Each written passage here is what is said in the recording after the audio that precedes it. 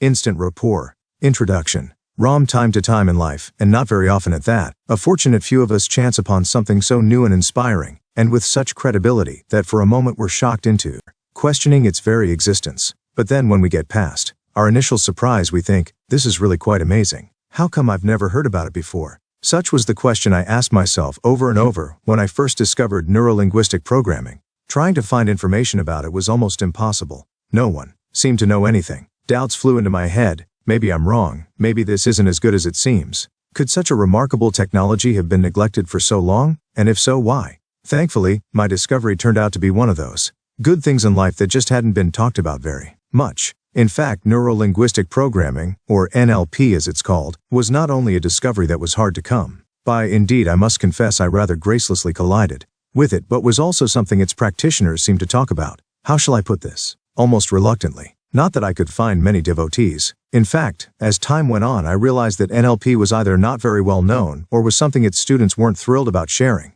I eventually learned that both were the case. I really can't say with certainty for which of these reasons my curiosity was piqued. Probably it had to do with all of them. This much I knew for certain. I had haphazardly uncovered something that seemed immensely valuable, something powerful yet simple in application, and something as yet virtually unknown. A voice within shouted, "You've made a discovery." I didn't have the awareness then to know that this was not going to be an easy road. But I was virtually compelled, even driven, to find out more about this thing, this miracle looking for a reason to happen. Being the persistent child of intention I have always been, I was extremely motivated to master this wonderful new science. And I did that. But, one enlightening day, I realized that it wasn't all of NLP that was useful, not by any means. It was the part of it where its motor would be, one part out of many, which was the essence of true power. A part which I've written about, and which you hold in your hands presently, which represents the very key to true charismatic, persuasive and personal power, the power of rapport. Instant Rapport is a book and methodology that will allow you to remake the way the world perceives you. It will change people's experience of you so that barriers dissolve away. It will make you a powerful person to be with and talk to, share time with and love. It will allow you to eliminate those self-limiting dialogues you carry in your head that prevent you from successfully influencing others, and it will free up energy to create new levels of personal accomplishment. If you want to change and shake loose from the effort that's required to communicate with others, Instant Rapport and the technology it embraces is for you. It will provide you with a way out of the pea soup of everyday chatter. This technology is unique and so effective that your everyday life will be more rewarding, your relationships will take on new freshness, and your ability to handle the problems of life will be enhanced exponentially. In Instant Rapport, we'll learn and examine the techniques of rapport dynamics and NLP, and how their use will make it possible for us quickly to gain rapport with others, to have others understand us with unheard of clarity, so that we truly enjoy the relationships we have, to live happily ever after with someone we love but just couldn't make it with before, and to achieve understanding and feelings of certainty with others. Using rapport technology will enable you to develop long, lasting and total rapport and significantly improve and complete your relationships with others, especially significant others, such as your lover, your family members, your boss, your peers, your customers, your clients and your friends. Remove a good deal of the nervous energy you spend in communicating ineffectively, thereby making your presentation elegant and compliable. Communicate better, and on the most personal level, with others as well as with yourself, which will allow you to let go of unwanted behaviors and to develop personal excellence. Be very persuasive, influencing and building rapport with people as you easily overcome their resistance in a way you never have before. You will be empowered to communicate with impact. Rapport technology is not about how the universe works, nor is it an absolute or singular truth. Rapport technology is a model, one with a very sophisticated and dynamic approach to super effective communication. It explains the way people experience and perceive their world, then teaches you to reach them using their specific patterns of perception, so that you are totally and clearly understood. Some people refer to this as being on the same wavelength. Rapport is experiencing the world through the same portal as the person you're communicating with. It's speaking the same language, even when you don't necessarily understand each other's words. In fact, rapport doesn't require understanding. Being in rapport is miraculous because it opens up whole new worlds of behavioral possibilities, opportunities and relationships, thereby creating that which heretofore has been unattainable. Sharing rapport is like jumping inside another's nervous system and suddenly understanding the way they make sense of reality. It's truly being able to make others' points of view your own, and having them accept your point of view as their own. It's traveling down the same road. Do you remember how terrifically the lion, the tin man, and the scarecrow communicated once they truly understood that they had a common purpose? The first thing that happened was mutual support. They each understood how important it was for the others to make it to Emerald City. It served them to be in rapport. And in fact, had they been unable to create rapport rather quickly, they most likely wouldn't have gotten any farther than the haunted forest. Rapport is just like that. Without rapport, life doesn't work, literally. When you go to work, you work against the flow. Your boss becomes a horror to be with, your assistants don't understand what you're saying, and you don't engage your clients. When you come home, your relationships suffer. Your mate is hard to live with, miscommunication is the order of the day, and sharing that part of relating which binds all others is next to impossible. Living without rapport is throwing sand in the face of life. You don't get what you want because you're unable to relate. If you have ever experienced rapport, that moment in the course of your daily life where a look of the eye, a turn of phrase, or the touch of a hand has put you in total rapport with another person, you will immediately understand the significance of rapport technology. We've all experienced this phenomenon from time to time, yet few of us know we have access to this natural ability and can produce it at will. Rapport conditioning is a skill, one that we learn from our first moments of life, and, like any other learned skill, it can be developed, enhanced, and refined. Rapport technology is about getting in touch with that part of ourselves and tapping into it on demand, regaining the ability to bond instantly with others. I developed rapport technology using the model and discoveries of NLP. The two are very closely related. In fact, NLP talks about rapport and treats it as a cornerstone in human relations. But NLP, in its very attempt to explain rapport, ignores the enormous miracle rapport can manifest in society. It becomes self-centered, content to exist for the purpose of its own examination. It falls into a category that Dale Carnegie referred to as day-tight compartments, mired in its own perpetuation. NLP steers away from life and the living and toward empirical, fluffy self-aggrandizement. Like a child in the forest, it loses its way. I chose to extract that part of NLP which can work for us right now and explain it in such a way that it becomes available for the creation of rapport. I ask, what good does knowing meta-theory, unspecified totes and outcome sequitur do for those of us miserable in our petard of loneliness and alienation? As far as I'm concerned, let's take the good stuff, simplify it, and make it elegant enough that all of us can use it.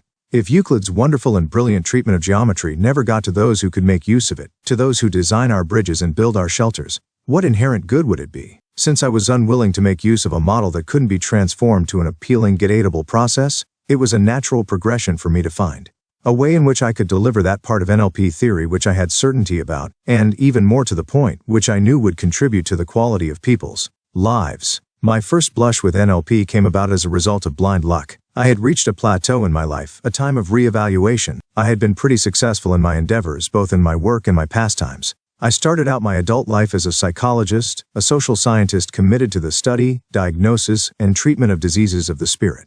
Modesty aside, I was good at this, and it provided me with a reason for being. I enjoyed the work too, for it gave me the opportunity to exercise my affinity with people, while enabling me to stretch intellectually. Toward the end of my psychological career, I had taken very much to the study of cognitive styles, that branch of clinical work devoted exclusively to the way thought influences feeling. It was this subject that would lead years later to my inadvertently finding NLP. Then, through an odd turn of events, I found myself involved in all sorts of entrepreneurial endeavors, financing various projects while acting as a consultant to others.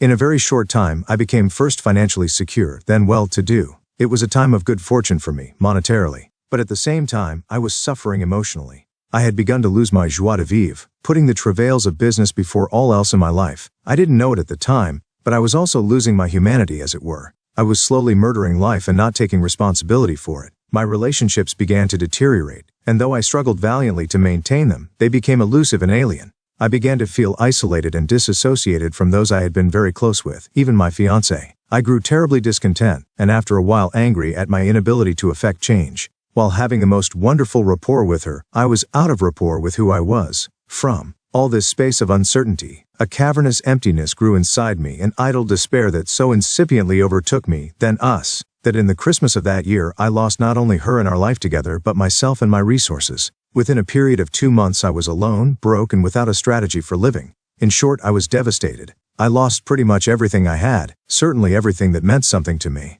As easily as I was heretofore able to produce and create, I now even more easily destroyed. The residue from that 2-month period followed me for the better part of a year. During this time, things got progressively bleaker. I lost 25 pounds, looked awful, and felt worse. One by one, my friends and acquaintances stopped calling.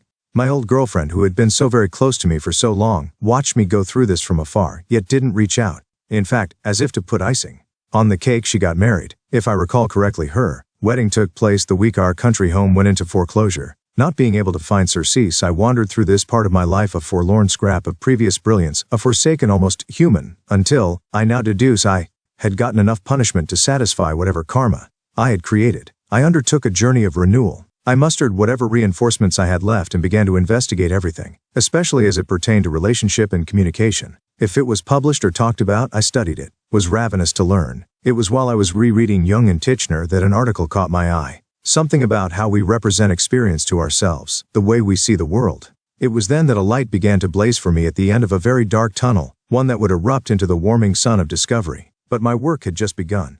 And it was work. Just finding the author's references proved to be a monumental task, and when I did finally locate them, they led nowhere. Finally, after months of investigative research, I found a book written in lecture form taken from an obscure seminar done by the author some few years before. It was fascinating. I must have read it 100 times before locating yet another of these books, written in the same hard-to-follow but enchanting style. It was then that I started asking myself, why would anyone possessing such wonderful knowledge not aggressively seek to give it to the world? I simply didn't understand that at all. Months and months passed, while I uncovered the odd book here, an old manuscript there. About a year into it, I actually found a place that claimed to be an institute devoted to the teaching of these new techniques. But when I went there, it wasn't at all what it claimed to be. It was strange. Instead of an enlightened fortress teeming with inspired and motivated people, I found an eerie little dump poorly lit, harboring promises of expertise for an outrageous price. We're talking thousands and thousands of dollars here. And devotion to duty? You really had to be willing to make a lifetime commitment to become certified. Except no one knew what being certified meant. There was no regulating body or state board of examiners, nor was there any higher authority. You worked and slaved and paid, only to be doled out a few tiny morsels of information now and then. It was unbelievable. When I met the director of this place, I felt as though I should take her under my care. I soon realized this was not the Emerald City I thought it would be, and I set out once again on a journey fraught with more frustration to find what I hoped would be Oz. A year went by during which I managed to unearth some few hundred books, monographs, discarded lecture notes, even a videotape of the brilliant therapist Milton Erickson, MD, who spoke elegantly about the nature of experience. Unfortunately, Erickson had recently passed on, and I had no luck in locating a disciple. All of these sources presented me with an inscrutable and oftentimes enigmatic shell of NLP, but I continued studying this subject for well over a year and a half, and became quite knowledgeable. Yet, I wanted someone to train with, someone to help me carve out my own ideas, as these were now crystallizing in my brain. I was restless in my search for more data. I knew I had truly found a miraculous technology, literally collecting cobwebs somewhere on Discovery Shelf, and I was determined to find a way to share it with the world. It would have been unconscionable to sweep something this wonderful under the proverbial rug. Yet I could also see that unless it was translated and broken down to a more digestible form, it would never be palpable or palatable enough to be attractive to the masses. But what could I do? I needed more time, more work, and an angel to supply a few answers. Because of my investigative obsession, in some ways, as I now think back, I had become akin to the mad scientist of the movie thrillers. I hadn't been noticing how my life had changed. I hadn't stopped long enough to take a breath. If I had, I would have been quite perplexed at the new people who had entered my life. I suddenly found myself with new and lovely friends. And there were others, students, sort of, who liked where I was and were as entranced as I by the work I was doing. But even these friends paled when compared with my new best friend. I don't remember exactly when he started to hang around, but it was joyful to have him there. With the quizzical look of puzzlement on my face, I would now and then stop what I was doing, lie back, and sort of bask in the delight he brought simply by being there. You see, he was me. I had found myself after losing myself, and my rediscovered self was someone I really liked again. And then, a funny thing happened. People started liking me even more, and my level of connection with those in my life and those new to my life raised itself by an order of magnitude. My clarity of self-expression improved. I lightened up and started to smile again. I began to effect change in my life. I was experiencing a perceptual shift at a level I had never before thought possible. But most of all, I found myself. And through this genesis, this rebirth, I couldn't help but be conscious of a new attitude I had. It was an attitude of not possessing an attitude. And because of this, I was relating to people in a new and effortless way. Even those to whom I didn't relate started relating to me. And then one day I knew my work and effort and toil and tears had begun to pay off. I was alive again. It was through this new relationship with myself that I discovered what had so revitalized me. I knew it had to be more than NLP alone. It had to be something that made me fit better. Something that made me terrific for others to be with. And then simply, with no great fanfare, I realized what it was. It wasn't that people were so attracted to Michael Brooks or who he was, or how nice-looking or smart he might be, or even the interesting facts of the soap opera of his life. No, it wasn't that at all. People wanted to be with me because I reminded them of themselves. People liked me because I was like them. I had so learned the new Technology that I had been using it continually as an extension of myself, but in a context that reflected other people's qualities peculiar to them, individually. It didn't work like I had thought it would, it just worked. I didn't have to do anything, which at first bothered me. There was no more technique involved. It had become a process, and the process was me. I was able to have instant rapport with just about anybody. In the past, I wasn't able to have rapport. It was something that just occurred once in a while, sort of like discovering a $10 bill on the sidewalk. Terrific to find, kind of miraculous really, but nevertheless something. One doesn't count on happening again. Rapport was exactly like that. I couldn't control its behavior. Have you ever noticed how people treat the appearance of rapport? It sort of happens to us, kind of like this thing, which has a mind of its own, that materializes outside our sphere of influence. It's as though we don't want to take responsibility for enjoying rapport because we're erroneously convinced that we have no control over it.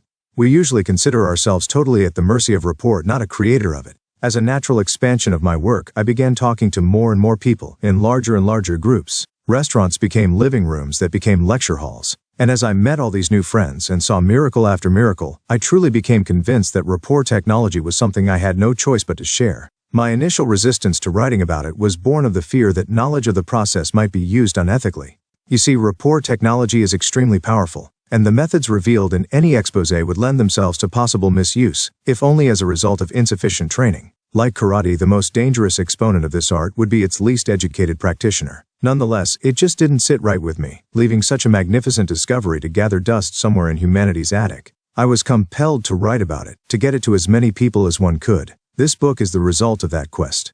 People suffer from a lack of rapport in their lives. Until now, they have been denied the use of an informative database dedicated to the subject of building rapport. Although many contemporary books have been written with the intention of being a vanguard to attaining happiness, they have by and large missed their mark. They divide themselves hopelessly into two groups, those that focus on sympathy and commiseration but are devoid of the straight guise of what actually to do to effect change, and those that concern themselves with methodologies such as astrology, body language, or even psychotherapeutic techniques, which offer a system or remedy but are not real. They address themselves with fluffy notions and theories that even the most ardent devotees have trouble applying to everyday life. Moreover, they leave out the necessary component of empathy. Neither one of these is able to incorporate the necessary criteria of the other. Instant rapport offers the best of both worlds. High-tech and high-touch, a highly understandable system that really works, wrapped around a core of categorical sensitivity, fulfilling the two most important criteria for a successful technology. Most likely, all your life you've wondered what it is you would have to do to have people understand and agree with your way of doing things. Because of the very nature of behavior, the vast majority of us have long since abandoned the hope of finding this common denominator. The purpose of this book is the discovery of that miracle, that it truly exists and that it's yours for the asking. One must only use a modicum of effort to learn its secrets and become proficient in its use. Interestingly, the very part of our lives where rapport should be most abundant is the very area where it's often the most lacking. As far as we've come technologically and, with as much progress as we've made, our relationships still remain one of the most rapport-starved corners of our lives. At the dawn of the 1990s, social scientists are still wondering how people will continue the frantic race to relate. It is my contention that to relate we must disengage our limiting two-dimensional model of relationships and begin a new process of relating, one in which we can continually expand and become truly relatable. I think that acquiring the skills of rapport is most crucial in the development of this process. The ability to be in rapport with others is truly what all of us want. With rapport technology, we're able to bypass persona, awkwardness, presentation, and rigidity by accessing the precise notes in another's scale of rapport. It's the ability to go right to the heart of empathy and place ourselves directly on the same wavelength. This process is not only interesting and enlightening, but nourishing and nurturing to the parties involved. As you acquire the skills of rapport technology, rapidly incorporating it as part of your behavioral resources, it will become obvious to you that it's applicable not only to personal relationships, but to business relationships. In fact, for the most part, being successful in the business world is a direct function of rapport. It doesn't matter how terrific a product you make or service you offer, if you fail at enrolling customers in yourself and, hence, in your company. Think about it. You are the living representation of your company. How often did you buy or continue to buy goods and services from someone with whom you were not in rapport, at least on some level? As a consumer, how often have you turned away from a product because you didn't feel good about the person from whom you were buying? As a businessman, how many deals have you lost through the unavailability of rapport? We've all had the experience of wanting, even needing, a product or service, yet avoiding its purchase, or seeking supply at another concern, simply because we didn't like the individual representing the company. Deals involving millions of dollars are predicated on rapport. Interesting, isn't it? This need to like people or feel related to and understood by those we buy from. You'd think companies would understand this and train their representatives appropriately, but oftentimes this just isn't the case. After spending tens of millions of dollars on development, marketing, and advertising, these very same companies entrust the selling of their carefully created product to individuals who haven't the slightest notion of what rapport is, let alone how to produce it. The point is that in business, as in life, where there is no rapport, there is no sale. Enrolling people in your product or service is the same as enrolling them in you. That's just the way it is. As you learn more about rapport, you'll begin to notice where rapport is for you and how much of it you already have in your life. You'll probably find, as I did, that rapport is that thing you've been trying to have with people for as long as you remember. It was always in the air between you and others, just out of reach for want of a means of expression. It is through expression that rapport manifests itself among people, gently opening the space for relationships. If you look back over the successes you've had, almost always, the condition of rapport was present. What sometimes makes this hard to see is that rapport, like a catalyst in a chemical reaction, doesn't get involved in the mechanics of relating itself. It simply makes relating possible, or more accurately, it creates the probability of a relationship. Ultimately, what one realizes is that without rapport, relationships and results are pretty hard to come by. With rapport, the result is the creation of relationships. Part 1. The representational types. 1. Rapport defined. N. Now that we know that rapport is an essential not only in our relationships but in life itself, how do we go about getting this elusive quality? Happily, rapport is a state that can be acquired rather quickly. You don't need a doctorate in philosophy to become sophisticated at establishing rapport. What you do need is commitment, determination, and a genuine desire to learn the skills involved in being a good rapport establisher. Interestingly, you've always had the ability to come to rapport with those around you, and have in fact unknowingly used that ability when you were so inclined. Much like Dorothy's ruby slippers and their ability to take her home, rapport is something that's been with you always, you just need to rediscover your access to it.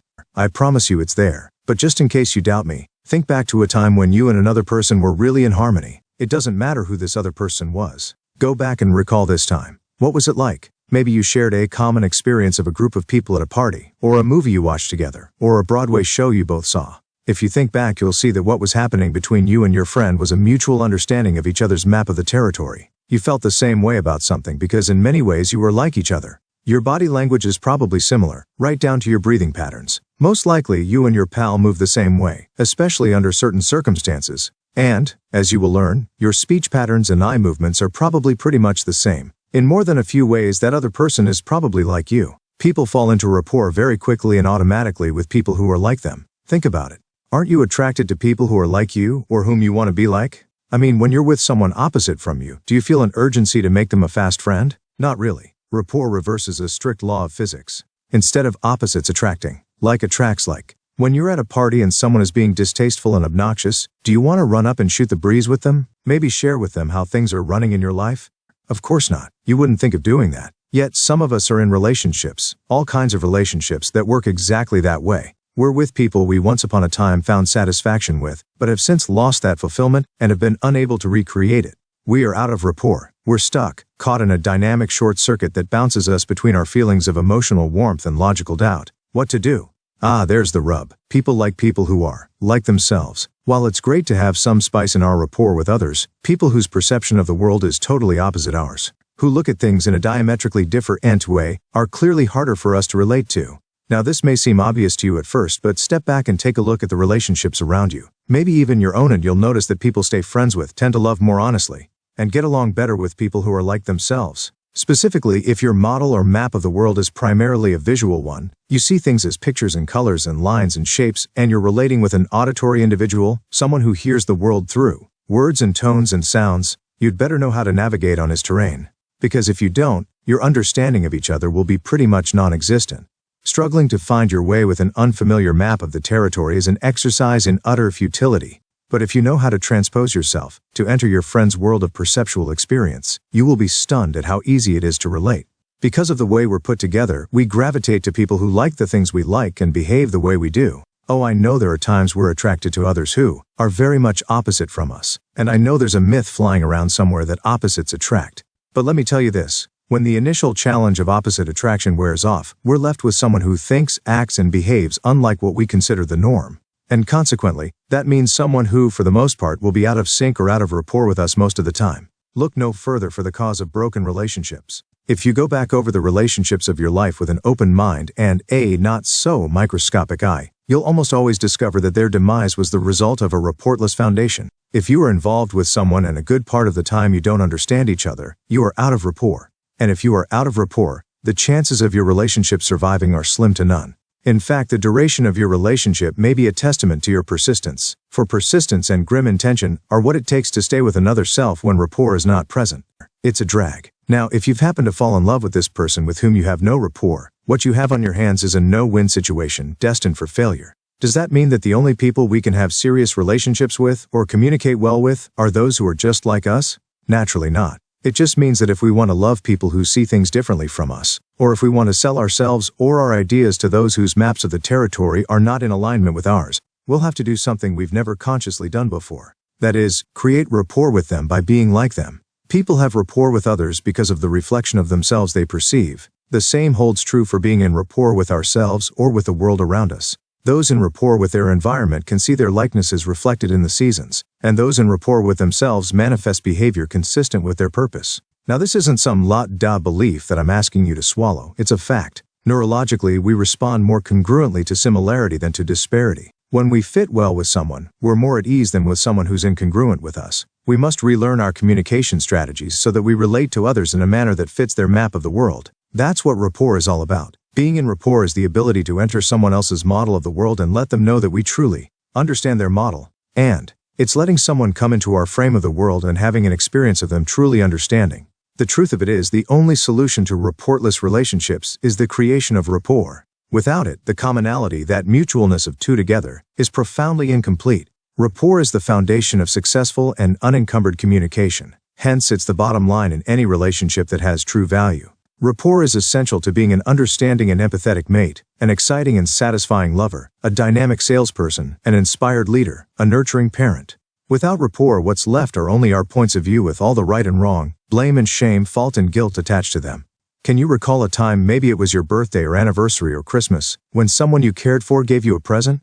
Can you remember opening it in their presence and seeing something you really disliked or that you felt wasn't you, or maybe it wasn't what you were really hoping for? How did you feel? What did you say? Probably you put on the best smile you could muster and said something like, "Gosh, this is terrific, really terrific." Now, can you also remember the expression on the other person's face? Chances are he really knew you didn't mean what you said. Maybe you thought you had fooled him, but somewhere in your mind you had a strong feeling you weren't getting away with anything. This is an illustration of incongruency. When your physiology, tone of voice, and words are incongruent, that is, not in alignment with one another, it is most difficult to affect rapport. Instant rapport. Now look at the other side of the coin. Remember when you held someone you cared for very close, looked at her in the softness of her eyes and told her, "I love you"? Or when you explained to a friend how you were going to accomplish a much-wanted outcome? How about when you were bursting with pride at the promotion you got?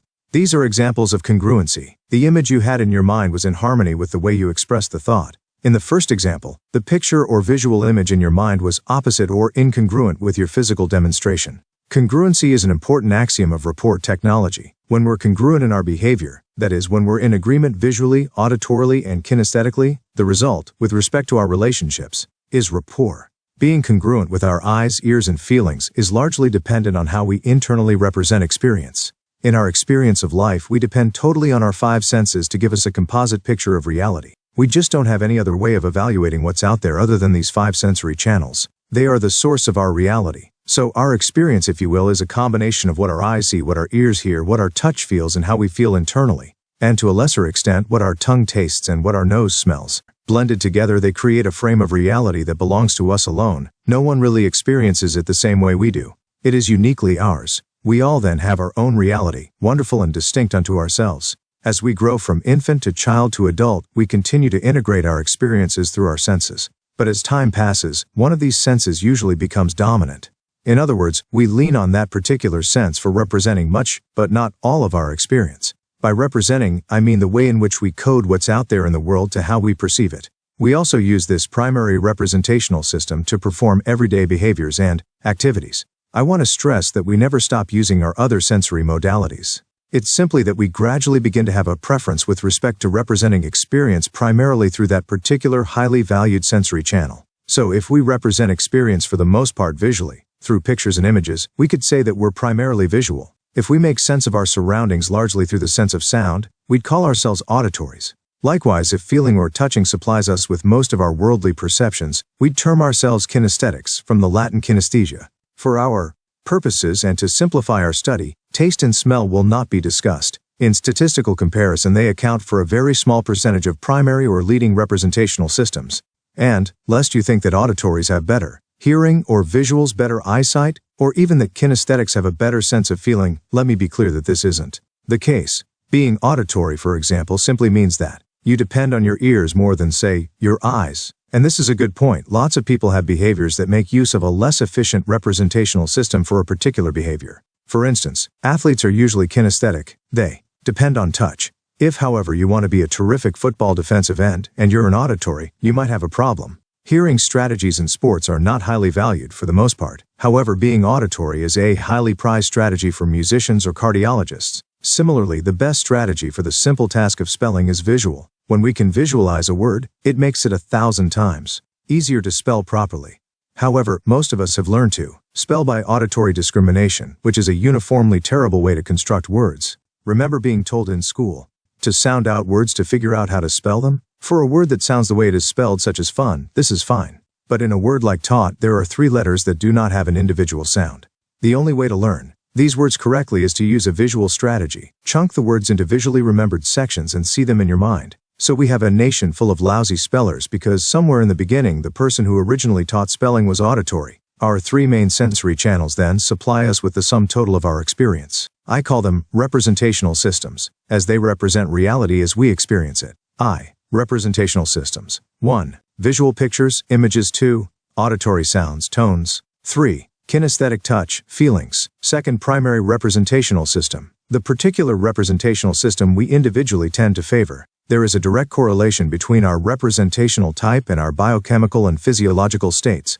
At first this might be difficult to accept, but think about it a moment. Someone who experiences the world primarily through pictures is going to be different physically from someone who interprets the world through feelings or sounds. We will discuss the implications of this as we learn more about the technology of rapport in Part 2, but for now what concerns us is how this works and how it is manifest in the body. Let's look at some of the ways this is so. The physiology of rapport, of times each day. This is a scientifically observed result of psychological studies. It's a theory of neurobiology, for instance, that when people move their eyes up and to the left, their neural pathways stimulate remembered images found in the non-dominant right hemisphere of the cerebral cortex. These neural pathways, located on the left sides of both eyes, are represented in the corresponding visual part of the brain, and help us to access visual memory. There are specific cues for accessing the other representational systems as well. The eye accessing cue may be thought of as a catalyst in a chemical equation. The catalyst doesn't partake in the reaction, it simply stimulates the reaction to occur without getting involved itself.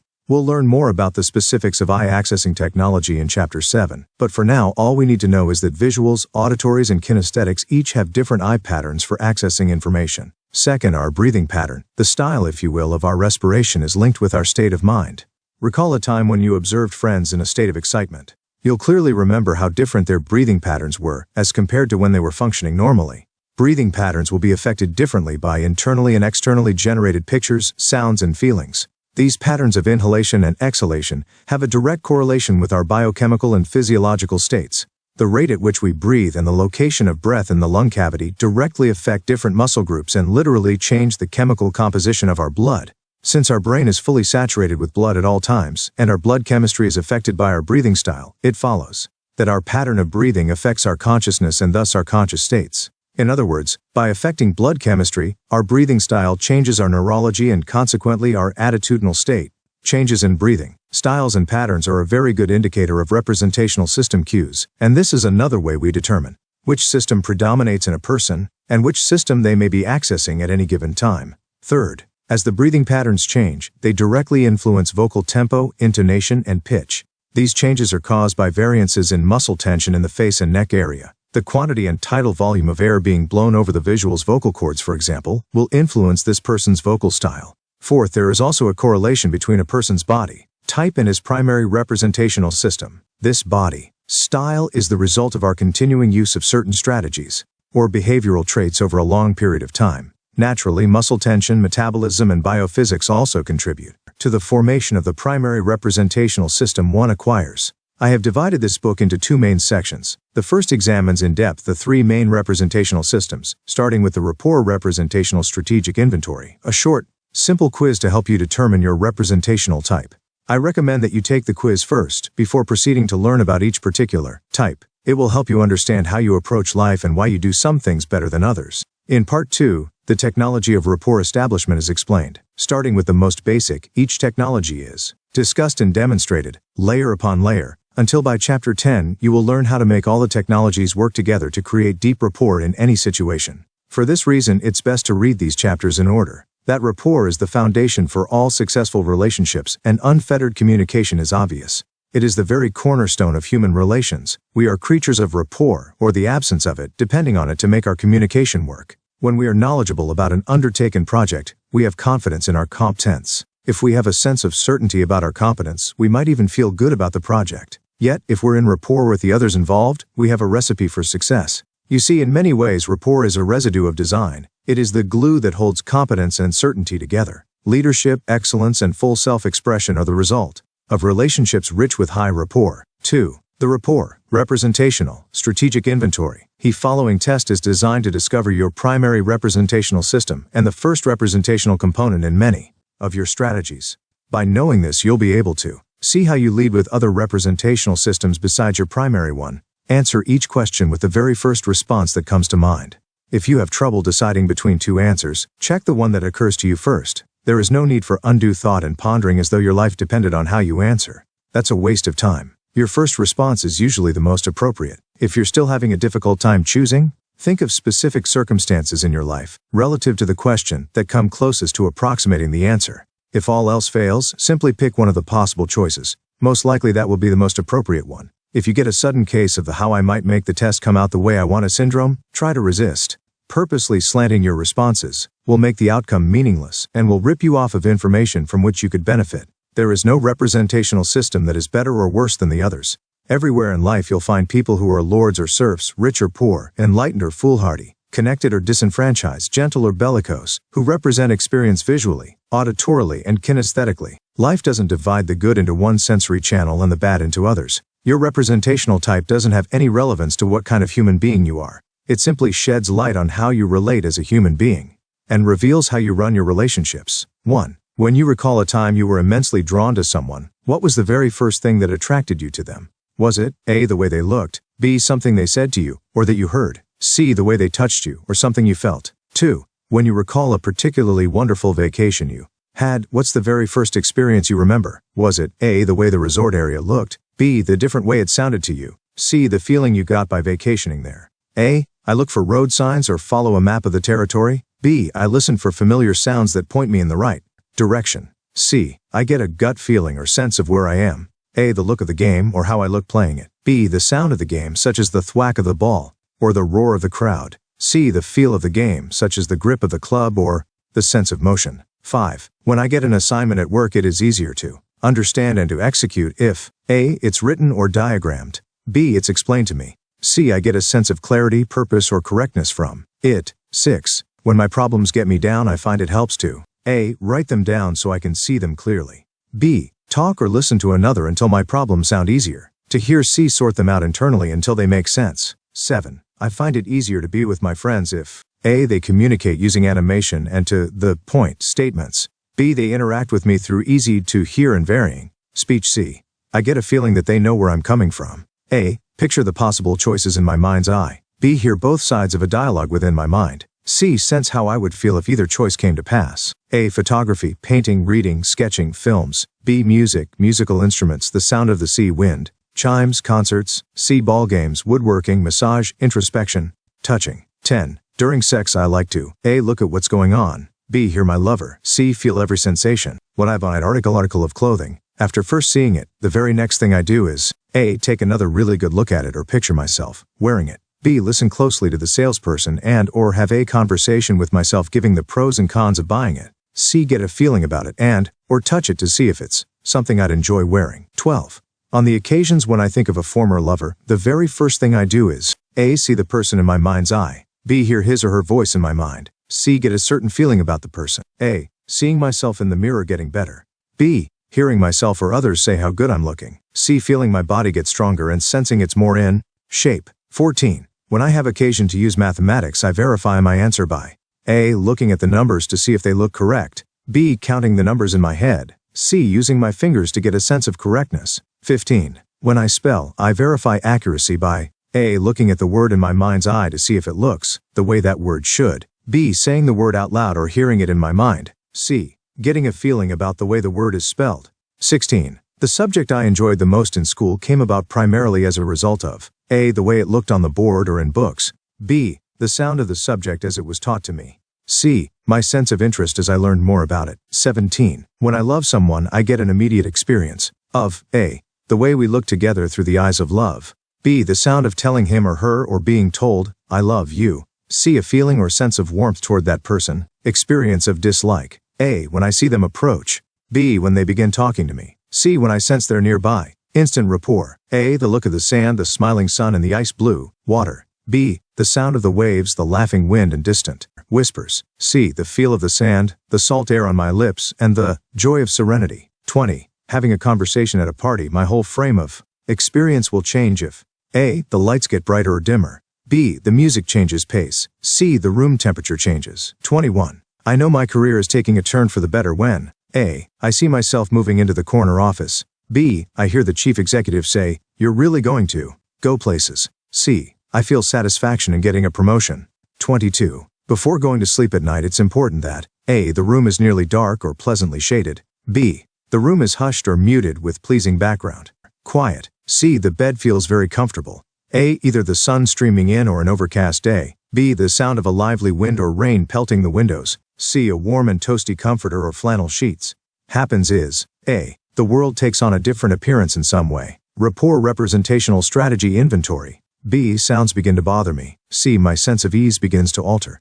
25. When I'm very happy, my world A. takes on a definite and wonderful shine. B. Resonates with total harmony. C. Fits perfectly within the space of my life. 26. I get along better with people who A. relate to the world through the way it looks. B. relate to the world through the way it sounds. C. relate to the world through the way it makes them feel. 27. When I get totally motivated, the first thing that happens is A. I see things from a new and resourceful perspective. B. I tell myself how this state is going to create new possibilities. C. I can actually feel myself getting psyched up. A. An image of the person loving me or us together. B. A dialogue within my soul saying, this is wonderful. C. A feeling of pleasurable contentment. A. To see no more, or to see in a totally new way. B. To hear no more, or to hear in a totally new way. C. To feel no more, or to feel in a totally new way. 30. Having rapport with someone is A. Seeing him or her in a wonderful and easy to be with way. B. Hearing the person communicate things exactly the way I would. C. Feeling toward the person the way I know he or she feels toward me. Now add up the 3 separate scores of A's, B's, and C's. The letter with the highest number indicates that this is probably your primary representational system. A's, visual, B's equal to auditory, C's equal to kinesthetic. If you score a 10 in each category, take the test over in a day or so, you'll probably find one area predominates. If your 3 scores are still close together in value, it means that though you might be primarily visual, for example, many of your strategies are kinesthetic or auditory. If your scores are highly skewed, that is to say, higher than 17 in any category, you are clearly dominant in that representational system. 3. The visual representational type. T is through the visual's perspective, the eyes of the true connoisseur, that most of our planet's beauty shines through. They are the interpreters of the geometry of our world, and are also its graphic artists and color coordinators. Somewhere along the way, these people's visual systems became not only much more developed but actually the primary way in which they experience the world. Fully 60% of the population is visual. There is no clear explanation of why this is so. Perhaps for the majority of us, we were taught from birth to depend on our eyes, our sense of sight, in order to make our way in the world. Or maybe it's because eyesight is such a dominant sense that we instinctively use vision more than any other modality. Or it could be that our society, indeed the world we live in, is primarily programmed by visual cues. Our zeitgeist is the information society. Our input is through television and movies and hard copy. What den doesn't have the green fog of a computer terminal beaming through its nighttime window? Visuality is the dominant representational system of our time. Visual people are movers and shakers. They are constantly traveling at speeds approaching that of light. Sometimes they exceed even that speed and transform themselves into pure energy. Since they are creatures of the light and are extremely mobile, it's easy to find them in professions that allow them visual expression. Nowhere is this more easily observable than in the entertainment industry. Here we can easily see visuals really being visual, with their characteristic physical style of swift movement. Visuals are drawn to this industry and its related fields as a natural expression of who they are. You'll also see visuals quite obviously in the visual arts such as painting, photography, and design. They also make great marksmen, firefighters, and pilots. Following is a small list of some famous visual people. Can you picture in your mind the qualities that make them visual dominants? Clark Gable, Bruce Willis, Lily Tomlin, Roger Moore, David Letterman, Robin Williams. Can you see some of the common characteristics visuals share? David Letterman's speech patterns are remarkably akin to Lily Tomlin's. Both use lots of visual description. When communicating, Tomlin's alter egos are created strictly out of visual imagery. And how good an interviewer would Letterman be if we couldn't watch his facial grimaces as he responds to his guests' statements? Bruce Willis's popularity is based almost totally on his ability to make us feel a particular way about him through his appearance. Clark Gable had the same appeal. His acting depended not so much on what he said but on how we, the visual representational type, reacted to the look of his characters. Roger Moore is another example of visual acting. If you took away his facial contortions, you'd be removing 90% of his artistic prowess. And need I really explain Robin Williams? Try closing your eyes and enjoying him in concert. Pretty much an impossibility. That's how visual he is. Yet look at the richness these people give us. To every representation, there comes an intrinsic opportunity for genius. That's the miracle of communication through rapport. Though it's relatively easy to categorize the obviously visual, it's important to remember that the other representational systems, audition and kinesthesia, have quite an influence even on the most visual people we know. No one is dedicated exclusively to any one system. Even the most extreme visuals will use their other senses to perform specific tasks or strategies in the process of living. One of my good friends is a true visual, yet he depends on an auditory strategy of internal dialogue when he reads. Though clearly visually dominant, he must also hear the words to make sense of what he sees. Similarly, Albert Einstein, a kinesthetic, used a singular visual strategy, visualizing pictures of polynomial expressions, to navigate around the world of numbers he had to deal with every day. In fact, the most famous representation of his theory, Me Too, which depicts a man actually riding on a beam of light, is totally visual. And though John Fitzgerald Kennedy was auditory, his strategy for manifesting authority was starkly visual. This first came across to the American people in the televised debates between Kennedy and Nixon. It is now universally agreed that Kennedy won those debates, but at the time, those listening on radio who had no access to the visual style of Kennedy felt Nixon had won.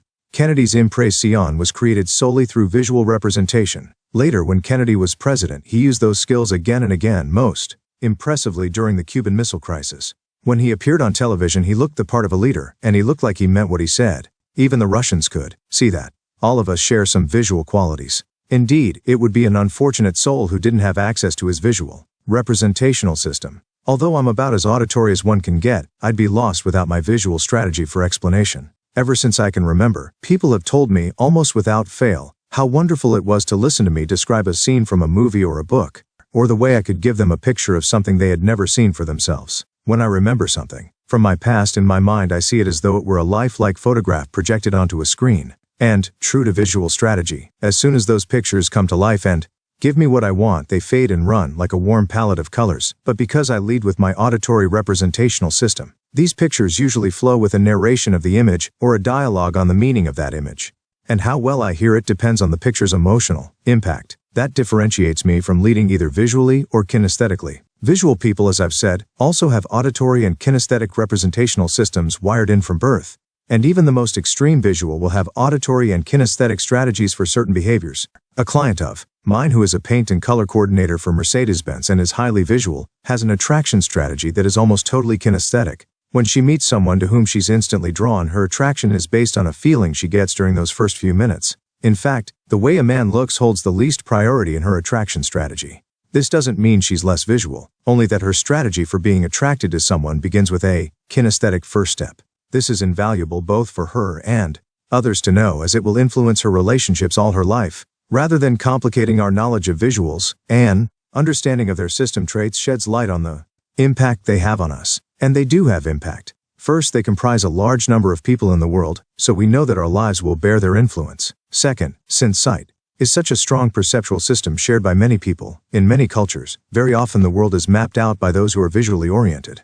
Auditories and kinesthetics must learn to accommodate to these standards or fall by the wayside. In a sense, they would lead reportless lives. And herein lies a fundamental problem. How do auditories and kinesthetics establish high enough rapport that they not only transcend the communication barrier with visuals but enrich themselves as a result of establishing rapport?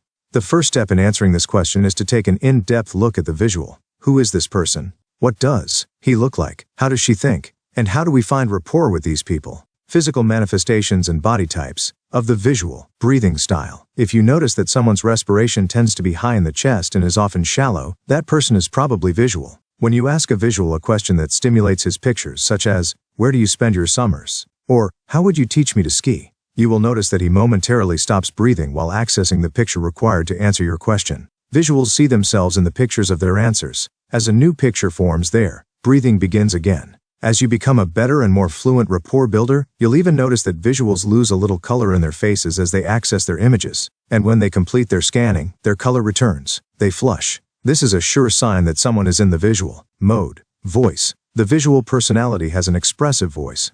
It's usually enthusiastic. They speak in a somewhat staccato fashion and sometimes in quick bursts. Their voices tend to be high-pitched and might have a strained tonal quality. Musculature. Visuals tend to be slightly on the ectomorphic side. This means that often, but certainly not always, they are lanky, with long waists and thin bodies. However, there are definite exceptions to the rule. Heavy-set visuals are everywhere, and are sometimes referred to as thin people in heavy bodies. When visuals access pictures, their bodies tend to tense up. Sometimes this is obvious, as when they rub their necks while thinking about something. Visuals also tighten their abdominal muscles and tense their shoulders while reaching into their thoughts for an image. When being expressive, visuals often point to their eyes or out in front of themselves, as if an imaginary easel exists there. They use these gestural accessing cues as a means to stimulate or access their thoughts, and it is an indication that they are in the visual mode. It's not unusual to hear a visual say, "I don't understand you," while pointing to his eyes. Eye accessing cues. The visual will look up frequently, to the right or left, and stay in that position while accessing a thought longer than other types.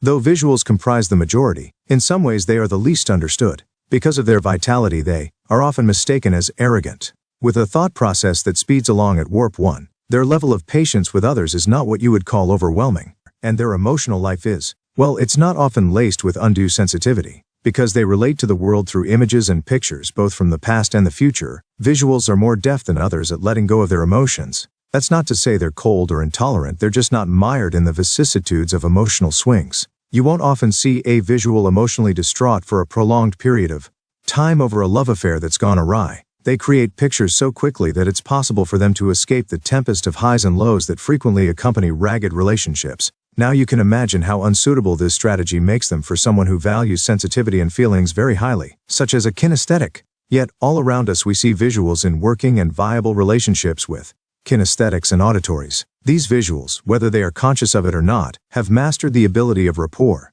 Their relationships work. But what about those of us who are trying to get to know or understand or communicate with a visual? How do we attempt this? Let's take a look at 3 scenarios that typify the common reportless way in which people make an effort at being understood. You're auditory. Your boss is visual. You come to work prepared to tell her how you've accomplished some great task, and you don't understand why she can't hear what you're saying. You rethink what you've said, adding some more pertinent information to the dialogue, and still she looks at you as though you're speaking Mandarin. As you leave her office, you swear she's from a different galaxy and chalk off the meeting as one of those things. Except it isn't. First, she really doesn't hear what you're saying. Second, you'd better find a way to get her to understand you if you want to stay employed. Your boyfriend is visual. It's Saturday and you've decided to really make his day. You make sure the house has a fresh scent to it, that it creates a feeling of closeness and togetherness. You fill the bedroom with music that makes you feel sensual and attractive. And when he comes back from his weekly softball game, you tell him how much you've missed him, that he fills up your senses like a night in the forest, and you ask how he feels about going to the George Winston concert under the stars tonight.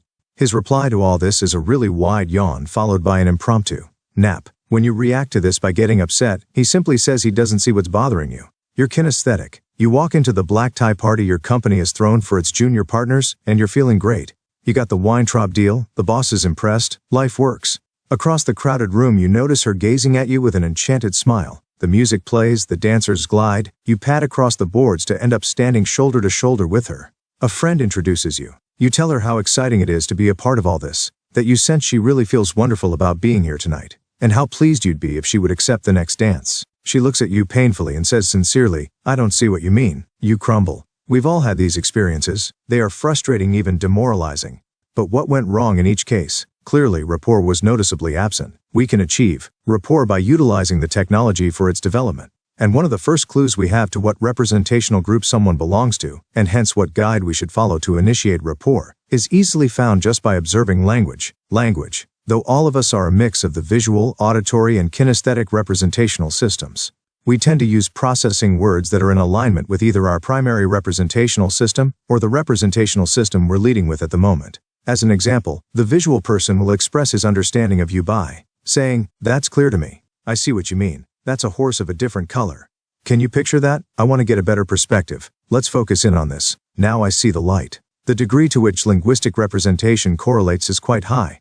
We tend to use language that is intimately bonded with our thoughts. In other words, if we are primarily visual, we'll represent that by talking visually. We'll use visual words. Those words highlighted above are examples of these representational processors, and they not only shed light on who is visual, but give us a place to begin our journey into their world. In the 3 previous dramas, we saw pretty clearly how not to be in rapport from the get-go. In all 3 cases, the parties involved missed the mark by talking in opposing systems. I mean that it should start to dawn on you by now that answering the question, "Do you see anything in the long view that could clearly be a problem for us?" with, "No, my sense of it is that everything fits nice and snug and we should be home free," is begging for trouble. I can't tell you how just this little incongruity will substantially reduce your chances of being in rapport. Conversely, offering back language in the same representational system is like completing the circuit on an electronic door opener. Really, without any energy at all, an answer such as, "Nope, I don't see anything that looks even one shade off from my point of view," will immediately place you in the perfect trajectory for instant rapport. You see, by mirroring or offering back language that is in kind, in the same representational context as what's being communicated to us, we open the window of rapport. In Chapter 6, The Language of Rapport, we'll learn incredible technologies for quickly establishing rapport with the simplicity of language alone. If we composed a picture of a visual, what would we see? Would we recognize them at a business meeting or at a party? How about at the club or on the street? Well, by now we have a pretty good idea of what to look for. Still, let's see if we can condense what we've learned into one composite to serve as a general description of our visual. Visuals have a medium build but could easily be lanky, or even heavy-set. They tend to use their arms and hands a lot when talking.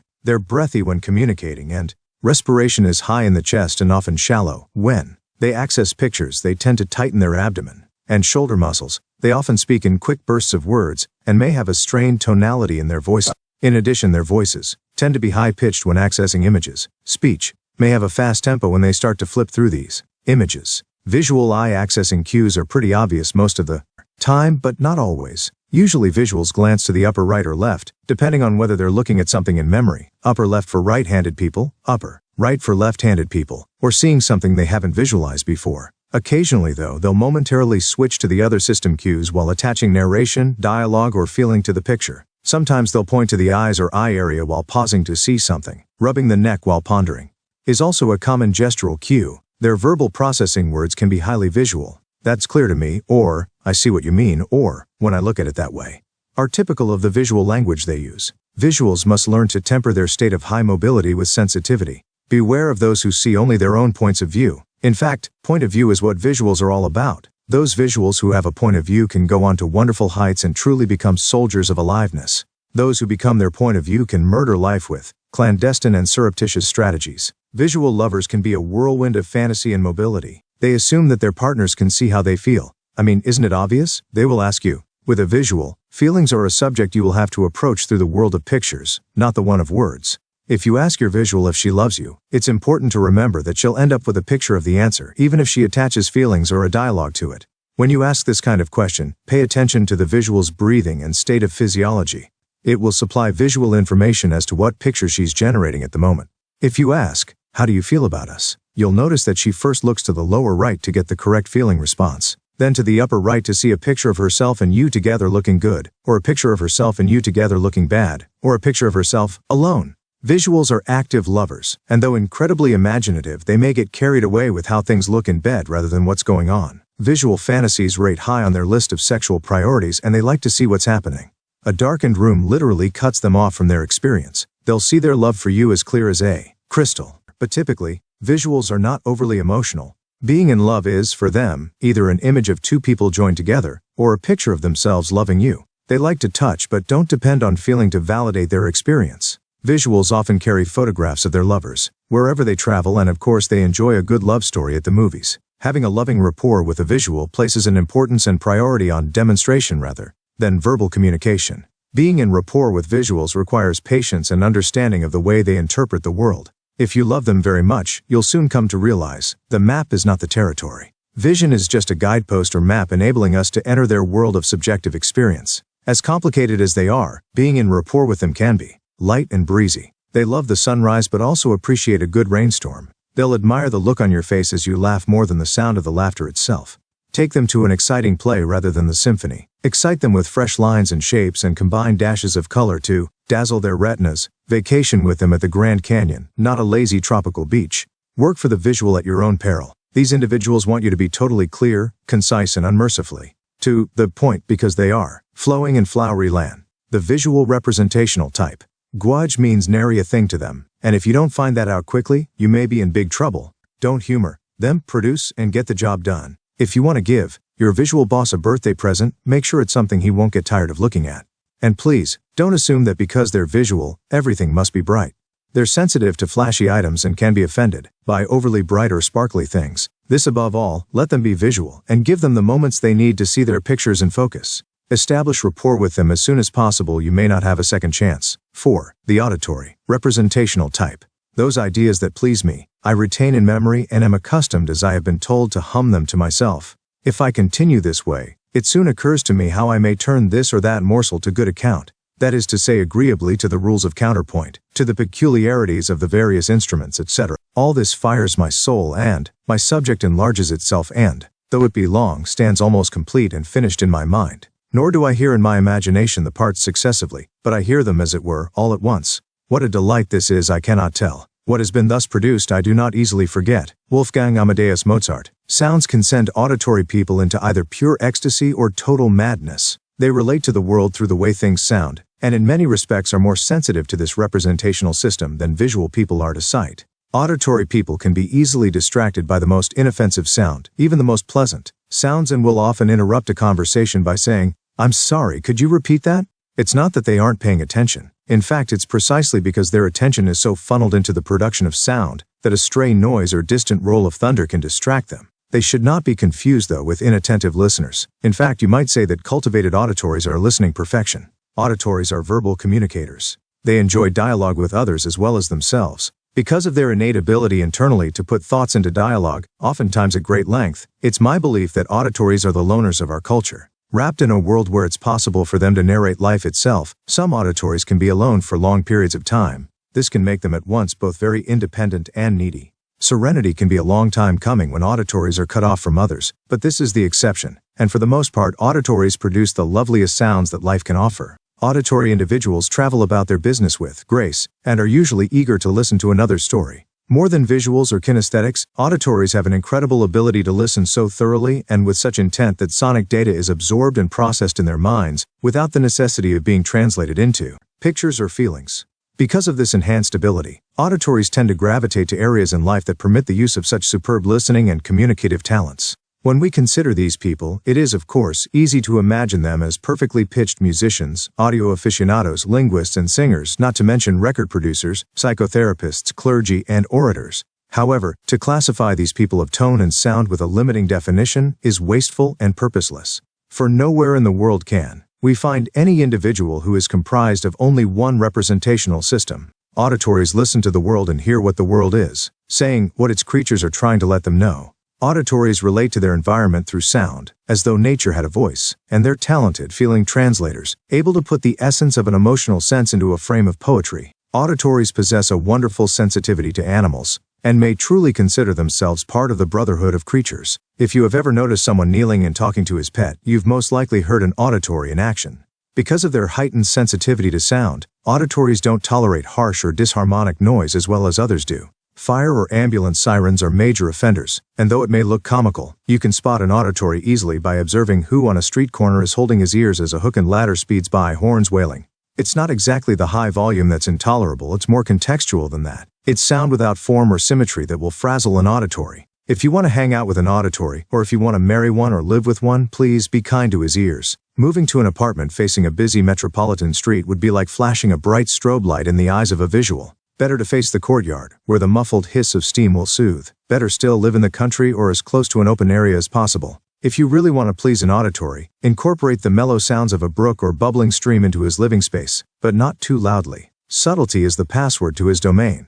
Do this, and you are immeasurably increasing the chances of successful rapport. Auditories are not quite as locomotive as visuals. They are more judicious with their motion, even more deliberate. When they walk, they flow. Not suited for jerky motions, auditories make wonderful magicians and natural surgeons. Operating rooms filled with music have auditory anesthesiologists keeping the flow. Auditories admire graceful attitudes and respond to smooth but non-manipulative presentations. They will come to rapport with almost anyone who has elegant speech.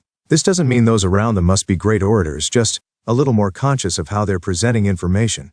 If you want a surefire way to turn off an auditory, speak in a monotone. Their eyes will defocus, and somewhere inside their being they will shift to a more satisfying dialogue, oftentimes with themselves. Auditory people who are not aware of their inclination to sounds may sometimes dominate a conversation. If any one is capable of running off at the mouth, it is these people. "She chewed my ear off" is an expression that kinesthetic people will use in this regard. And visual people will refer to a talkative auditory as someone who talked until I was blue in the face. Visuals run through their pictures so fast that what auditories consider richly textured dialogue, visuals judge as off-center or not to the point. Kinesthetics may drown in a plethora of feeling states as an auditory friend rolls along at a brisk clip of exact points. If you interrupt a rambling auditory mid-discourse, he will tend to shut off the dialogue and be all ears to what you are about to say.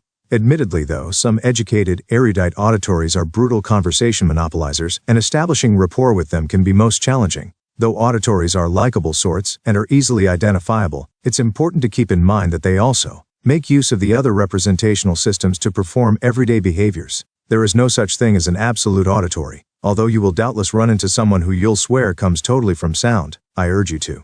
The auditory representational type. Refrain from evaluating all of her behavior as though she operated from that one system alone. As I've said, for a particular behavior or task, we sometimes lead with a different representational system or sense than our primary system. This means that an auditory might use a highly developed sense of sight when discriminating what attracts her to a mate. You would say that her strategy for attraction is visual.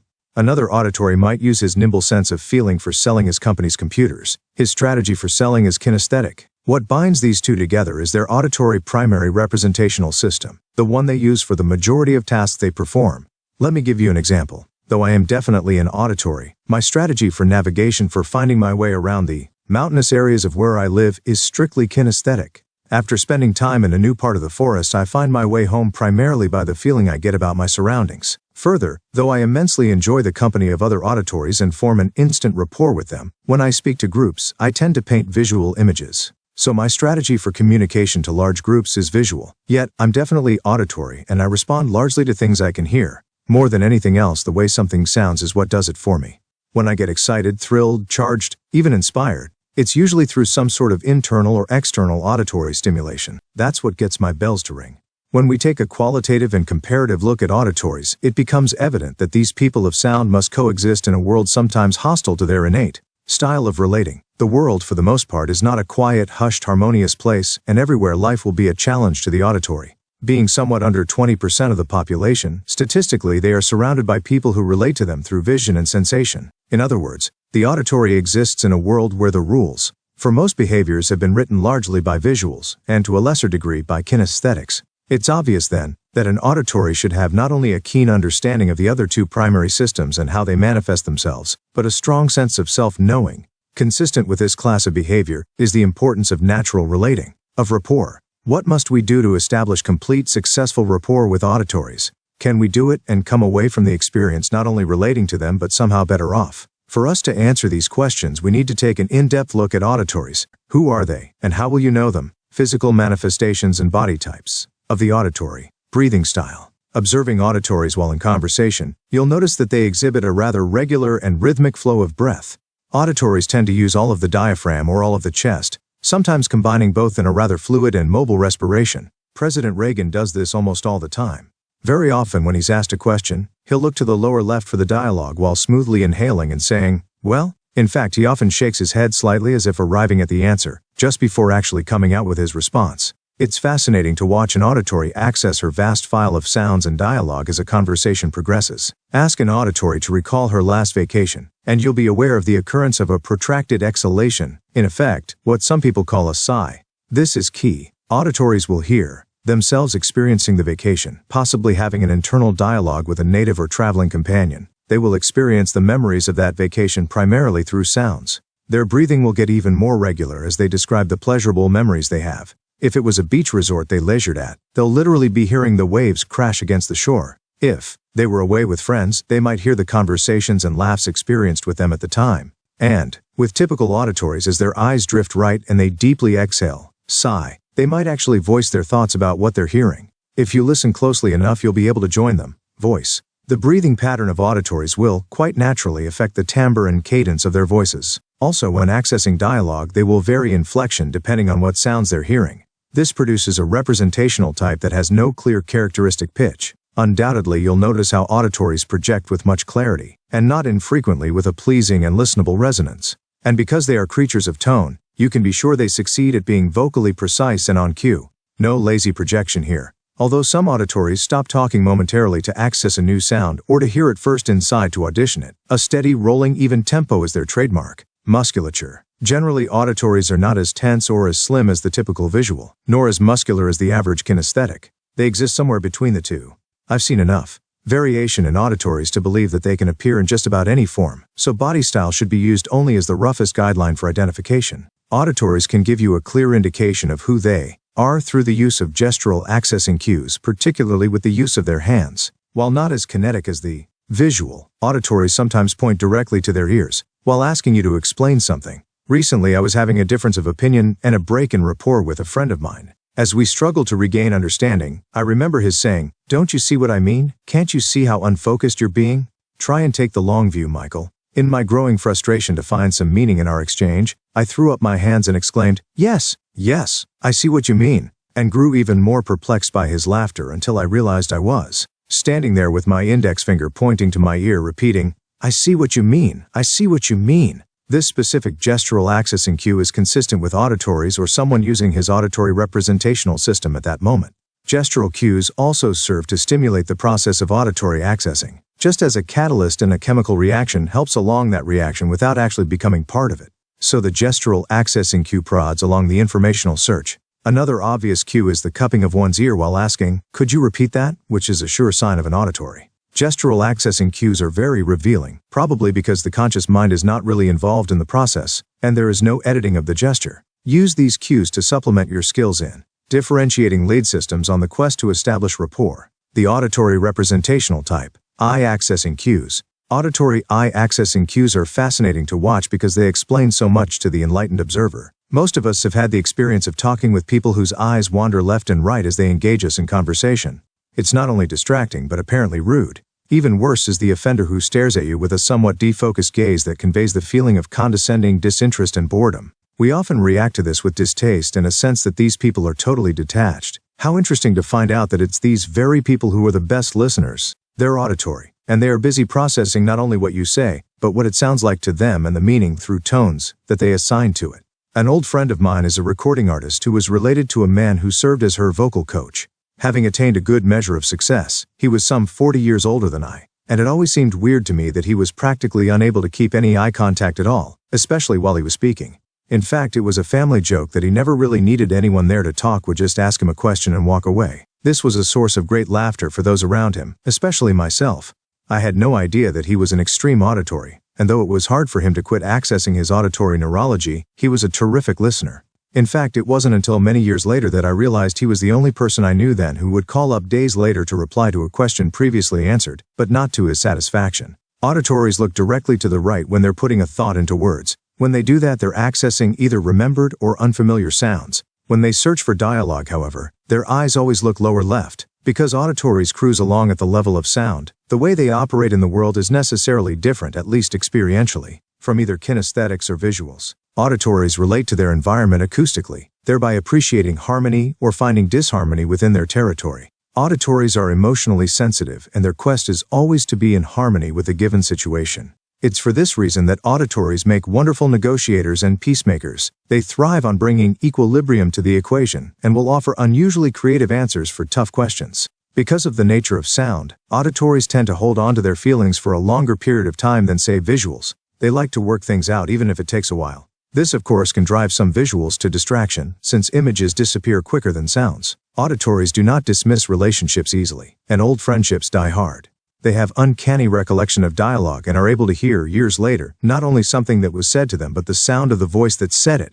This explains why they are sentimentalists. Pop open a champagne bottle and the auditory in the room will respond to that unwitting reminder with a tear and be off to another period in time, experiencing through sound events of the past. An auditory will contemplate a problem from 101 different points of view, all the while sharing a dialogue with anyone around. If there is no one there, they are perfectly okay talking to themselves, thank you. When left alone with a puzzle, the auditory will hear it spoken from beginning to end to beginning, upside down and inside out. And that's just for openers. They have the ability to reason through the way something sounds. This is because they're able to pull more information out of sound than the other representational types.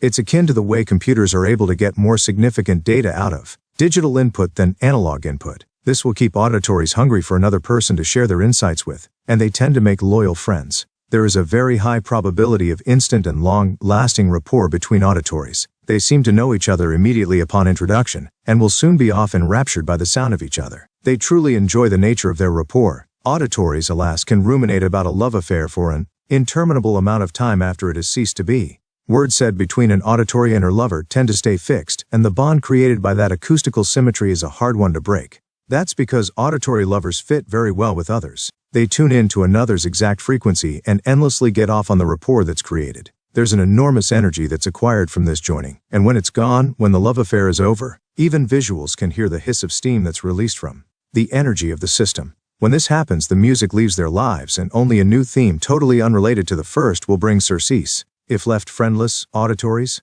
will retreat to silence and try to rewrite the story of their life with fresh dialogue. A new love helps them along, but generally the auditory will carry the sound of his old love's voice with him for a long time. To love an auditory, one must learn the secret of silence, through harmony. Auditories are an efficacious lot, and their influence is all around, in the books we read, the movies we see, and the people we laugh with in our literary classics, through our war heroes and villains, all the way up to great thinkers like Jonas Salk and Louis Pasteur. The auditory is forever a part of us. What these people share in common is that their auditory nature is observable even though they express themselves through other sensory channels. For example, Hemingway's writing obviously required visual pictures both externally for him to see and internally for him to use as a synergistic comparison. This means that in his transderivational search for the written word, he used pictures to draw sounds from. His writing is highly suggestive of the auditory type, both in its meter and through its use of auditory imagery. For Whom the Bell Tolls is a classic example. Johnny Carson's wit revolves around the way he sounds. His strategy for being funny is auditory. When Carson goes for a line, he does a transderivational search for the best means of delivery, then checks it with how it makes him feel. If the internal sound makes him feel humor, that is, if it feels funny to him, his strategy is complete and he produces comedy. There is very little visual imagery to his comedic brilliance, especially when compared with that of someone like Steve Martin or David Letterman. Shakespeare's gift was also extremely auditory. His plays never really called for much visual staging. Recently, Macbeth played on Broadway and was criticized for its sparseness in staging. Naturally, this was important only to those critics who were visual. Shakespeare is really about sound. If you don't listen closely for minute variances in vocal inflection, meter, and even the twists of the words themselves, you will be lost. This is also the case with Steven Spielberg. Yes, I know it would seem that he's strongly visual, and I don't question that his movies depend heavily on visual imagery. But Spielberg engenders rapport with brilliant auditory skill. His works are laced with auditory cues. If you doubt this, think how E.T. sounded when he said he wanted to go home. Then imagine your experience of the movie without this auditory cue. Better yet, who but a true auditory could have imagined aliens arriving on Earth and using as their a transderivational search is simply the mechanism we use to gain access to one representational system through the use of another. In Hemingway's case, he used pictures as food for thoughts, but he translated the images into sounds as he penned his works, a common phenomenon. Very first gesture of communication with Earthlings, the 6 tones in Close Encounters of the Third Kind. I'll bet you're hearing them right now. More than visuals, auditories are easy to establish rapport with, probably as a result of their natural proclivity toward conversation. Many people report that auditories are approachable and make first meetings and introductions far easier for everyone. But joined with this attribute comes the responsibility of quick judgment and evaluation. When harnessed, this ability can enhance the auditory's power of assessment and sincerity, but in the unenlightened it can provide tough barriers to rapport. Following are 2 examples of reportless exchanges. Do you recognize yourself somewhere in the scenes? Your lover is auditory. It's the fall, and you figure it's a great time for a trip. So, after making a concerted effort, you plan a weekend up north to watch the October foliage and moonlight in Vermont. From the time the weekend begins, though, you see your good idea slowly heading for disaster. Despite the fact that the leaves are particularly beautiful this year, and the rolling mountains are bright with colors and swirling smoke, your lover is at first vaguely distracted, then overtly bored and annoyed. That night you wake to find yourself alone in bed. You get up and look around, your anxiety starting to rise, then you let out a sigh of relief as you discover him on the porch. Standing out there alone looking at the hills in darkness, his discontent is gone and he appears almost serene. You tenderly join him and ask if he's okay. He smiles and says, "Sure, honey. I'm just listening to the song of the mountains. You'd be surprised how much there is to hear out there tonight." Your kinesthetic, your boss, a classic auditory and the president of the East Coast division of your company, with whom you need to share a good rapport, finally invites you to his estate for a Halloween ball. You're thrilled to death and show up fashionably late, making a grand entrance. The food is delicious, the people are beautiful and bright, the music, well, you can't help feeling moved, maybe even sentimental, especially by the strings. As the evening progresses, you feel charmed by the whole affair, and as memories of your past come up you enjoy them, and the sensory experiences they create. Dreamy-eyed you make for the balcony where some interesting people have gathered, and an attractive woman engages you in conversation. She is friendly and charming, and you share with her how nostalgic you're feeling, and how anybody sensing the space of the party would feel that way too, just being there tonight. She frowns, points to her ear and tells you it doesn't sound that way to her. As she backs away from you and into your boss, she giggles and not so quietly says, "Who's the weirdo, sweetheart? Congratulations, you've just met your boss's wife." The way in which auditories use language is closely linked with their thought process. This is an important point. One of the most beautiful parts of this phenomenon is its consistency. People use language that exemplifies their representational type.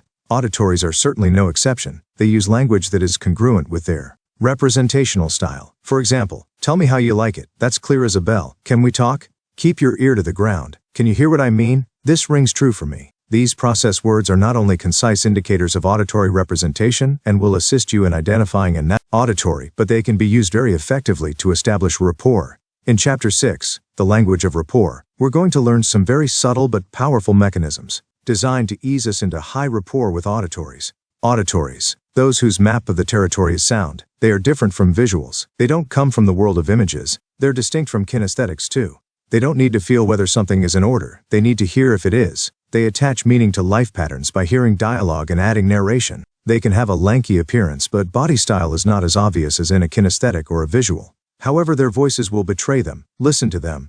Even if they're not the most perfect, they will use their voices to enchant you with rich timbre and lush intonation, especially when they tell you a story. They are not breathy, and they maintain a flowing, full-chested respiration with syncopated timing. They speak with rhythmic pacing, sometimes a little fast just to get the words out before they're replaced by new sounds. Auditory eye movements are easy to identify. When asked a question, auditories look from side to side to hear sounds, either recalling them from the past or imagining new ones to delight themselves. They have one special eye cue, looking to the lower left. When they look there, auditories are generating an internal dialogue, thinking about both sides of a story. They'll check this position to confirm the clarity of both points of view. You'll also notice them cascading through the other eye access cues, usually when they make a picture of or check how they feel about what you've just said. But they will spend the majority of their time in the auditory positions. The auditory will hear you quite well and will indicate this through gestural accessing cues. The most common of these will be pointing to his ear when telling you to explain something or to come to the point. These gestures are not meant as a put-down, they are simply part of the auditory communication package. Those who know this are more likely to be in rapport with him. Like all system processors, the auditories are highly illustrative. I hear what you're saying, that's as clear as a bell, sounds good to me, and the tone of this conversation are common examples. Hear these, and know this person is an auditory, or has shifted to the auditory mode. Naturally, their lovemaking is not only auditory but audible. Use this as a particularly good way to achieve rapport. Encourage the communication of sex as a means to gratify their need to hear you. Responding to them with intimate sounds and dialogue will enchant them and put them under your spell. Remember though, being auditory also means having an appreciation for silence. Though they will let you know what their threshold is for auditory stimulation, let loose with them. They really want to hear you. Auditories love the symphony, so take them to a concert, but make sure it's one that's melodic and not discordant. Over supper, though they may not be conscious of it, the sound of the dinner music can determine their mood for the rest of the evening. Understanding this will make you a joy for them to be with. If I could choose just one present to give an auditory, it would be wind chimes. They're wonderful, and auditories just cherish them. Auditories gravitate to them as visuals to sunsets. They act as a tranquilizer and auditory relaxer. In fact, they're so effective in providing a sense of well-being and rapport, I created a special wind chime for a close auditory friend. Want to enthrall your auditory? Give her tastes of auditory stimulation through the sounds of the mountains, a running brook, even the likes of Springsteen. Combine city and country to challenge his sense of auditory discrimination. Bring the sounds of the waves into the bedroom. Better, take your auditory to hear the songs of the great whales. Then watch the look of bliss on her face while listening to Gregorian chants. Follow this person wherever the music takes her. Whispering to an auditory can enroll you in him forever. Whispering is the secret code to a lock of the auditory sense. Use it wisely and sparingly. Anchor your auditory to a sequence of personal whispers, then fire them off at the perfect moment. And be creative. Vary the melody or harmony. Keep a step ahead by changing keys and tones. And don't be afraid to be flat or sharp. Your auditory will love you for the variety. In Chapter 10, you'll learn a particularly terrific way of doing this. Finally, give the auditory in your life the time to hear you. Know that she is considering not only every word you say, but how it's said and with what emphasis. Auditories are internalizers, so let them have a few extra moments of internal conversation before expecting a reply. By doing this, not only will you understand your friend better and garner her appreciation for it, but you will have started to mirror her so harmoniously that you'll have begun the process of instant rapport. Hear what I'm saying? 5. The kinesthetic, representational type. If you prize sensitivity above all else, and I mean above everything, the kinesthetic individual is someone you should get to know. These people long to be understood and respected for being so in touch with their feelings. Kinesthetic or feeling people will dazzle you with their innate ability to recreate your experience of joy, love, hurt, happiness, sadness, and gladness. They love to feel anything. Just don't take away their feelings. When they laugh, it's right down to the gut, giving you a sense that they totally understand and agree with what you think is funny. For the most part, they truly enjoy being in rapport because it gives them a solid ground of being to feel from, a kind of sensory base from which to form a new relationship that might produce fresh, new, and therefore unexplored feelings and sensations. It would be hard to imagine life without these feeling-oriented people, and everywhere we travel their imprint can be found. They are the yin to the visual's yang. They are the interpreters of auditory dialect. They translate visual images and acoustical data into feelings that are pertinent to them and those around them. If not for kinesthetics, our lives would be two-dimensional, neither textured nor smooth, and when we related, it would be without benefit of emotional challenge. Kinesthetics supply the world with the poetry of who we are and how we feel about what we've done. Kinesthetics enjoy conversation, but not for the same reason visuals or auditories do. They use dialogue to transform words, sounds, and images into feelings. They are truly fluid about the creation of sensation from other sensory input. This works for them in a delightful way, and allows them to map out their territory through feelings. While visuals and auditories are busy communicating with pictures and sounds, the kinesthetic is busily running through his vast storehouse of feelings and attaching sensory meaning to what we've just said. Obviously, this trait can be both beneficial and detrimental. On one hand, humans enjoy the singular God-given miracle of emotion. It can heal us, fine-tune us to the universe of experiences we create, and be a striking co-pilot in our search for both structure and order within the context of our lives. On the other hand, emotions can keep us stuck in a cognitive loop of feelings that flies in the face of reason and logic. Kinesthetics are really incredible at accomplishing both. Because of a heightened ability to feel, kinesthetics tend to be attracted to occupations that support their use of kinesthesia. When I first studied kinesthetics, I assumed they would be introverted and emotionally withdrawn. However, nothing could be further from the truth.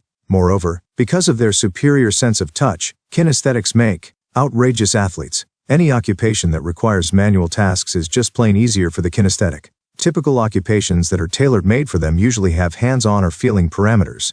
Psychologists, woodworkers, potters, surgeons, actors, all types of mechanics and other feeling, the kinesthetic representational type, or sensory-based work are common callings. Also, kinesthetics are superlative linguists. They seem to be automatically ahead of the game when involved in an area that either depends on or is enhanced by the use of feeling. If our primary representational system is kinesthetic, we're in touch with the world through feelings. We sense when things are good or bad. We get feelings about whether what we're doing is appropriate. In the big city or in a forest thick with trees, the kinesthetic will always be touching his environment, relating to it through his feelings. It had to have been a kinesthetic who, by getting an innate sense of unification, originally assigned gender to inanimate objects. Only someone coming from a sensory base of feeling could name a boat or a hurricane she. One of the world's most famous psychologists, Carl Jung, an obvious kinesthetic, referred to his own anthropomorphic creation the anima as she who must be obeyed. Kinesthesia is the representational system that permits us to attach sensation and feeling to our experiences. And as you know by now, all of us use our sense of feeling even, though we may be strongly visual or auditory.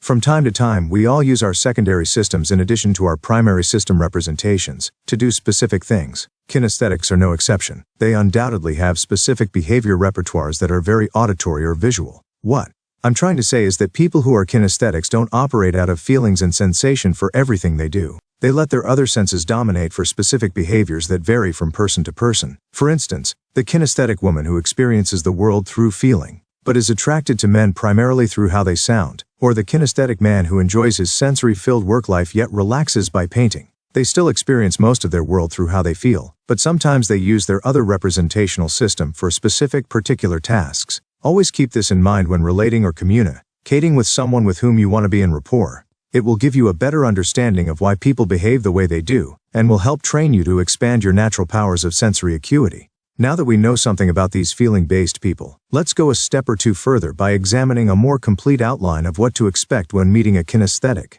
What signposts give an indication that we're relating with a kinesthetic? What can we expect a kinesthetic to look like, talk like, and which information can we use to join them in deep rapport? Physical manifestations and body types. Breathing style of the kinesthetic. Have you ever had a conversation with someone who is so intent upon what you're saying that you can see their breathing kind of slow down and deepen?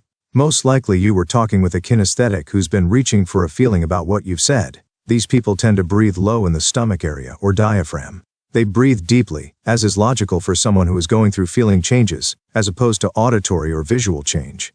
The pace of their inhalation and exhalation is metered and thoughtful. As they bathe themselves in how their thoughts feel, their respiration changes correspondingly. Because of their affinity for feeling, kinesthetics settle into this customary breathing pattern rather often, and this helps us identify them. I think we've all seen two people, maybe sitting on a couch away from the main fracas of a party, quietly chatting. The one who looked the most entranced by the other's words was probably a kinesthetic. They're wonderful empathizers because of their ability to replicate another's experience of feeling into their own, therefore truly recreating for themselves the way another feels. You can stimulate a kinesthetic into demonstrating her breathing pattern by asking questions that require her to represent experience kinesthetically. An example of this would be, how do you feel about your marriage? Or, have you ever loved and lost? The true kinesthetic will begin sooner or later to pull breath from the lower belly as he considers the wealth of feeling states that are internally generated in response. Voice. Kinesthetics tend to have low-pitched voices as one might expect from the way they breathe and the origin of their breath. For the most part, this is a pleasant attribute that these empathetic people share. To me, their voice pitch is actually a perfect match to their representational system. It just wouldn't feel right for someone who is so feeling-oriented to have a staccato, shrill way of talking.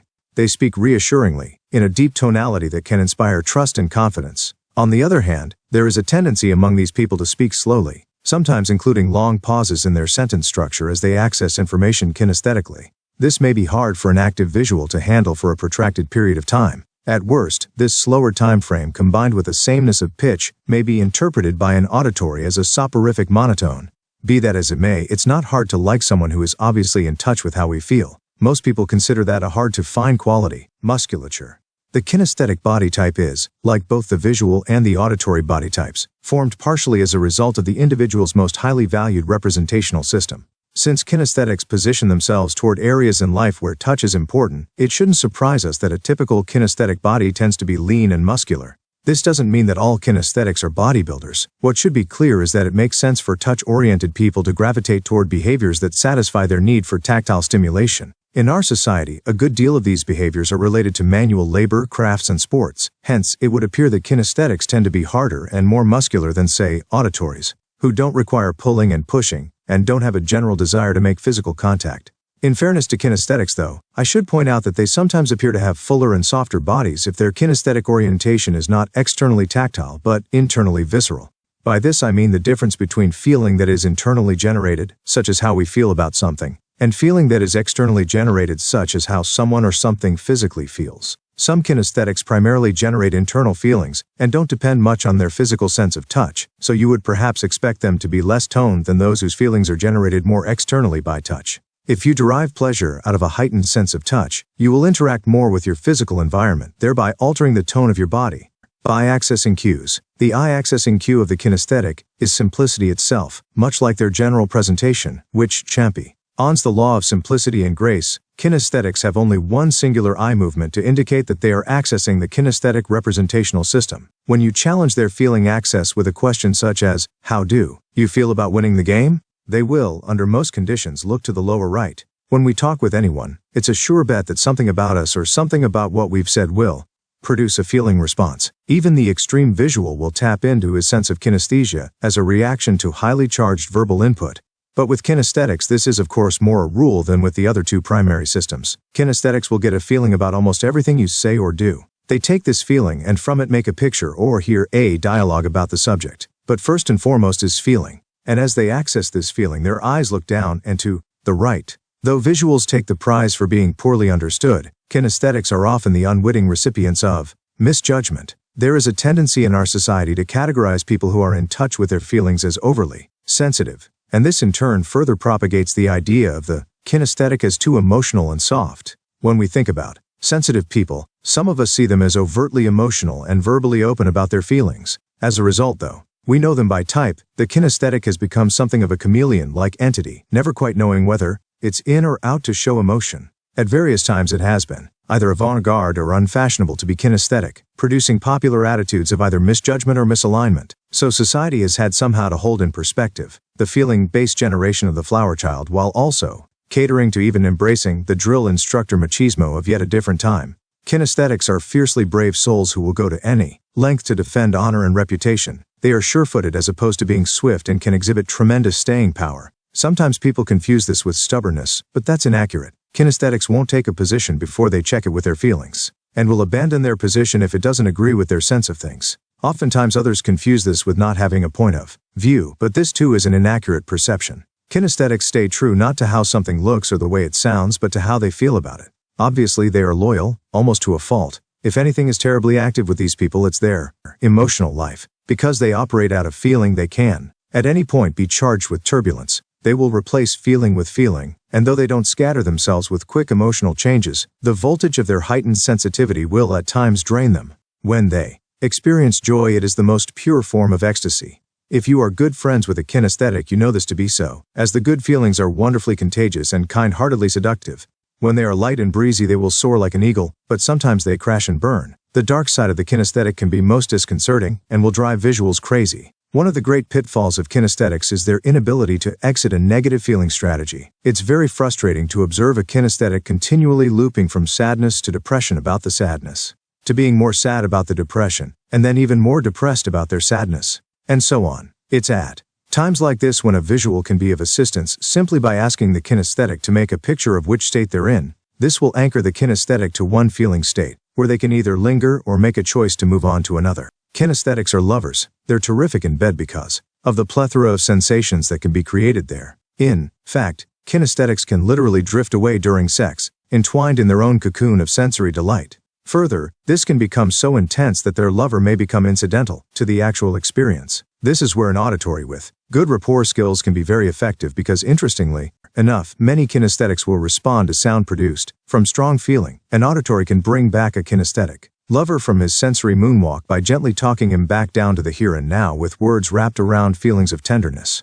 Because of the way they represent experience, kinesthetics react to falling in love and being loved with deep emotional states that can affect them and those around them. They tend to go through their feeling states often, so as to keep them grounded and anchored to the situation at hand. Within the context of a relationship, the kinesthetic will look into his current feeling state to check how he feels toward his mate, and will make a course correction by comparing how he once felt with how he is feeling presently. If a kinesthetic chooses to make a correction, he might let the memory of a perfect love influence the not-so-perfect feeling at hand. This can be a wonderful strategy for long-term commitment.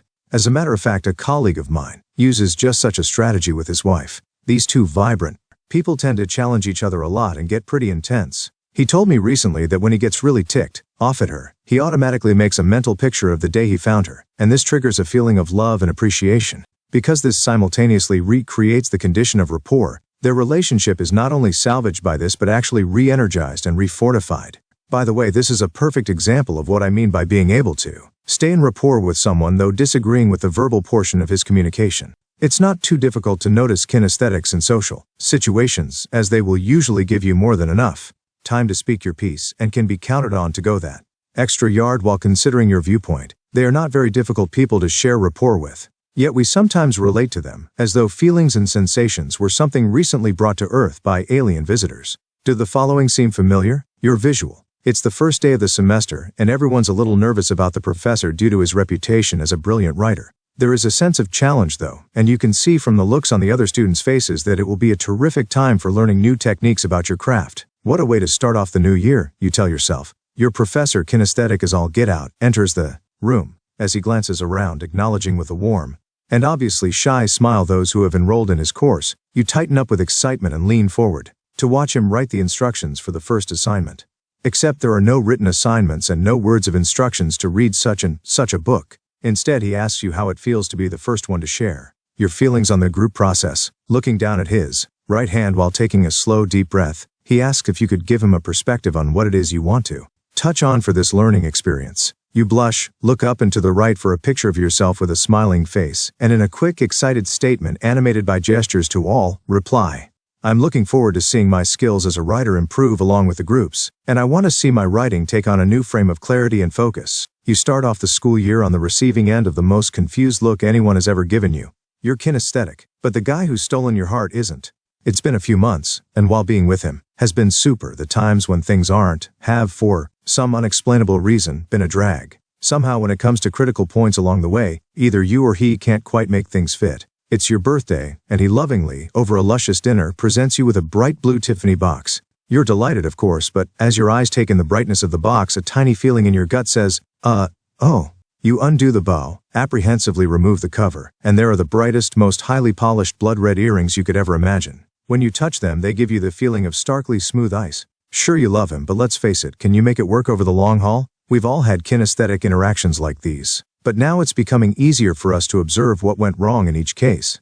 Clearly, kinesthetic rapport was noticeably absent. We can achieve it by utilizing the technologies for its development. And as we're learning, one of the first clues we have to what representational group someone belongs to, and hence what guide we should follow to initiate rapport, is easily found just by observing language. The kinesthetic uses processors that are indigenous to feelings. I have a gut feeling, I sense you're right, and let's get a handle on things are just a few examples of this. In Chapter 6, The Language of Rapport, we'll learn about processors' words that offer the discovery of people's representational systems, and how they are easily used to bring about rapport. Let's see if we can condense what we've learned about the kinesthetic into a composite to serve as a general description. If we could script a scene composed of kinesthetic characteristics, how would it be? Would we recognize the kinesthetic at a convention or on vacation? How about at the office or on a date? Don't know yet? Then follow along. With the exception of when they are accessing a feeling and have a sudden increase in locomotion, the body movements of a kinesthetic are usually slower than that of either the visual or the auditory. More often than not, the deep tonality and breathiness of kinesthetics lend them an air of studied carelessness. They have fuller and sometimes harder bodies than visuals do, and can often take on the appearance of a great thinker. The kinesthetic individual will clearly access the lower right eye position with much greater frequency than will a visual or an auditory. You can test this quite easily by asking a question that would require a sensory response such as, "How are you feeling?" The kinesthetic will access that part of her cerebral hemisphere by orienting her eyes down and to the right. This stimulates the upper left brain, which is the part that controls feelings. Kinesthetics like to think of themselves as the lovers of the world, and they're not far from correct. Because they translate all incoming data into feelings, they will respond to a situation more by how it feels to them than by how it may look or sound. You would think they'd make poor strategists, but they are delightfully innovative in their approach to seemingly non-sensory-based activities. I actually know a mathematician who is kinesthetic. His strategy for finding roots of differential equations is to assign feelings to visual mathematical notations and deduce the solution by how it feels to him. And judging from the writings of a personal hero of mine, Dr. Stephen W. Hawking, probably the most noted physicist of our time, I would venture to say that though he seems to be highly kinesthetic, he depends heavily on visual imagery to communicate his thoughts. On quantum theory and relativity, the way to a kinesthetic's heart is largely through his feelings. He usually has a sizable empathy quotient and will reason things out with you via sensation. Listen to the kinesthetic and you will hear poetry of the soul. I have found that it is wise to get a kinesthetic's viewpoint on any important decision. If you let them, they will help you get in touch with your own feelings, a part of you they understand totally, perhaps even better than you do yourself. Since visuals and kinesthetics are at such opposite positions, one would assume that a relationship between them would require work. That would be a correct assumption. But let this not blind you to what can be done to promote wonderful friendships between the two. In a sense, kinesthesis is the original lead system. Long before our visual society was born, even before the society of the radio and phonograph was around, our ancestors depended heavily on sensation and feeling. Deals were cut on the basis of how things felt, not on the way they looked on paper or sounded in speech. So one might conclude that those who are primarily kinesthetic are the most evolved. After all, what's the point of a beautiful sunset or a moonlight sonata if it doesn't create a feeling within our hearts? It's hard to say, but I'm pretty certain that if you ask a kinesthetic his opinion, he'll tell you he has a gut feeling that you've touched on the truth. Part 2, the technology of rapport. 6. The language of rapport. Language is a terrific indicator of our representational systems. No matter where we go, representationally speaking, our language follows. Because we think in pictures, sounds, and feelings, our language should bridge the gulf between the internal representation of experience and the external delivery of it. If it didn't, others wouldn't have a way of knowing what we're experiencing at any given moment. And fortunately for us, it does. This is important to fulfill a major criterion of rapport. For us to be in rapport with others, we must understand how they represent reality in their own experience. Their language highlights how they think. Though we often tell people, do as I say, not as I do, we're much more consistent in our representative thinking. Maybe a more appropriate maxim would be, listen to my language, not what I'm saying. The adjectives, verbs, and adverbs we unconsciously choose in speaking reveal which of the representational systems are highest in our consciousness. These words or processors as I'll call them, are language cues, and will literally reflect what sensory channel someone is communicating through. People tend to use these processors in a highly ordered system, which reveals to the observer which way individuals are representing experience at the moment. In our day-to-day lives, we use our representational systems in everything we do. And because we're multisensory, even though we may be, let's say, highly kinesthetic, we also make use of our vision and hearing. We often blend representational systems to make the most out of a particular experience. It's akin to seeing three-dimensionally or in color. In this way, our experience becomes richer and more textured with stimuli. Our internal representations of the world are so strong indeed they're our only connection to it, that we not only depend on them to represent experience, but base our communication of that experience on the representations themselves. Simply put, we talk with people in the same language as we think. So if we're visual and experience the world through light and form, we'll communicate visually, using language that is visual in nature. Let me give you an example of this. I want you to see something. Do you see how clear it is? That's a really bright idea. Let's focus in on that point of view. Now that's a horse of a different color. We must keep that in perspective. Let's take the long view. Can you picture what I mean? That's a colorful way of putting it. I know that at first this seems too simplistic to be viewed as hard fact. And at first, some people react to this concept quite skeptically. It just seems too easy, too literal. But that's precisely the point. Our language is literal, especially when we describe experience. We talk in processors that reflect the representational system we're relating through. It's probably obvious to you by now that if this is so, ascertaining someone's leading representational system should be a piece of cake. In fact, it's not only a piece of cake, it's pretty much the whole cake. The implications of this statement for instant rapport are quite strong. We can identify someone's leading representational system by observing with what process words they communicate. You mean it's possible to learn how someone represents the world or reality to herself just by discerning what process words she uses? You bet. Like most of the technology of rapport, this technique is joyfully easy yet powerfully effective. It's easy because we're making use of a naturally occurring phenomenon that lets us search another's language for their roadmap of the world. It's powerfully effective because, almost by itself, it creates rapport. People immediately feel more comfortable and in rapport with someone who's responding to them in the same language representations as they've communicated at that point in time. This dynamic technique is not only effective but very elegant. When something is elegant, it creates the greatest results with the least expenditure of energy. In fact, matching someone's process language to create rapport is so elegantly effective, all you need to do is switch your gears and keep your fingers out of the machinery. If you know someone who organizes his experience kinesthetically, which of the following statements would be typical of that person's verbal communicative style? 1. I'd like to go to the beach today. How does that sound to you? 2. I'd like to go to the beach today. Is that something you feel like doing? 3. I'd like to go to the beach today. Do you see any reason we shouldn't? Obviously, question 2 is kinesthetic, question 1 is auditory in nature, and question 3 is clearly visual. It doesn't get very much more complicated than that. Here's another example. 1. I love you so much, sweetheart. I can see us together forever. 2. I love you so much, honey. I know I'll be saying that forever. 3. I love you so much, darling. I feel like we'll be together forever. Note the chart below, which elaborates on what I call processor equivalence. Each word is compared to its equivalent in the other representational systems. Visual, auditory, See, hear, look, listen, bright, loud, picture, sound, kinesthetic, feel, touch, pressing, feeling, colorful, melodious, illuminate, clear, down, flash.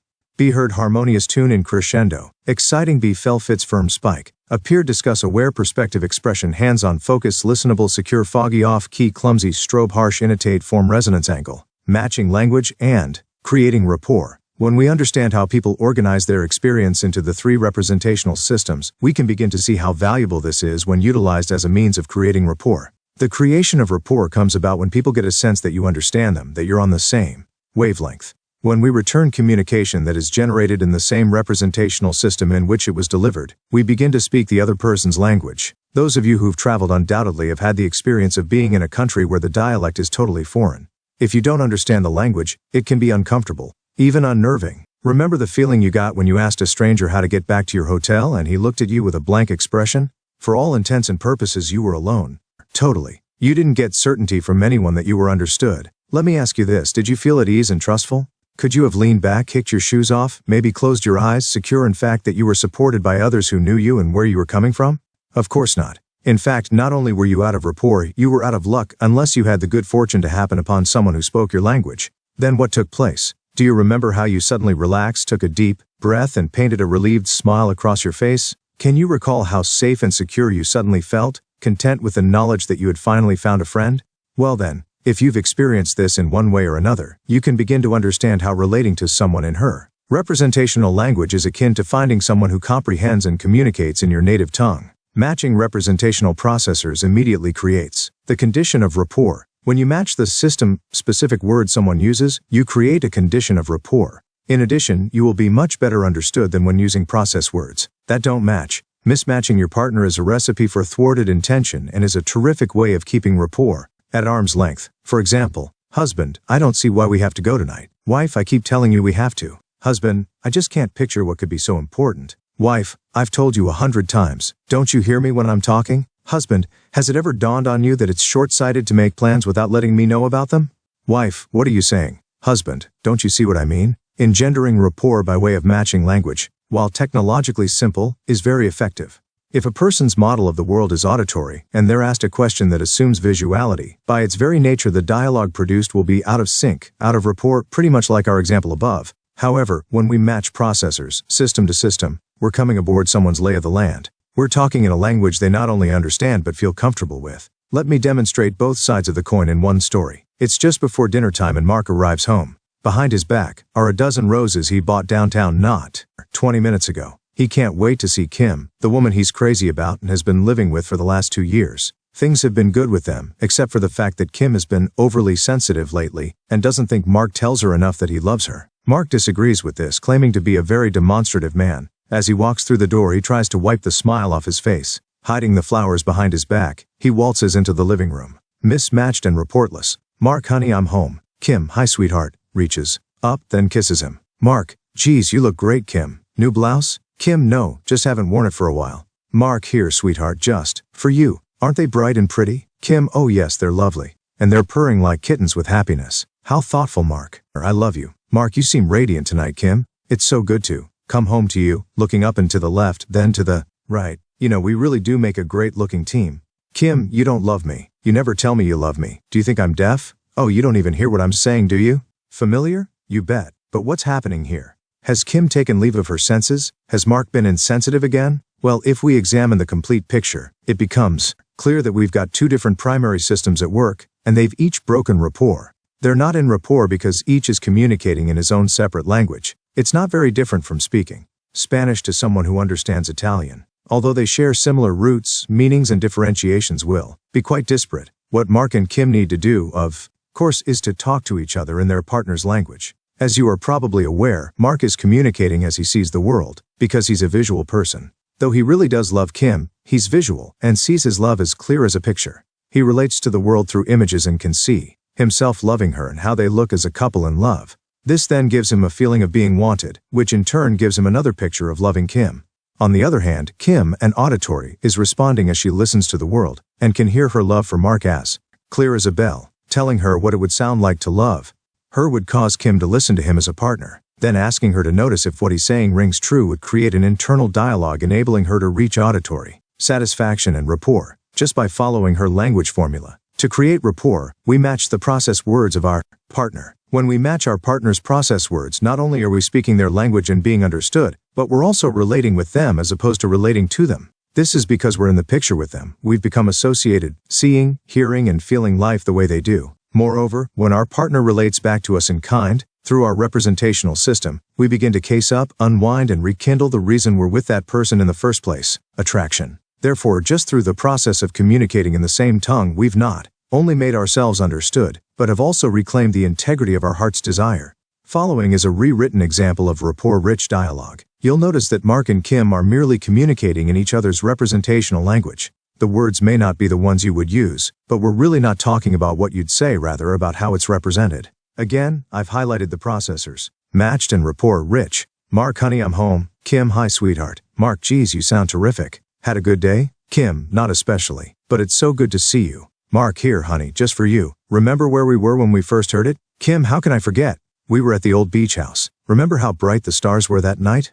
I can still picture them. Can you see how much I love you, baby? Mark, Kim, sometimes it's so clear to me that you do. I love you too, sweetie. You know, Kim, we'll always be in harmony. You'll notice that Mark and Kim have created rapport simply by speaking in each other's language. Mark is now communicating in Kim's auditory mode, while Kim is doing the same in Mark's visual mode. How incredibly simple yet effective this is, and it's really no big deal. When you model someone's representational dialect, you're truly promoting the establishment of rapport. Often, a natural trust will form from this process alone, and it'll just be something else you do in the normal procedure of getting to know someone. Establishing rapport linguistically is not Newtonian physics. It's just using technology to help us in our struggle to relate. Do Mark and Kim love each other the same? Or in the same way? I don't know. What I do know is that they love and want to be together. This is one way of keeping the momentum flowing and building high rapport. Sometimes, much to our chagrin as rapport builders, we'll run into people who have the nasty habit of occasionally not using descriptive process words. At first, this is inconvenient, and we might feel stymied, but only momentarily. When someone isn't coming from sensory experience, they tend to use digitized language. In other words, language that doesn't allow us to observe where they're coming from representationally. Some examples would be, I want to let you know something. I understand what you mean. Can you describe what you mean better? My experience of last night was really nice. When you do that, it isn't a nice thing. I bought some good shoes today. Did you like the story? How much are you interested? What these statements have in common is their lack of representational thought. There are few, if any, words highlighting internal process. Process words that do not specify which portions of internal experience people are coming from are called, quite naturally, unspecified. They lack a well-formed sensory meaning. They present us with content only, and leave us either to surmise their meaning or to ask a question in reply to elicit more of the meat of the experience. One technique that I use to tease more sensory information is to ask, specifically. For instance, if someone says to me, you know, I was really wild about her, I reply, how specifically? Believe it or not, after being asked, people usually enrich their descriptions enough for us to pick out some sensory-based qualities, whether they're feelings, sounds, or pictures. But sometimes even that leaves us wanting verbally, which, not by accident, leads me to direct your attention to the following chapter, Eye Accessing Cues. There, the universal language of eye patterns will lead us even farther along in our journey to instant rapport. So far, we've learned that we can discern how people internally represent experience by an awareness of the system or process words they use. We've also learned that it's not only possible but actually natural and easy to establish rapport, simply by matching these words and offering them back. In the following chapters, we're going to combine linguistics with eye-accessing cues, mirroring, strategy unpacking, and anchoring to produce states of rapport you never thought possible. And it's going to be a fun process, for the technology of rapport is rapport-rich itself. 7. Eye-accessing cues. The eye obeys exactly the action of the mind. W. Emerson. Hen. I was a young boy. I had a terribly close friend named Matthew. He was a wonderful fellow, and I remember with a special fondness in my heart how we used to run and play in the meadow and how close we were. One of the things I most enjoyed about him was his ability to paint a picture of something in his mind after a moment's pause. He had a knack for being able to concentrate and then come up with an exact picture of what he was thinking. I remember noticing that whenever he did this, he almost always looked upward, as if to see his forehead. I didn't know back then that he was literally seeing the picture just before he told me about it. I haven't seen Matthew in a long time, but I'll always remember him as my first visual friend. Long before I knew rapport technology ever existed, Matthew was busily accessing his remembered pictures. These are images that are recalled from the past just as they were originally seen. I couldn't have known it then, but Matthew was a true, leading visual. His hands flew furiously as he spoke, and he was barely able to get the words out before the picture changed. Even at so tender an age, I knew that to keep up I would have to pace myself with him, so when we were together I did what he did. I entered his model of the world.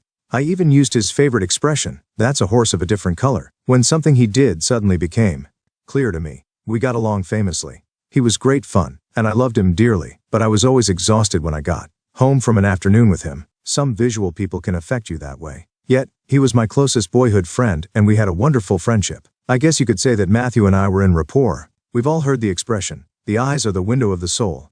If you looked close enough into someone's eyes, the implication is that you'd be able to see his true self. This is a wonderfully romantic notion, and no doubt many films have made use of this lovely metaphor. Still, all of us have learned that looking into a person's eyes can hardly let us know what he's about. Or can it? Is it possible to get information about someone simply by looking at his eyes? And if so, can this information be used in a meaningful and productive way, such as assisting us in the creation of rapport? The answer is a resounding yes. One of the neatest and, in my opinion, most significant models of behavior to come from neurolinguistic programming is the eye accessing cue. The wealth of pertinent behavioral information one can derive by the observation of eye movements is staggering. In fact, it usually comes as a shock to people that eye movement patterns are so powerful, they can often be used alone as means of establishing rapport. In my seminars, people consistently tell me how valuable this technology alone has been for them. In this chapter, we'll explore eye movement patterns and train ourselves in their interpretation. At the compilation of this chapter, you'll never again be at a loss to understand people's behavior. In fact, you'll be able to tell in what representational system someone is thinking. Moreover, you'll become so astute at this form of nonverbal communication that you will, at times, actually be able to know what someone else is thinking. As we discussed in Chapter 1, we all use accessing cues of many varieties to help us gain access to our internal states, thereby assisting us in getting in touch with an experience we either had or are presently having. In the chapter on visuals, for example, we briefly mentioned that when we talk and point with our hands to specific areas of our body, we're using gestural accessing cues. For instance, when someone scratches her head while answering a question or points to her ear when asking you to be more specific, she's demonstrating a gestural accessing cue. They're called gestural because they come about through gestures, usually with the use of arms and hands. Gestural cues, like all accessing cues, stimulate our search for a particular bit of information. Rather than cause an experience with feeling, sound, or visuality, the accessing cue may be thought of like a catalyst in a chemical equation. The catalyst doesn't partake in the reaction, it simply stimulates the reaction to occur.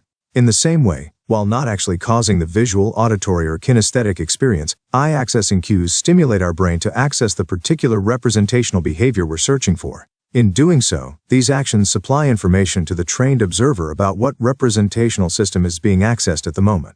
However pertinent gestural accessing cues may be, the best of them pale when compared with the uncanny accuracy eye accessing cues provide. In fact, eye accessing cues have their own unique and specific formula for interpretation that is quite easily understood. But before we go into an explanation of them, let's have some fun by seeing what they look like. Grab a friend and ask the following questions while watching his eyes. What does your bedroom look like? What color is your mother's hair? What did you wear yesterday? Chances are the person looked to the upper left when answering. Now ask another few questions. Do you love your boyfriend? If you were ever burned, what did it feel like? What was it like jumping into an ice-cold lake? This time, there's a pretty strong possibility that he looked to the lower right when answering. People use their eyes to help them access the experience you're asking them for. In the above examples, looking to the upper left allows them to see a remembered image much better, and looking to the lower right automatically helps them get in touch with how they feel about a particular experience. Looking to the lower right stimulates the part of the brain where we store our emotions regarding a particular stimulus. It's not really important for us to remember all the scientific jargon, as long as we know that eye accessing cues are valid and provide us with a reliable source of behavioral and rapport-rich information. There is one caveat that I must bring to your attention though. When we speak about eye cues going to the left and to the right, we are describing those eye movements as they apply only to right-handed people. Left-handed people have the exact opposite response. For example, a right-handed person will look up and to the left for the memory of a visual image, while a left-handed person will look up and to the right for the same visual memory. In another instance, a righty will look down and to the left to hear an internal dialogue, while a lefty will look down and to the right to hear the same information. The up and down parts never reverse, only the left and right movements are reversed in individuals with left-handed dominance. Because right-handed dominance is so pervasive in our culture, this presents hardly any problem at all. 90% of those we communicate with are right-dominant. But am I saying to forget lefties? Absolutely not. In fact, as you get better and more confident as a result of practicing your observational abilities, you will get to a point where you'll know if someone is right or left-handed just by watching her eyes. I mean it. You're going to get so good at this that it will come as second nature to ask someone a feeling question. And notice she's left-handed by watching her respond with feeling content while looking to the lower left, or by noticing that a lefty is answering a constructed visual question while looking in the visual remembered position. I know this might seem a tad confusing just now, but let me ease you with the certainty that all this information will fall into place. On some occasions, you will find people not using their eye-accessing cues. That in itself, of course, is a response. It's a challenge to a specific question or to their awareness of your obvious scrutiny. In our society, mimicking and very apparent observation of someone's behavior are not considered socially appropriate. Accordingly, people's response to close scrutiny is often an attempt at no response at all. So it's important to use discretion in your observation. Whatever you do, don't be confrontational.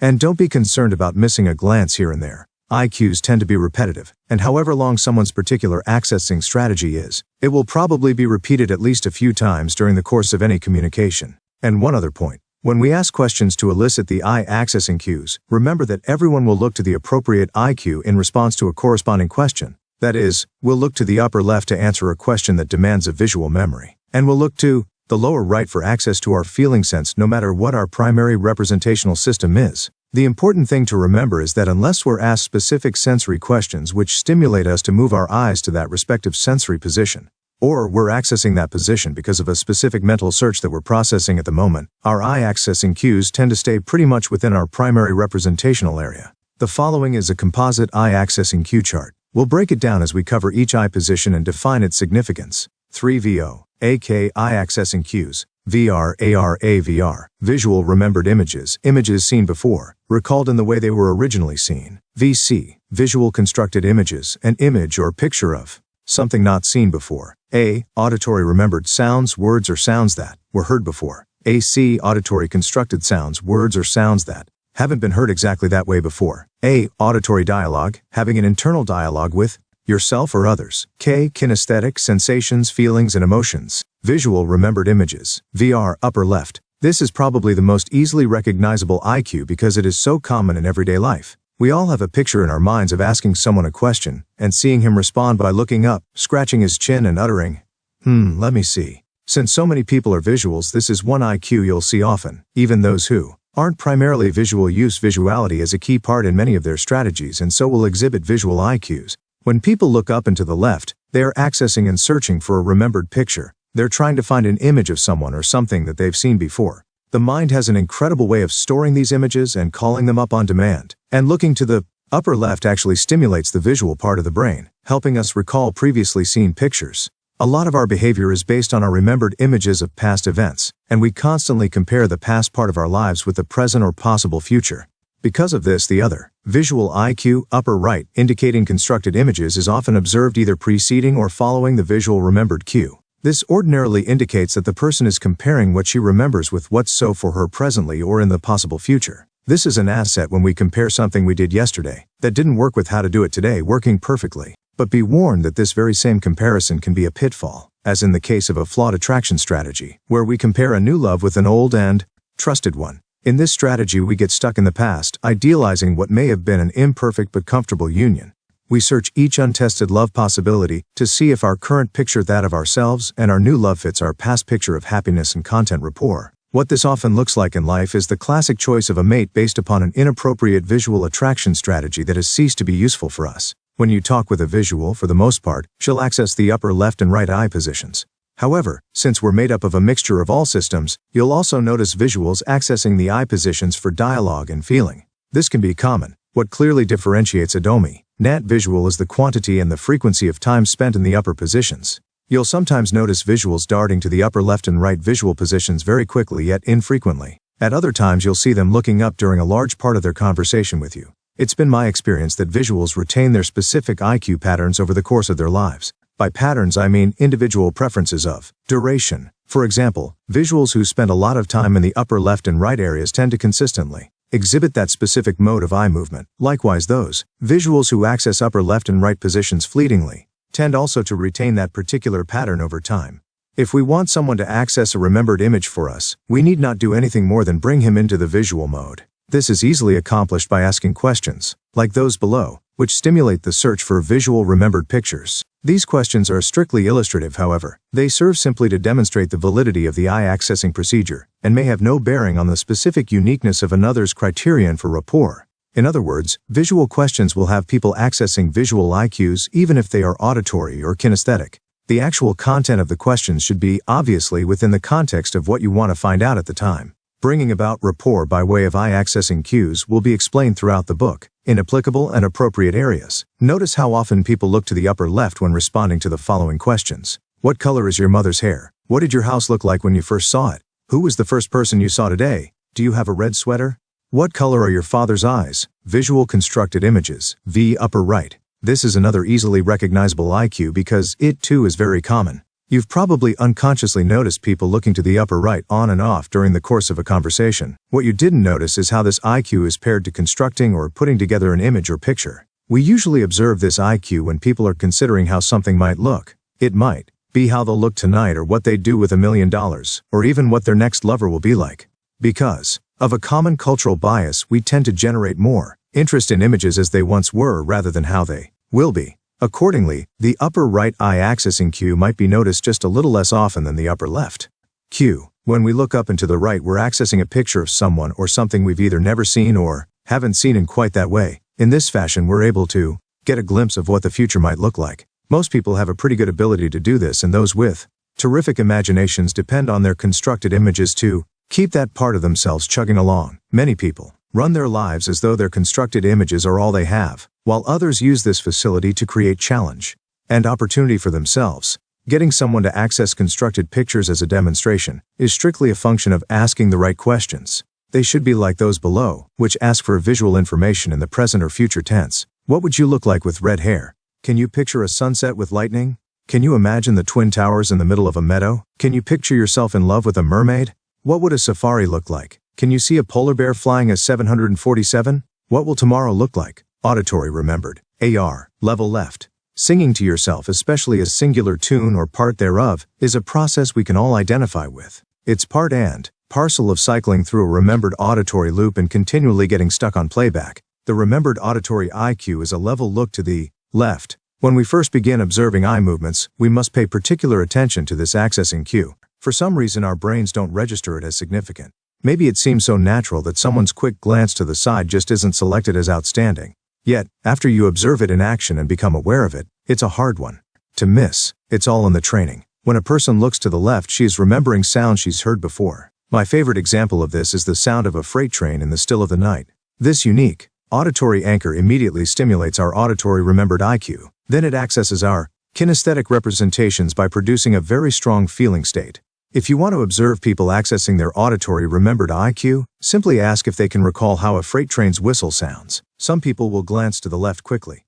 Others will linger there. Those who remain or return to it quickly are probably dominant auditories, but even dominance will then cascade to the lower right kinesthetic eye position. This provides them with a feeling stimulated by hearing the freight train's whistle. This is known as a transderivational search. It simply means we use one sensory system, in this case the auditory stimulation from the train's whistle, to activate another sensory system, the feeling we get as a result of this sound. With many auditories, sound is the genesis of feeling. Understanding this will give you a terrific edge when communicating with an auditory. My friends who understand the importance of rapport know that relating to me is most effective for them, and intrinsically pleasing for me and delivered with auditory care. And they grasp that when I'm glancing to my left, I can be reached easily through sounds and tones, producing an auditory state, and thus demonstrating the auditory remembered eye accessing cue is simple. It's probably obvious by now that to do this, we ask questions to stimulate the auditory representational system.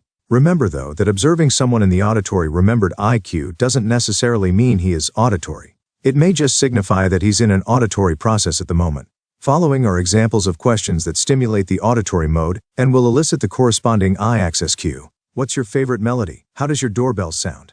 How does your favorite song go? Does the sound of the surf seem familiar? What does wood snapping in your fireplace sound like? Auditory constructed. A level right. When someone looks directly to the right, she is constructing an auditory experience. She might be imagining how she will sound tomorrow or how someone else will sound.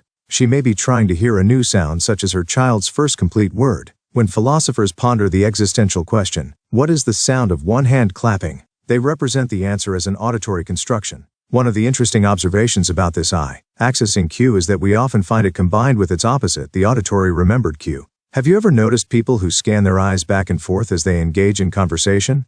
They have a strategy for listening that consists of hearing unfamiliar auditory information, then quickly checking it against acoustical data with which they are familiar, and which is stored in their auditory memory. We access auditory construction when we want to hear something we haven't heard before. If someone takes us to a concert featuring an artist we've never heard before, you can be sure we'll be checking our auditory constructed sounds on the way there. Locating specific words and sentences will produce the same kind of eye movement. Quick, what's the 6th word in our national anthem? Gotcha, did you notice your eyes drifting over to the right? It's natural, and it gives us insight into building rapport with people. By knowing where someone is coming from representationally, we can sort of tag along for the ride. When we put a thought into words, we are also constructing auditorily. Often thoughts are nebulous things that don't have form or context. Using our powers of auditory construction, we're able to transform this experiential data into words that are intelligible to others. Types of questions that elicit the constructed auditory eye accessing cue are as follows. Can you imagine the sound of your next love's voice? What could I say to make you hear that? Can you hear your child's voice combined with a harp? What's the 8th word in 'Twas the Night Before Christmas? What's the sound of air hitting water? Auditory dialogue. A. Lower left. You're talking with an acquaintance by the entrance to the club. He's telling you about how terrific his day has been, how his new girlfriend is totally incredible, and how he beat the pants off the new vice president of marketing in a 2-set tennis match. You're listening attentively then. Realize the commencement of the usual dialogue in the back of your head, you know that yama that goes on and on forever? It runs something like this. Sure, Steve, your day's probably been great because your boss has been on vacation for the last 2 weeks. And your girlfriend's that incredible? How obnoxious, the tennis match? Excuse me? What did you do, McEnroe? Beat him into submission with your designer racket? Geez. Well, that voiceover is called internal dialogue and holds a special position auditory dialogue in our chart. When we access our internal dialogue, we look to the lower left. Internal dialogue is very important if you are auditory. Since auditories think in sounds as opposed to pictures or feelings, being able to discuss an issue with themselves is key. Auditories will hear both sides of a story via internal dialogue and in this way come to a decision. When you're with people who are having internal dialogue, it's easy to observe when their eyes drift to the lower left. It's important too because it helps us know where they are in their subjective experience, and this will help us to be in rapport with them. A lot of us go to internal dialogue when making critical decisions. Auditories just happen to be there more often than most. One of the nice things about the lower left IQ is that it tells us when someone is considering something. At a time like this, it's most important to allow our auditory friend an extra few moments. Consideration of this kind, simple as it is, places us in a terrific trajectory for rapport. A most frequent combination of IQs is the lower left dialogue position paired with the lower right feeling cue. People having internal dialogue will, from time to time, check their lower right cue to stimulate their feeling-based or kinesthetic representational system. This helps them come to a decision by checking what they're saying with how they feel about what they're saying. If their dialogue and feelings are congruent, they'll exit their strategy and make a decision based on the result of that strategy. Questions that will stimulate a lower left dialogue search and will demonstrate that IQ are: can you tell yourself a story? Can you hear both points of view? Do you talk to yourself when you read? What do I really want to do in life? Finish 47 years ago. Can you repeat to yourself what I just said? Kinesthetic. K lower right. I love the kinesthetic eye accessing cue. It has so many nice qualities to it. First, it is simplicity personified. Just one simple direction representing one unified system. Second, it looks the way a feeling should look, kind of pensive and thoughtful, maybe even soulful. And last but not least, it's not at all arbitrary, for the kinesthetic eye accessing cue is simply and plainly lower right, period. The kinesthetic cue will of course be seen most often when we are interacting with a kinesthetic. However, everyone displays this eye movement when attaching feeling to something. When we ask a person who's highly visual to picture his childhood home, it's a good bet he'll move his eyes from upper left to lower right, as he attaches emotional content to the picture. Have you ever talked with anyone who stared away from you and toward the floor? Most likely they were accessing their feelings about something you'd just said. It's been my experience that kinesthetics spend a lot of time in the lower right eye position. This might be due to the fact that feelings are not fleeting things, as are pictures or sounds, and it's a rare person who jumps from feeling state to feeling state continually without pause. In fact, our society considers that kind of behavior bizarre. Kinesthetics tend to stay with a feeling, at least for a while, and can easily be observed deep in thought. One artistic example of this is the sculpture known as the thinker. We are right on target when we classify kinesthetics as being in touch with their feelings. It is important to know when someone shifts into kinesthetic, because it shows us they are representing their experience emotionally, not with images or sounds.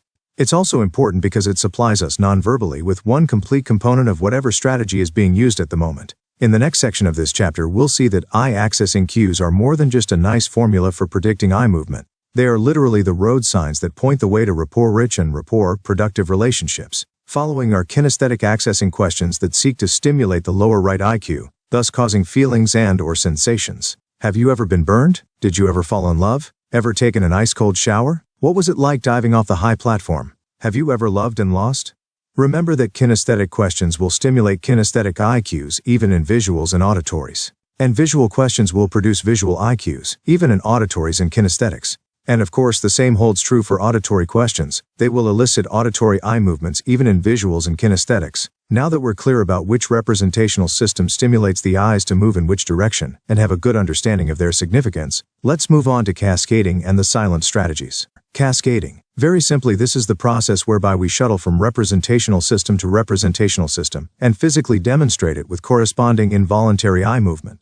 People are multisensory, and none of us uses just one representational system all the time. If we did, not only would we miss out on most of the incredible beauty our world has to offer, but we would certainly be handicapped. Indeed, that is what we call people who are not able to manifest the use of a particular lead system, handicapped. When we are not able to see, we are called blind. When we are not able to hear, we are called deaf, and so on. However, since God has blessed the majority of us with a fully functioning package of senses, we integrate this sensory bundle as we represent to ourselves the world in which we live. And so when we observe eye-accessing cues, we must be aware that people will often jump from sense to sense in order to get a full experience of the richness of information they're searching for. In doing so, the eyes will follow the internal neurology of this search, and will move according to which sense or representational mode they are accessing at the moment.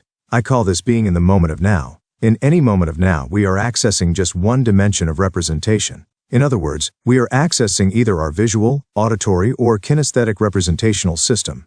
We are either seeing the information, hearing it, or having a feeling about it. As we cascade from each moment of now representationally, our IQs follow by changing their position to correspond with the system we're utilizing at that moment. So when we ask someone to give us the 8th word in the Pledge of Allegiance, for example, we might see his eyes move to the left, to get the auditory memory of the pledge, and then to the right, to construct the auditory sound of the words so he can count them off to get to the 8th word. But we may first notice the person move his eyes to the upper left, accessing visual memory, to picture what the pledge looked like, and then back to the left and right to complete the auditory access search. Additionally, we may observe the person executing the previous components of the cascade, then following it with a third component of looking to the lower right. This will demonstrate that he is accessing a feeling about something, possibly about what the pledge means to him. Then again, this little drama can take place in any order, the relevance and beauty of which will serve you enormously when you want to figure out someone's strategy for attraction or buying or arranging the perfect weekend, or any other specific behavior. Because if you know how to fulfill someone's criteria for a successful task, in essence you have begun the process of instant rapport. Cascading is not some weird phenomenon you'll see once in a while. It happens practically all the time, and is a natural manifestation of our experience. We constantly move from one representational system to another as we react to our experience of life, even though we consider ourselves oriented primarily to one system. If we're visual, for example, though our primary map of the territory is through images, we also use our senses of hearing and touch not only for specific tasks but, as noted earlier, for a well-formedness of experience. Even if we are totally visual, we don't abandon our other senses. In a way, it's kind of like playing tennis or putting on makeup, even like shaving, because, though these tasks require lots of visuality, without hearing and touch we'd be hard-pressed to perform them. That's because we use our secondary representational systems as a check, much the same way an archer uses the thwack of the arrow as it leaves the bow to confirm the visual sighting of a target. So, yes, primarily we come from one model of the world, but we never lose our supporting senses in the process. Kinesthetics are no different from visuals and auditories when it comes to cascading. No one represents experience to herself solely in one sense. While it's true that the visual will use her nimble sense of imaging a good deal of the time, and the auditory will rely primarily on her acuity of sound, we must always remember that visuals, auditories, and kinesthetics check their lead representations by scanning their other senses. That's why I call this cascading. We cascade from system to system in an effort to confirm what our primary or lead system has reported to us. And we demonstrate this by unconsciously moving our eyes to correspond with the specific representational system we're accessing at the moment. Have you ever conversed with someone and noticed her eyes moving here and there? Well, that's cascading. Have you ever spoken with anyone who stared down while talking with you, then looked up for no apparent reason? That's also cascading. A good example of cascading is the way in which dominant visuals sometimes go to the upper left and right positions after they access an auditory or kinesthetic IQ. This means they are first accessing a feeling about what you're saying. Then they see the picture with the feelings attached. For example, if you ask a visual if he was ever burned while cooking, the reply might well be yes. while the person's eyes quickly dart down and right to the kinesthetic position, accessing the feeling of being burned. Then to upper left to see a picture of himself being burned, or a picture of his burned hand. Similarly, asking visuals about a favorite song or melody might bring their eyes to the level left position so they first hear the sounds or music, then to the upper right, where they see an image of the song's meaning with the sound attached. Cascading, moving from representational system to representational system, and demonstrating it through eye-accessing cues. One particularly advantageous result of knowing all this is, of course, the ability to establish rapport. If we can ascertain how people are relating to us by watching not only their eye movements but the order in which they move, their eyes as well, we can silently acquire their particular strategies. Now, I'm not going to ask you to digest the technology of creating rapport by unpacking someone's strategy right now. Strategy unpacking is carefully laid out for you in Chapter 9, but I'm going to give you some insight into how to observe what others are thinking, literally by watching their eye movements, the silent strategy. Now that we know the eyes reveal which representational system someone is relating through at any given time, it follows that knowing the order of these movements should spell out the process someone is using for her exact behavior at that moment. In fact, this turns out to be the case. To wit, if your boyfriend says to you, "I'd really like to see my friend Bob today. Do you think that would fit in with your plans? We could see each other later and take in a flick, okay?" What you'd be getting without observing his eye-accessing cues would only be language. But if you noticed the way his eyes moved, you'd be able to find out not only what representational systems he's cascading through, but how to have rapport with him, even if you disagreed with the content portion of his idea. You see, since rapport is defined as offering behavior back with grace and elegance, replying with the same representational language, and using the same sequence of representations as depicted by his eye cues will in effect create rapport. To illustrate, "I'd like to see my friend Bob today." Eyes up and to the right meaning visual constructed. "Do you think that would fit in with your plans? We could see each other later and take in a flick." Eyes up and to the right meaning visual constructed. Now you've got something to work with. You have targeted his representations not only through language but through his eye-accessing cues as well. He's told you his exact strategy for being in rapport with him for the specific behavior called, "What I would like to do this afternoon."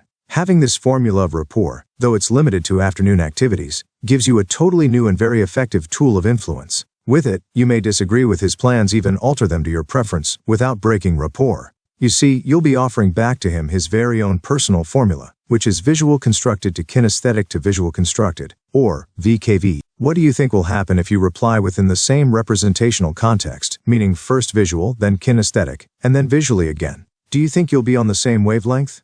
Do you think you'll be in rapport? Absolutely. Now, if you have this supposedly wonderful condition of rapport, but disagree with what he wants to do you think this will break the rapport and possibly cause an argument?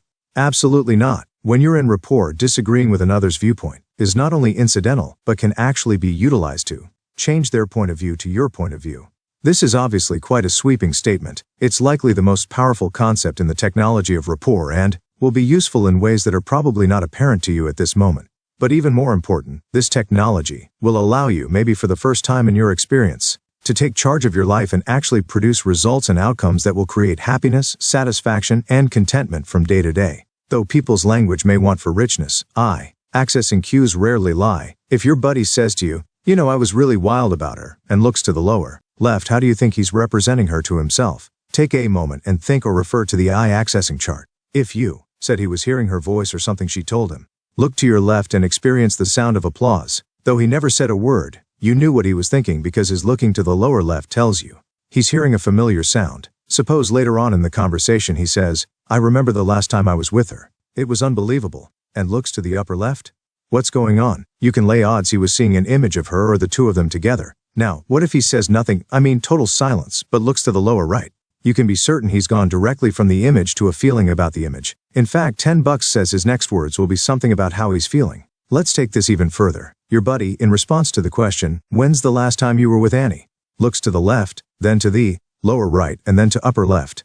What's he thinking? 1. Lower left, he hears her voice or a sound she makes. 2. Lower right, he feels something regarding that sound. 3. Upper left, he sees her or them together or apart. What does all this eye movement tell you? Tons. It lets you know where your friend is, experientially. Right now, it allows you to really know what he's thinking. It gives you wonderful insight into why he's behaving the way he is. Plus, and this is possibly the most important of all, it allows you to glide into his model of the world and be in rapport with him instantly. Did you know that just by watching his eyes, you would be able to establish and maintain a deeper and more profound level of rapport while supporting him in what he's experiencing? Well, you can follow along. Suppose you said, I know that just thinking of Annie is like listening to her, and I know she was always someone who could bring you in touch with your feelings, but watching the two of you together was incredibly natural, and I can see you think the same. You've just succeeded in establishing a deep rapport with your friend. You see, first you've spoken to him in his language. Second, you've pretty much described what he was thinking. Last, you've told him all this in the exact order in which he thought it.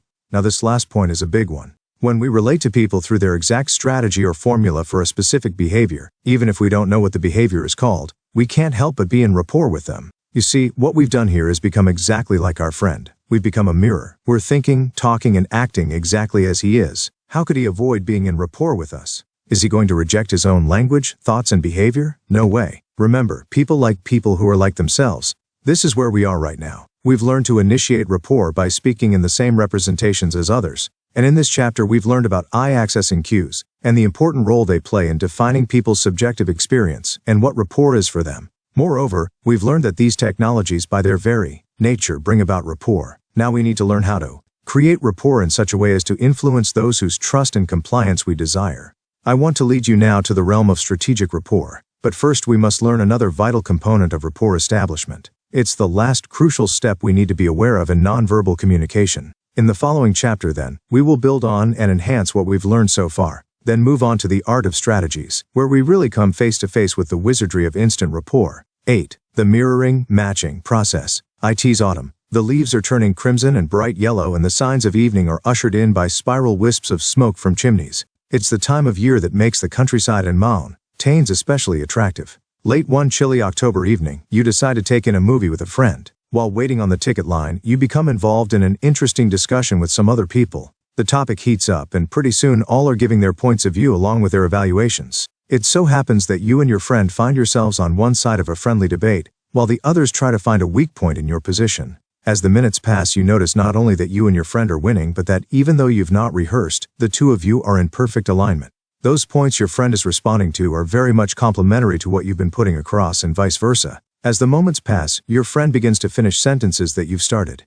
Part of you is conscious of this and very excited. A smile crosses your face. You're about to present the bottom line, which the last few minutes of debate have supported. You open your mouth to speak, and as the words come out, you notice a pleasing harmony highlighting your voice. It's your friend, saying the exact same words you are. Each and every one of us has had this experience. Sometimes it's with a friend, sometimes with an acquaintance. We've probably had the same experience with total strangers as well. We think, how did he know what I was going to say? Or, I thought she was going to say that, but how did I know? Often we chalk it off to synchronicity or random chance and leave it at that. However, I'll bet there are more than a few of you who wish you could recreate that experience of commonality or alignment with someone you're very much related to. Like your wife or boyfriend or boss maybe? If so, you've come to the right place. Because what our friends have in common, what they're in alignment about, is quite naturally rapport. What's that you say? How does rapport have anything to do with being on the same team or finishing someone else's thoughts? A lot. Without rapport, sharing a goal or a common purpose is a difficult task. Sort of like running in a marathon and not being in shape. With rapport, anything is possible between people.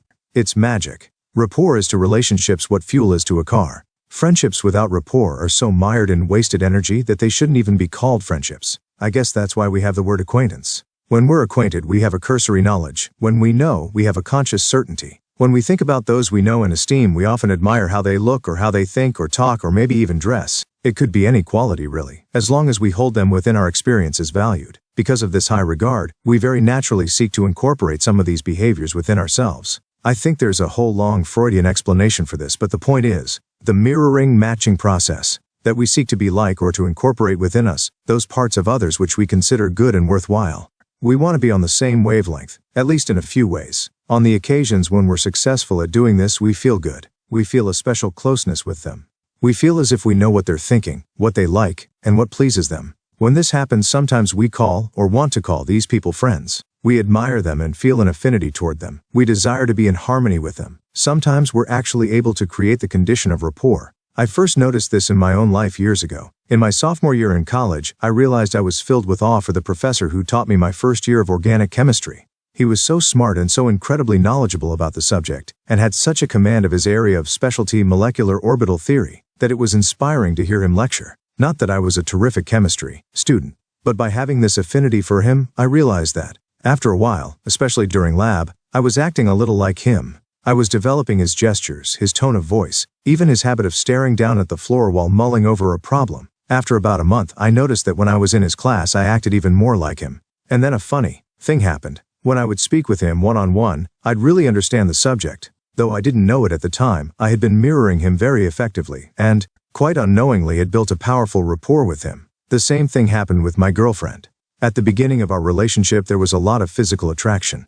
And then came attraction of another sort. She was the picture of exactly what I wanted in a woman. She was articulate, extremely gracious and ladylike, and was someone I admired. She was very there, almost lion-hearted in her approach to people and life. One day it dawned on me that I was incredibly attracted to this stalwart manner of hers. It was so appealing. Well, before long I noticed that I began relating to people in a somewhat allied manner. I was talking and relating more and more like my girlfriend. The interesting thing was that it had a positive effect on our relationship. When I was with her I was becoming more and more like her, though she was never consciously aware of it. This was outstanding because it opened up new paths for us to explore, by and by. And as a result of my expanded class of behaviors, my girlfriend began acting more and more like me, and I began to experience her on a new and even more intimate level. We had reached a level of rapport that was really quite incredible. Yet all the while I didn't understand what was happening, nor did I even think about what it would be like to create this condition with anyone else. I was just thrilled to death that whatever it was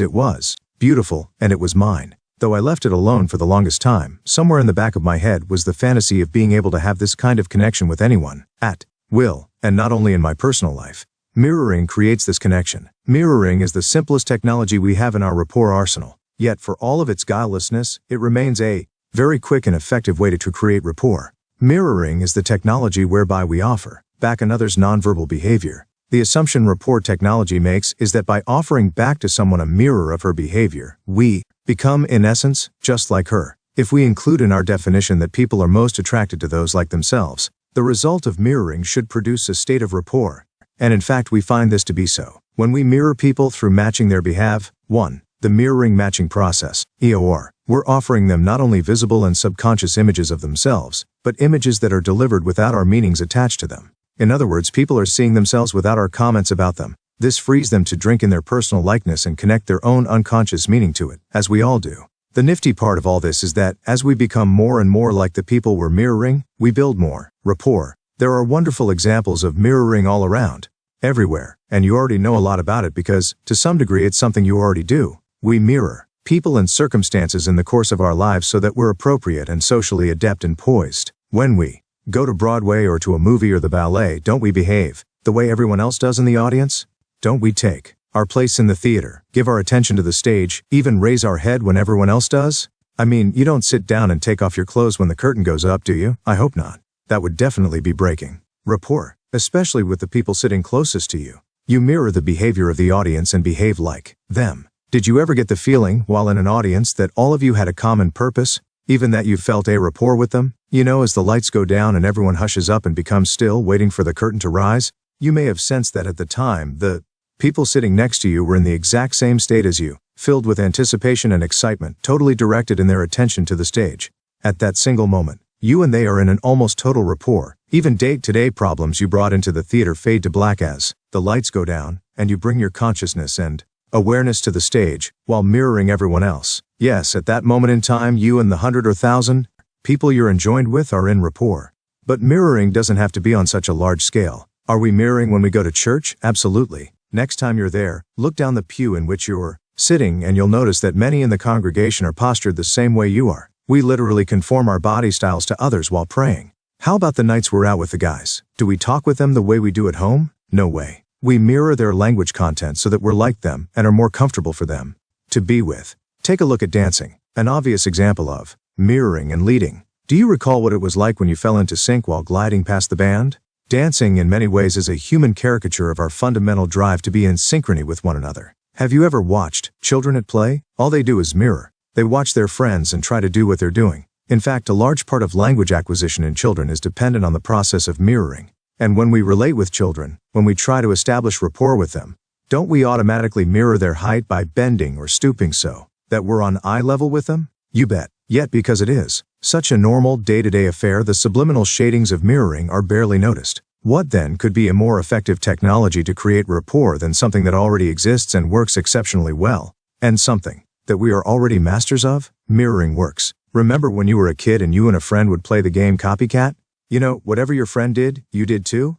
If he moved his right arm, you moved your right arm. If she smiled, you smiled. If she suddenly laughed, you did the same. You even tried to say what he was saying almost at the same time. Well, that's mirroring. And it works just about the same way now that you're an adult as it did when you were a child, except that it's just a little more refined. Let me share with you my first conscious experience with mirroring. While studying an area of psychology called cognitive styles, I accidentally tripped upon an obscure paper on thought expression through nonverbal modalities. At the end of the paper, I noticed that the footnotes included a reference to mirroring and matching. Not understanding what that meant, I ignored it completely, until by fortuitous circumstances I had the good luck to gain access to a vast and revered psychological library. Within the first hour, I found a manuscript on behavior modeling actually dog-eared on the title page. Not one to ignore this coincidence, I read it quickly. It wasn't a very long monograph, then borrowed it, took it home and read it again. It was almost too simple. There wasn't any complex jargon or stuff to memorize or superior mentality needed in order to use this apparently amazing tool.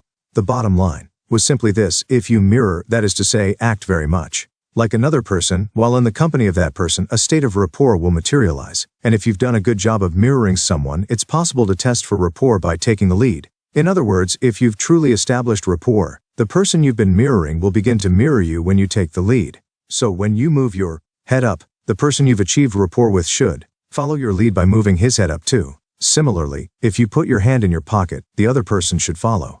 And so on. Part of this sounded like complete and utter nonsense to me, but a voice inside said, "You've got to admit it. If it works, it could really be unbelievable." To be honest, the whole thing sort of fascinated me, and I set about the task of learning mirroring so that I could try it out on some unsuspecting victim. I had a whimsical attitude about it though, not really accepting that such a thing was credible. But in any event, after modifying the technique and altering it for the sake of simplicity, I had learned enough of it to try it out on the road. I really had no idea how I would actually do this or what would happen if I succeeded, but I knew I just had to try. In point of fact, however, I essentially forgot about it until some weeks later, while I was having dinner with my good friend Becky, who happens to be the dean of theology at a very famous university. Becky, a remarkably brilliant and talented minister, at the time was struggling valiantly, albeit somewhat unsuccessfully, to put the finishing touches on a pet community project, and she thought I might be of some assistance to her. We hadn't had dinner together in a few weeks, and hearing her voice on the phone was always a delight. She really has a way of communicating that's music to the ears. I forget at exactly what point I decided, but with some guilt and a lot of anticipation, I put my plan into action. Becky, tried and true and so heavenly forgiving, was to be my victim. We had a favorite bistro we frequented where we'd grab a bite and relax, but tonight it was going to serve an additional purpose. Tonight I was going to find out, with Becky's unwitting support, if the concept of mirroring was indeed a valid one or just so much fluff. Over a terrific dinner of Northern Italian cuisine, we discussed and shared our points of view on just about everything. It was like that between Becky and me. She was terribly intuitive and could place a feeling into a thought, and then verbally express it in such a way that it was very get-tateable. It was a challenge to keep up with her, but her sense of humor, which sometimes bordered on the outlandish, made the rest of her presentation really work. She was a lot of fun to be with. I guess you could say I had the perfect conditions for my little experiment. The time came. We had finished our main course and were starting on the cappuccino when I plunged in. Initially, I started by mirroring her gross movements, like the way she was sitting. I crossed my legs, put my left elbow on the table, and held my coffee cup in the same hand, up off the tablecloth. Next, I placed my head in the same position as hers, tilted slightly to one side. She always did that. That's when I remembered that mirroring is not a passive or static event. It's something you flow with over time. So when Becky put down her coffee cup, so did I. And when she shifted her weight from the back of the chair to a leaning forward position, I followed in kind. Now, as I was doing this, I kept in mind that one of the cardinal rules of mirroring is never to mimic. Let me give you that again. A cardinal rule of mirroring is never to mimic. People have a built-in fail-safe alarm about someone's copying them movement for movement. And herein lies an important point. When mirroring, slightly delay your pace, just for a brief moment or so, and don't use a direct playback of the observed behavior. For instance, when Becky reached for her spoon to stir cream into her coffee, I paused for a quarter second, then reached with my opposite hand for my spoon, but just moved it closer to me. And when she twirled a shock of her blonde hair while considering a thought, as she often did, I used my opposite hand to straighten my collar. In essence, I was mirroring her with opposites. When we cross-mirror this way, our movements are not recorded with significance by another's consciousness, yet they are given meaning by the person's unconscious mind. Try to be in rhythm as much as possible. For example, if someone has a particular meter in the way she speaks, see if you can match that pace. And if she breathes deeply or shallowly, mirror that too. In fact, it's okay to mirror everything about another person, as long as we never violate the prime directive of non-interference, never mimic. It doesn't work anyway, and people's minds quickly fix on it, destroying whatever rapport you may have achieved up to that point. Well, Becky always took deep, deliberate breaths, so as much as I could I did the same, either while I spoke to her or subtly, as she spoke to me. Then an interesting thing happened. Long before I even started to look for signs of success, it dawned on me that Becky and I were having a particularly wonderful time, and were truly delighting in each other's company. For a moment or two I became so aware of this that I forgot what I was doing, and automatically smiled her beaming smile. Back to her, literally mirroring her without being consciously aware of it. I knew then that we had reached rapport, but this wasn't how it was supposed to be. I mean, except for a subjective experience of being on the same wavelength and feeling very connected to her. How did I rationally know we were in rapport? Then I discovered the importance of leading, and how it is the acid test of rapport. Leading is generating behavior for another to mirror. If you begin to lead, and the person you're with follows, you have a black and white, rational and objective test for rapport. Interestingly, I was having such a lovely time with Becky, that I almost abandoned my experiment. But I persisted, quieting the part of me arguing for an easy evening without any effort. Then again I thought, I wasn't really making much of an effort at what I was doing anyway, so why not forge ahead and see what happens? It was while we were talking about family, and how she missed her sister back home in Wyoming, that I changed the pace and took the lead. I expected that some unbelievable thing would happen, but nothing did. I didn't really know the mirroring matching process, what I was hoping for, except maybe that Becky would start to do what I was doing. Then I remembered I hadn't done anything yet, so I reached out with my left arm for the sugar and placed it next to my empty coffee cup. Without missing a beat and not bothering to stop talking, Becky reached for the cream and placed it next to her coffee cup. Well, you know those cartoon characters who see something they can't believe? You know how their eyes fly out of their heads? That's exactly how I felt. I was just astonished. But pressing on through the amazement, I next uncrossed my legs, then recrossed them in the opposite direction. Again, with just a few seconds pause, Becky moved her chair slightly away from the table, uncrossed her legs, then recrossed them in the opposite direction. At this juncture I was so mesmerized, I guess shocked is a better word, that I couldn't believe what was happening. This is unreal. How could it be?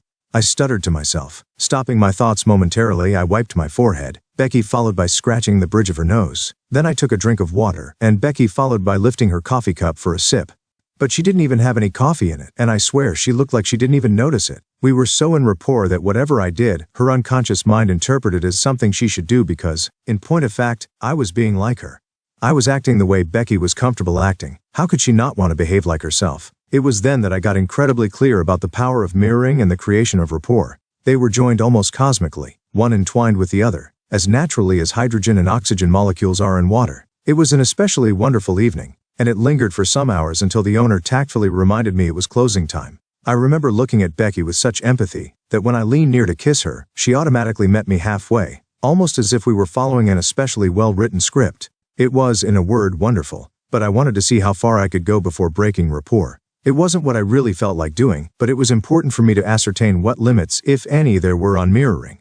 I quickly found out. As the check came and went, I measurably turned up the pace on my lead, literally following one gesture with another. This produced the effect you would see watching a video jammed in the fast-forward mode. There was Becky, hands and legs flying as if inadvertently stuck in an electric socket. For a moment I thought we were trapped inside a Daffy Duck cartoon. This lasted for about 10 or 15 seconds, until I reached the point I call critical rapport. At this threshold, you approach a speed at which rapport is broken by the mind's inability to process its mirror image. What happens is not only a break in rapport, but the introduction of annoyance. In fact, as I crashed through the rapport barrier, Becky suddenly stopped moving with me, and looked straight into my eyes with a puzzled expression. "What are you doing, Michael?" she snapped. There was no doubt about it, she was definitely annoyed, as if something had been bothering her for the last few minutes, but she didn't know precisely what it was. People usually don't know why they're annoyed at this point, but it seems that speeding collapses a fresh rapport quite effectively. Becky did have a sense, though, of what was bothering her. Her mind was telling her that in some way I was the cause of the irritation. What had been a most lovely evening was now shattered by my foolish and inarticulate bumbling. I never forgot this. If you play with someone's trust while actively mirroring them, you run a pretty good risk of ruining the friendship or whatever rapport you have at the time. Over the next week, Becky and I met twice, at which times I immediately and gratefully re-established rapport. I explained all about mirroring and my research in rapport technology, with which she already knew I was heavily involved. We did reconnect eventually, and to this day enjoy a truly close friendship. You can mirror and match practically any portion of someone's behavior. To guide you and give you a point of reference to be creative from, the following material describes the best general areas of behavior to mirror. I encourage you to be resourceful in devising new parameters to work with. Body movements. When you mirror people's body movements, you're mirroring the way they walk, sit, use their hands, gesture, hold themselves, and any other physical manifestations of nonverbal communication. The way you mirror should always be subtle and fluid. It's hardly ever necessary to make sudden, sharp movements in an attempt to duplicate someone's behavior. And for a majority of the time, direct copying should be avoided. A good strategy to use is cross-mirroring. That's where you use opposite gestures to match behavior. For instance, if someone adjusts his tie, you can smooth your collar. If she's tapping her finger on the table, you can quietly tap your foot on the floor. What would you do if someone played with his ring? Well, it might be a good idea to adjust your wristwatch band. Suppose someone constantly shifted her weight from foot to foot while talking with you. Leaning toward her, then away, may be a good way to affect the mirror. The point is, you want the message to reach people's unconscious minds, where it will be interpreted as a likeness of themselves. If you're stiff and very direct, you'll attract their consciousness, and you might hear, "What are you doing?" Or, "Do you have a problem?" Voice. Instant rapport. This is probably one of the best ways to mirror someone, since almost half of the total communication package is delivered through voice tone. Mirroring this portion of behavior is very effective. From time to time, people who have taken my seminars call me and want to communicate something to me. This is always challenging because I speak with people from all over the country, and I'm always searching for ways to make them more comfortable on the phone. One of the ways I do this is to become aware of the particular dialect or regionalism in their voice, and then mirror it. Being an auditory, it's not that hard for me to pick up the subtle differences in people's accents. This is something you can do right off the bat because people like it when you talk the way they do, because we generally speak at the same pace as we prefer to listen. Even if they're consciously aware that you're, let's say, in the West but are talking with a Southern accent, it really makes them comfortable. I especially enjoy talking with Southerners because I'm able to mirror their rolling inflections quite well and immediately form a good rapport, even over the phone. Remember, the only person who may be uneasy with it is you. Just imagine calling New York from Texas and hearing someone whose voice sounds familiar, a voice that reminds you of home. Wouldn't it make the conversation easier and therefore more productive? Voice mirroring consists not only of accent but of tone, timbre, inflection, tempo, cadence, and intonation. Mirroring these can be quite effective. If someone has a soft tone to his voice, mirror that with a soft tone. If she speaks slowly, match her speed. Have you ever had a disagreement with someone and tried to overpower him by talking louder? That's the same thing as being in a foreign country and yelling at someone who speaks a different language in an effort to get him to understand. It's idiotic. Have you ever been in a quiet, intimate restaurant with your lover and whispered something tender in her ear, only to have her totally break rapport by replying in a full-bodied voice? I know someone who is so good at vocal mirroring that he can be in rapport with someone without speaking that person's language at all. He simply matches the vocal signature of the particular language as well as that of the person he's talking to. It's unbelievable to witness. Look, it isn't necessary to be a professional to get the results you want.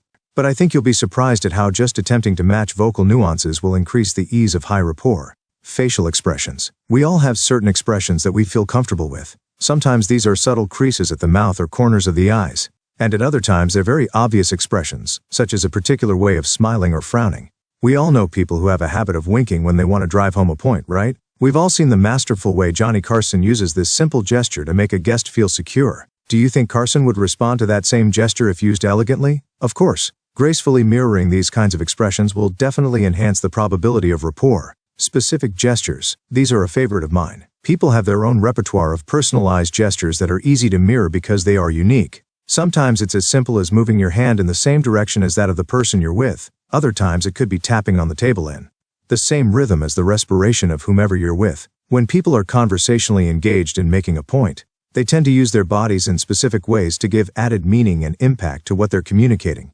I like to cross-mirror them by using my body in the same way, but perhaps in the opposite direction or at a different angle. Breathing. Matching the breathing patterns of others is an excellent way of forming rapport.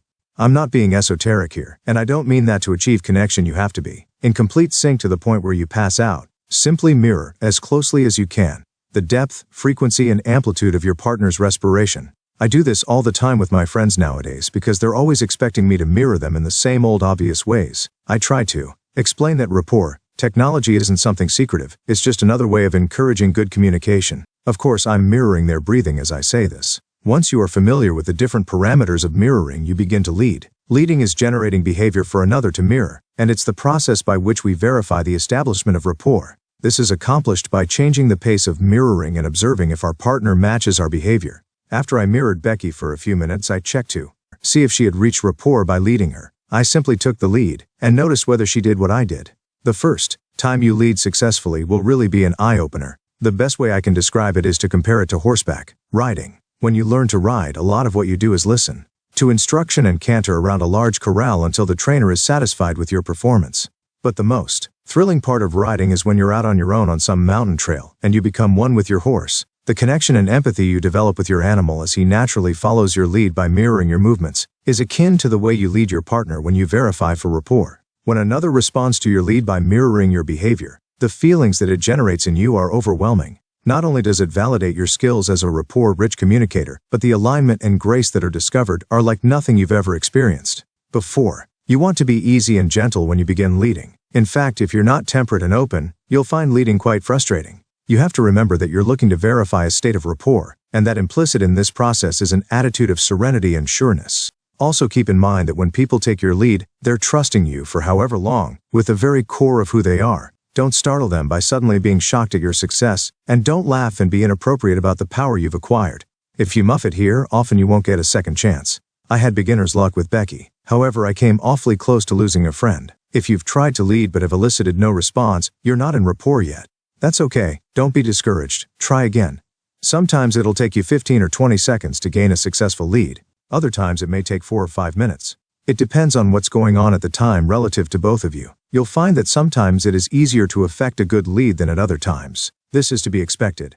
As you polish your rapport skills and become more and more graceful in their use, not only leading but rapport itself will become easier to bring about. Once you have begun leading, the time has come to use other skills of rapport such as anchoring, strategy playback, and rapport linguistics. However, one technology doesn't necessarily precede the other. The beauty of instant rapport is that you can be as creative as your heart desires. Ultimately, you will find your best style and favorite techniques, with which you'll feel the most comfortable and achieve the most success. A word about body language. It implies that there is meaning behind someone's behavior. This may or may not be so, but it's not what we're talking about here. In mirroring, we seek to match another's behavior, not to understand it. Other than specific gestural accessing cues, the information we deduce from people's use of their arms or legs can be very misleading.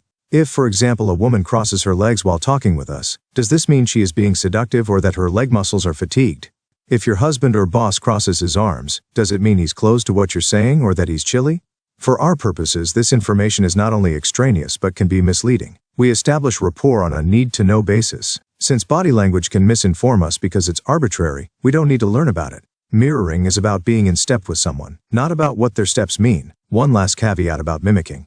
In our society, we have a very strong cultural bias against being mimicked. Very simple. People don't find being mimicked complimentary. Indeed, it's not only frowned upon but is often interpreted as rude. If rapport is what you're after, mimicking is something you should actively avoid. I mention this because of the inevitable temptation we have while mirroring to copy someone's exact behavior. Sometimes you'll find it's appropriate to do that. But for the majority of the time, mirroring should avoid exact duplication of behavior, relying for the most part on the natural ability we all share to use our graceful and artistic selves. That part of us which is the stuff rapport is made of. Okay, it's time. Earlier we talked about the language of rapport, then we moved on to the magic of eye-accessing cues, and saw how they give us entree to someone's thoughts. In this chapter we departed from those observable technologies and got involved in the creation of rapport through mirroring. Now, to achieve an even deeper level of connection, and create a total and even more profound rapport, we will learn how to unpack someone's strategy. The strategies. Definition of the mind. The mind is a stack of representations. It is a multisensory linear arrangement of total records of successive moments of now. His chapter's a killer. It opens up a whole new world of technology that will leave you entranced, enlightened, and fearsomely empowered. You will actually be equipped with what is probably the most potent technology in our rapport arsenal. For some of you, this will be the first time that learning a technology will be not only useful but used. It will also be a natural step in the direction of more effective and complete relationships. You will find within the flowing pages an incredible new methodology that will create change in yourself and in those with whom you communicate. It is here that we probe the deepest on our journey to instant rapport. Sometimes rapport is available to us spontaneously through random chance, and that's good when you want to have rapport. But sometimes we get stuck in rapport when it's not advantageous, like the time you unwittingly caused the doorman to involve you in a conversational rapport, while running upstairs in the hope of being only an hour late for dinner. Remember how hard it was to break away from him? How about the time your doctor paraded before you his newborn's picture, complete with commentary, instead of giving you the results of your laboratory tests? Remember how you wanted to rip the report out of his hands but just smiled and gushed your heartfelt wonder at the photograph? Unfortunately, a good many of us endure reportless lives totally at the effect of random rapport, such as when we've tried unsuccessfully to enroll the boss in a particular cause, or when rapport has absolutely eluded us, such as the times we just couldn't get along with someone we really wanted to like or to have like us. Being at the effect of random rapport can be as bad as not being able to create it. To begin with, why leam about strategies? Strategies provide a set of tracks, if not an historical tour across the landscape of the mind, and are probably the most effective tool we have to create an ordered rapport, thereby entering someone's model of the world and sharing it with him. Since we have a strategy for just about everything we do, it's important to understand their function and how people arrive at a particular set of strategy components. Knowing this and following the most basic axiom of rapport, people like people who are like themselves, we can mirror their strategy and so become exactly like them. What precisely do I mean by strategy anyway? Probably for most of us, a strategy is something a general in the army might use in fighting battles, or what a football team uses to outfox the opposition. We even hear the word in business meetings, usually referring to a number of actions a company may use to accomplish specific goals. Any specific behavior involves its own strategy for fulfillment. One of my favorite examples of this is the movie-making strategy of Woody Allen. All of us would probably agree that he's highly kinesthetic. Yet, his strategy for movie-making is strongly auditory. The sounds of words are everything in his movies. Not only what they mean, but how they're said, especially their rhythm. In fact, he counts heavily on words to produce specific feelings. One has only to observe his use of narration as a deus ex machina for so many of his works. My favorite example of this is the brilliant movie Annie Hall. Woody actually opens it with a direct aside to the audience. This opening soliloquy, if you will, is so rare in movie making that one can hardly discount its auditory implications. Once the words he produces for a scene lead to feelings, then he creates the visual representations we see on the screen. His strategy for making movies is clearly a KV, that is to say, auditory representation leads to a kinesthetic representation, which leads to a visual representation. Since his strategy's first component is auditory, we'd loosely refer to it as an auditory movie-making strategy. In my early 20s, my friends and I would cruise the college scene in Manhattan and plan a strategy for meeting women. Sometimes these strategies weren't so successful. In fact, while the planning was terrific fun, the execution was too often met with laughter and ridicule. But as time passed, we continually refined our socializing strategies, and some of us developed quite an array of them, eventually settling on the few that consistently worked. Of course, I didn't realize it then, but I was learning about rapport and how we specifically create it. In rapport technology, a strategy is a particular sequence of representations that, when followed, produces a specific behavior or outcome leading to rapport. In Part 1, we discussed 3 different, distinct ways in which all of us represent experience. We learned that some people represent experience primarily through what they see, some through what they hear, others through how they feel. We've categorized them as being either visual, auditory, or kinesthetic, that, in general, they lead with one of these senses or representational systems. We also talked about how people could be, let's say, highly visual, yet use their sense of hearing or touch to complete specific tasks. This is a belief that we should fully understand. It works for us to accept it as another of our rules of rapport. We are primarily either visual, auditory, or kinesthetic. However, for many of our behavioral strategies, we sometimes lead with a representational system other than our primary one. Now, I don't mean that if, for example, we are primarily visual, see the world through pictures or images, that we must have an auditory or kinesthetic strategy for something. That's just not true. However, because we all develop as unique individuals and some of our senses get more developed than others in specific areas, we sometimes lead with one of our other senses for specific strategies.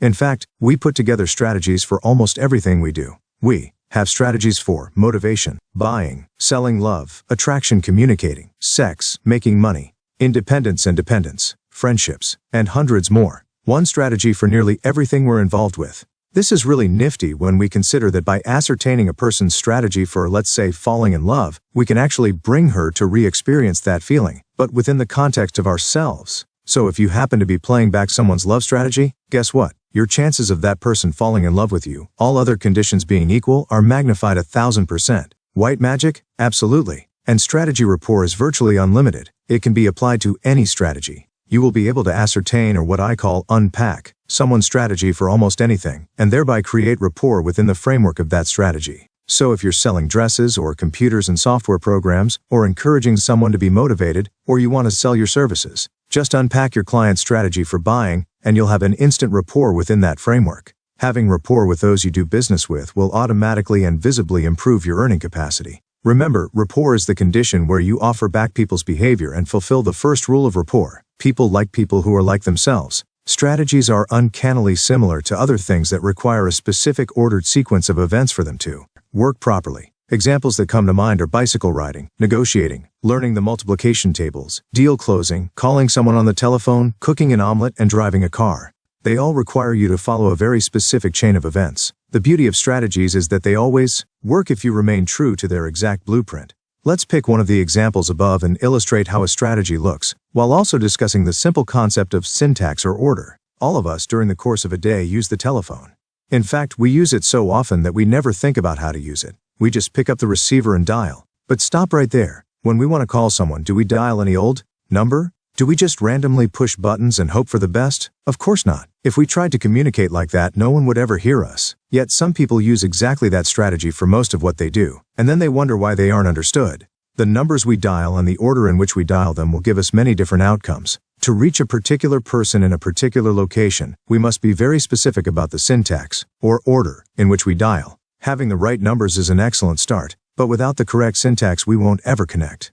And the area code must be correct. If just one bit of information is not in syntax, you may dial the phone, but you'll get an outcome different from the one you want. Also, a particular outcome may have several different dialing strategies, as when the party we want has more than one phone number. So, right off the bat, you can see that strategies rely heavily on syntax and specificity. Without being specific, strategy unpacking is pointless. It's like driving to your friend's farmhouse in the country using a map without routes or addresses. Maybe just an arrow or two is the only means of navigation. Trying to get there would be an exercise in futility. Gotta have the specifics. If you're not specific about syntax, that last sentence, gotta have the specifics, would not give you the outcome you want, as in, the have specifics gotta. Of course, there will always be some people who don't need the specifics. We all have people like that in our lives. They manage to produce an outcome. It's just not the one they wanted. Or they once produced a successful outcome by chanking upon the right strategy, say for making money, but apply it to everything else in their lives as well. They can either only make money in a specific way in a specific situation, or they do everything in life as if it were a business proposition.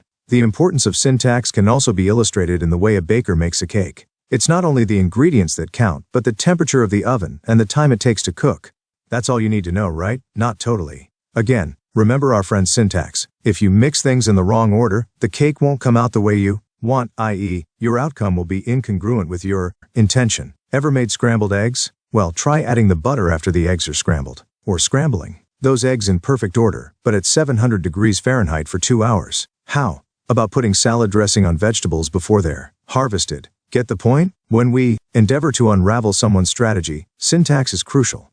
Yet, syntax is a graceful thing and will work for you time and time again as you become more adept and elegant in its use. The strategy, what it is, and how it works. One of my best friends, a lovely woman who is the founder of her own successful company, met a terrific guy, stumbled upon his strategy for being attracted and falling in love, and had a wonderful rapport-rich relationship with him for quite some time. She really tapped into this man's love strategy. By and by the two grew apart and eventually became rapportless and hence out of love. Now my friend, being a pretty resourceful woman, set about the task of keeping her life on track by doing what she always did, using those behaviors that worked for her, and discarding those that didn't. However, she couldn't get her love life together. No matter what interest she expressed in a man, she never got a satisfactory response. Before long she grew quite upset about this. Ever since Barry left, I just can't seem to attract a man, she explained to me one night over dinner. I mean, it's not that they don't find me appealing, it's just that after an initial meeting, or for sure by the end of the first date, that's it.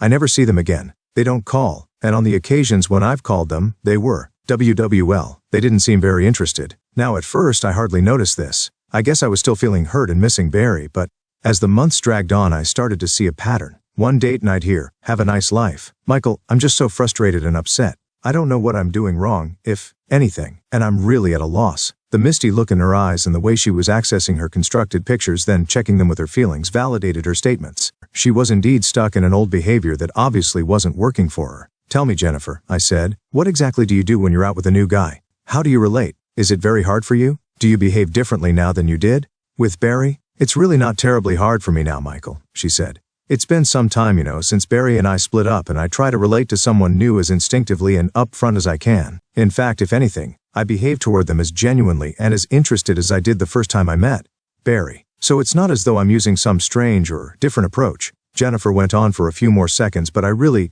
didn't hear her. I had gotten all the information I needed, and I was struck by the obvious simplicity of the solution. The next thing I knew, I felt her touch my arm. "Michael, you haven't heard a word I said. I can't believe you. I'm pouring my heart out and you're sitting there with this dumb grin on your face, not even listening."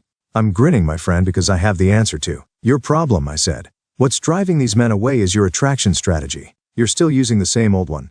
I mean, you're still using Barry's strategy for being attracted to you. Tell me, when you're out on a date, if you're attracted to one of these fellows, do you relate to him as you did with Barry?" "Well, of course not. I could never do that." "I mean, Jenny, do you talk and act with him pretty much the way you did on your first few dates with Barry?" "If you mean, am I being myself, the answer is yes." "Well, I can tell you without question that what you consider being yourself is being yourself the way you were with Barry. And given that, it's really no wonder you're not getting the responses you want. Though in a sense, Jenny, you are getting the responses you want. You're running Barry's attraction strategy because it worked for you once a long time ago. You stumbled on it when you first met him, as lovers often do, and you're still running it, though he's long gone. What I'm telling you now is that it's okay to let go of that strategy. I'm going to show you how to find out attraction strategies of other men, and after I do, I'm going to turn you loose on the world and hope you don't become the Pied Piper." When I showed her how to find out someone's strategy for being attracted and falling in love, Jennifer was amazed to see how easy it was. I mean, she was wide-eyed and buzzing. In no time she became masterful at strategy unpacking and playback.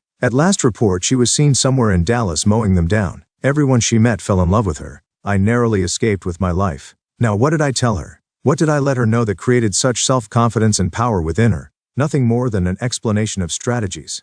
Like a lot of wonderful things in life, strategies are simple, obvious, and powerful. The key to successful rapport, naturally, is pinpointing someone's strategy for a particular behavior, such as attraction, and using that strategy when we relate with that person. So that if we want someone to be attracted to us, for example, we'd communicate with him using his strategy for attraction. If we wanted a person to buy something from us, we'd communicate with him using his strategy for buying. When this is executed properly, people very quickly fall into rapport with us, but even more relevantly, they fall into the specific kind of rapport that a particular strategy engenders. Exactly how do we find out someone's strategy for a specific behavior, for instance, someone's love strategy? Do we just walk right up and say, "Hey Charlie, tell me, what's your strategy for falling in love, or for, terrific sex?" Well, we could do that, but it's probably not the most elegant way to establish rapport. There is, fortunately, a more graceful and terribly effective model for unpacking a person's strategy. Strategy unpacking and strategy playbacks. Strategy unpacking. What we do in unpacking someone's strategy is to get the person to slow down and replay for us some behavior we'd like to unravel, and then play it back to him to induce rapport. Kind of a slow-mo instant replay. The way we bring people to do this is by asking certain specific questions about the strategy we're interested in discovering. These questions are designed so that people will express themselves through their sensory representational systems, in other words, in terms of images, words and sounds, and feelings or touch. Let me give you an example of what I'm talking about. If you're in the real estate business and want to sell Mr. Smith a particular property, you'll want to find out his strategy for buying real estate. Remember, buying real estate is just like any other behavior, no different in form from taking a shower or selling stationery. Everything we do in life can be broken down and fitted into one strategy or another. A strategy is like a formula, giving its observer a simple way to understand something that's complicated. In developing rapport, knowing someone's strategy for doing something is like having a very specific map of that person's internal wiring. If we follow the map's directions, it will lead us directly to rapport for a specific situation. So if we follow someone's map for eating, let's say, we'd be able to be in rapport with her within the context of eating. In other words, we'd always be able to make meals terrific for that person by knowing her map or strategy for great and satisfying meals. If you know Mr. Smith's exact strategy for buying real estate, the result will be akin to knowing the correct numbers of a combination lock. Follow the right sequence, using the right numbers, and the safe opens. Well, if you know Smith's strategy for buying real estate, you've all but closed a deal. You see, armed with this knowledge, you create a powerful real estate buying rapport with him that will be virtually irresistible. Trust me on this for just a while longer. We're now going to ask a series of specifically designed questions to elicit sensory-based answers. By no means must your questions be as bald as the ones I've written. Think of the following questions as models that you can modify to be appropriate to the situation and to the level of familiarity. The first question you ask him in your effort to unpack his real estate buying strategy will elicit the strategy's first step. 1. Can you tell me about a time when you bought real estate and were totally satisfied and delighted? What you are doing here is bringing the person back to a time when he experienced having rapport within a certain context. In this case, it's buying real estate. Mr. Smith will, by a process known as transderivational search, go back into his memory to locate a specific experience in his life when the purchase of a piece of real property gave him a winning outcome. Maybe it was a time he enjoyed living in a particular house, or maybe it was the great deal he made on that house. It really doesn't matter. What counts is getting him to go back and step into an experience of being satisfied and delighted about buying a piece of property. He will do this by one of three familiar ways: a visual process, an auditory process, a kinesthetic process. No matter which avenue he takes, though, he will assuredly complete his psychological search when he recalls a pleasant real estate buying experience. He'll let us know when he has this recollection very easily and very obviously, and in more than one way. First, he will verbally tell you about it. Believe it or not, this isn't very important. We're not really interested in Smith's soap opera or script copy. Where we really want him to come from is his senses. We want him to relate his past satisfying experience through language that is sensory descriptive, specifically through his senses of vision, hearing, and feeling. Second, he will let you know when his search is complete by signaling with his physiology. You will observe him go into state when he's arrived. A person is in state when he physically exhibits or manifests his internal experience. If you've ever asked anyone about a terrific birthday present, or a wild love affair, or the death of a parent, you will easily see him go into state.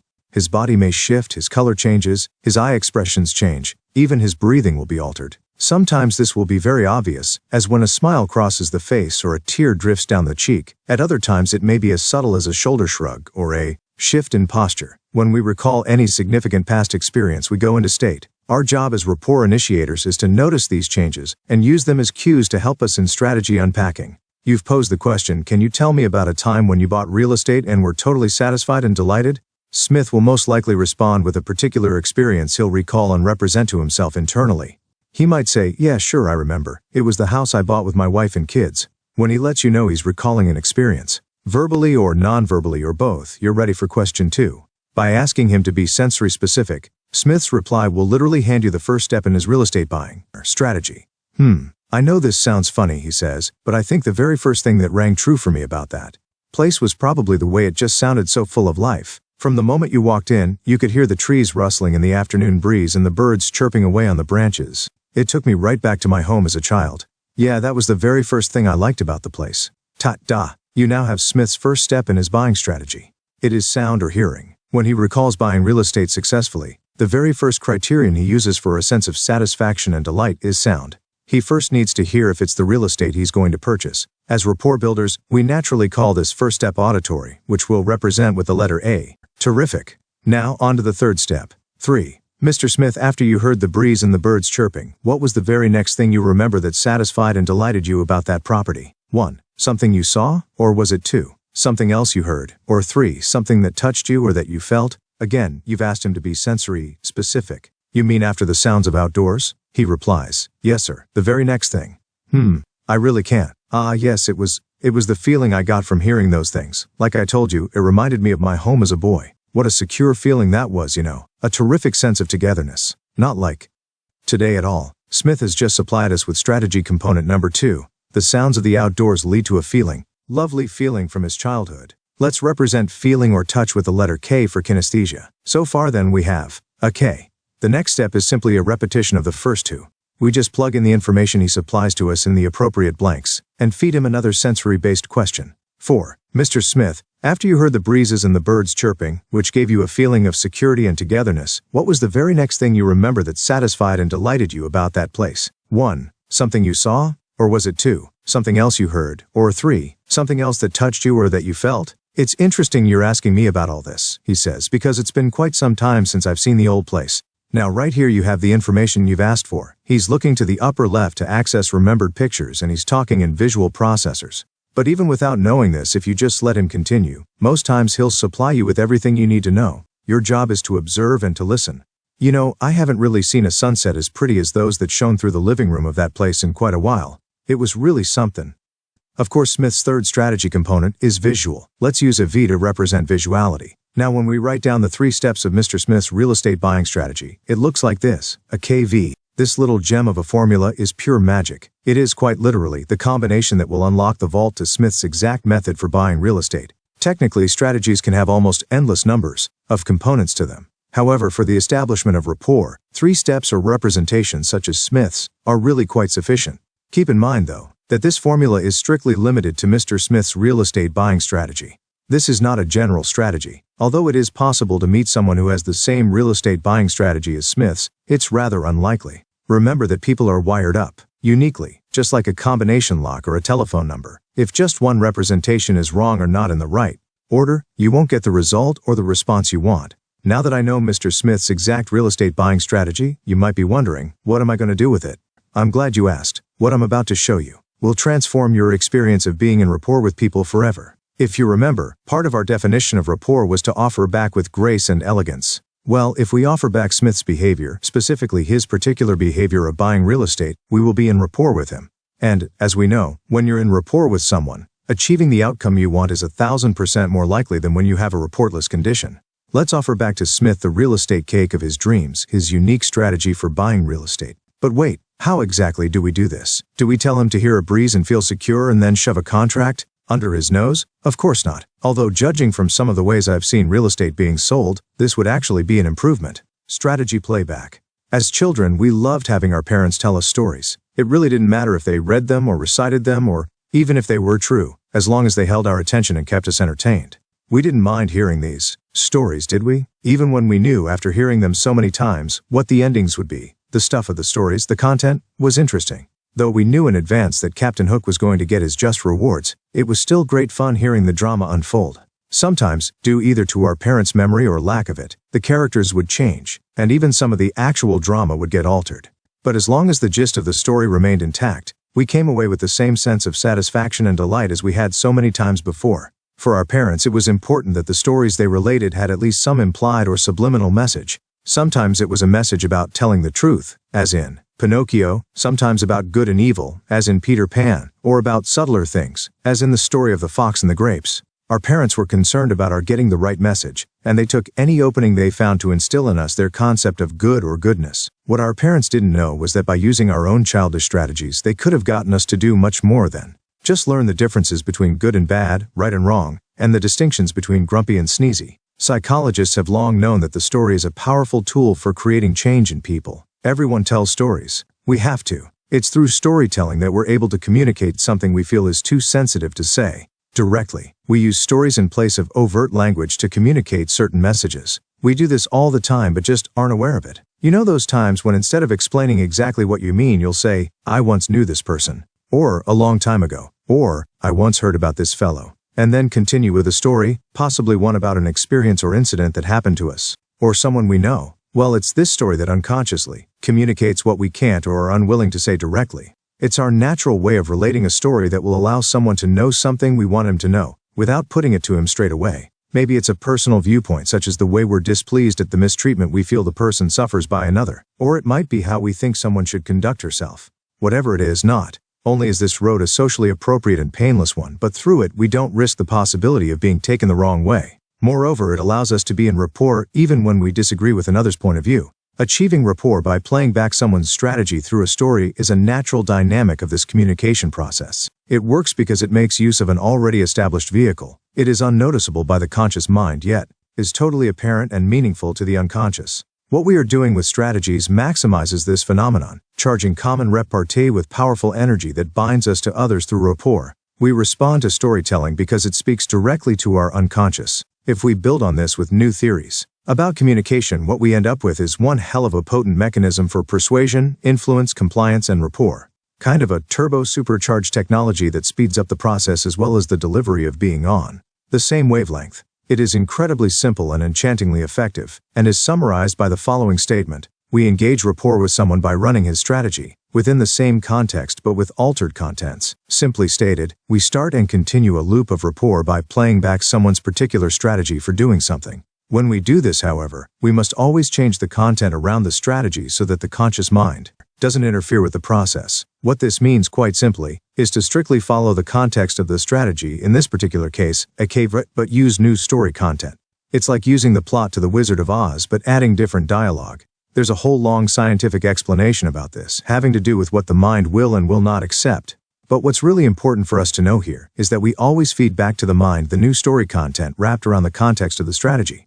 Let me give you that again. Always feed back to the mind the new story content wrapped around the context of the strategy. This is a most natural chain of events. Like putting the right key in a matching lock. A perfect fit, unchallenged and unqualified. The lock doesn't care where the key is made, who made it, or what it looks like, so long as it fits perfectly. I can assure you this is so fluid a process that if you listen real closely you'll actually hear the tumblers pop open. Now we can apply our rapport building skills and invoke the first law of strategies. To wit, to be in a real estate selling rapport, we play back the buying strategy with one additional element. That element is a change in the content of the story. I would escort Mr. Smith to a piece of property that, of course, was as close to what he wanted as I could find. I would use his strategy, a KV, as a guide for knowing what he truly wanted, a place that sounded interesting, enough to produce a feeling that in turn produced a pleasurable remembered image, and then I would implement the first law of strategic rapport. I would play back his strategy through a story with brand new content. I would walk him around the property and, through storytelling, offer back his strategy for buying real estate. Package 1. Well, Mr. Smith, how do you like it? Kinda nice, isn't it? You know, when I previewed this property for you, I could hear the sounds of yesterday as I walked through the house. Like I'd been here myself a long time ago. It's funny how a house will give you that feeling. I could sense that anyone living here would feel warm and secure in the fact that this home was a really good value. Looking at it from that perspective, you can probably see what I mean.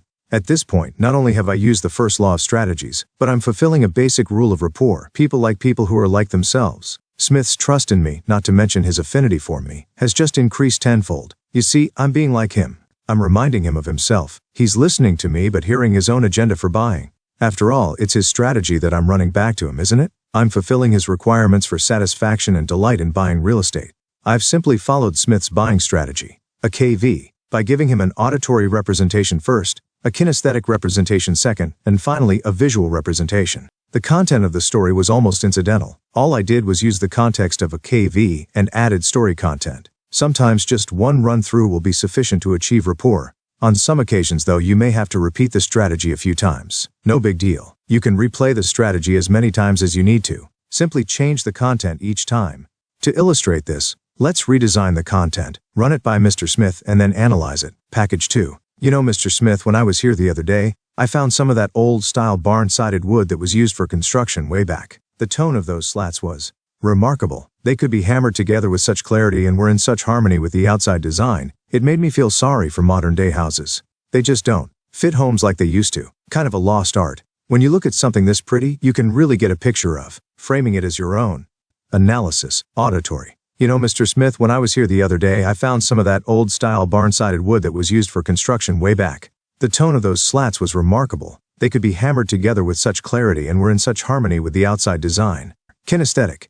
It made me feel sorry for modern-day houses. They just don't fit homes like they used to. Kind of a lost art. Visual. When you look at something this pretty, you can really get a picture of framing it as your own. All I've done is code the content differently. It hardly makes a difference what you play back for Smith as long as it fits his strategy of a KV, and you give it to him in the precise syntax of his strategy. When I began developing this technology, I'd practice with friends over dinner or while driving to the country van on the tennis court.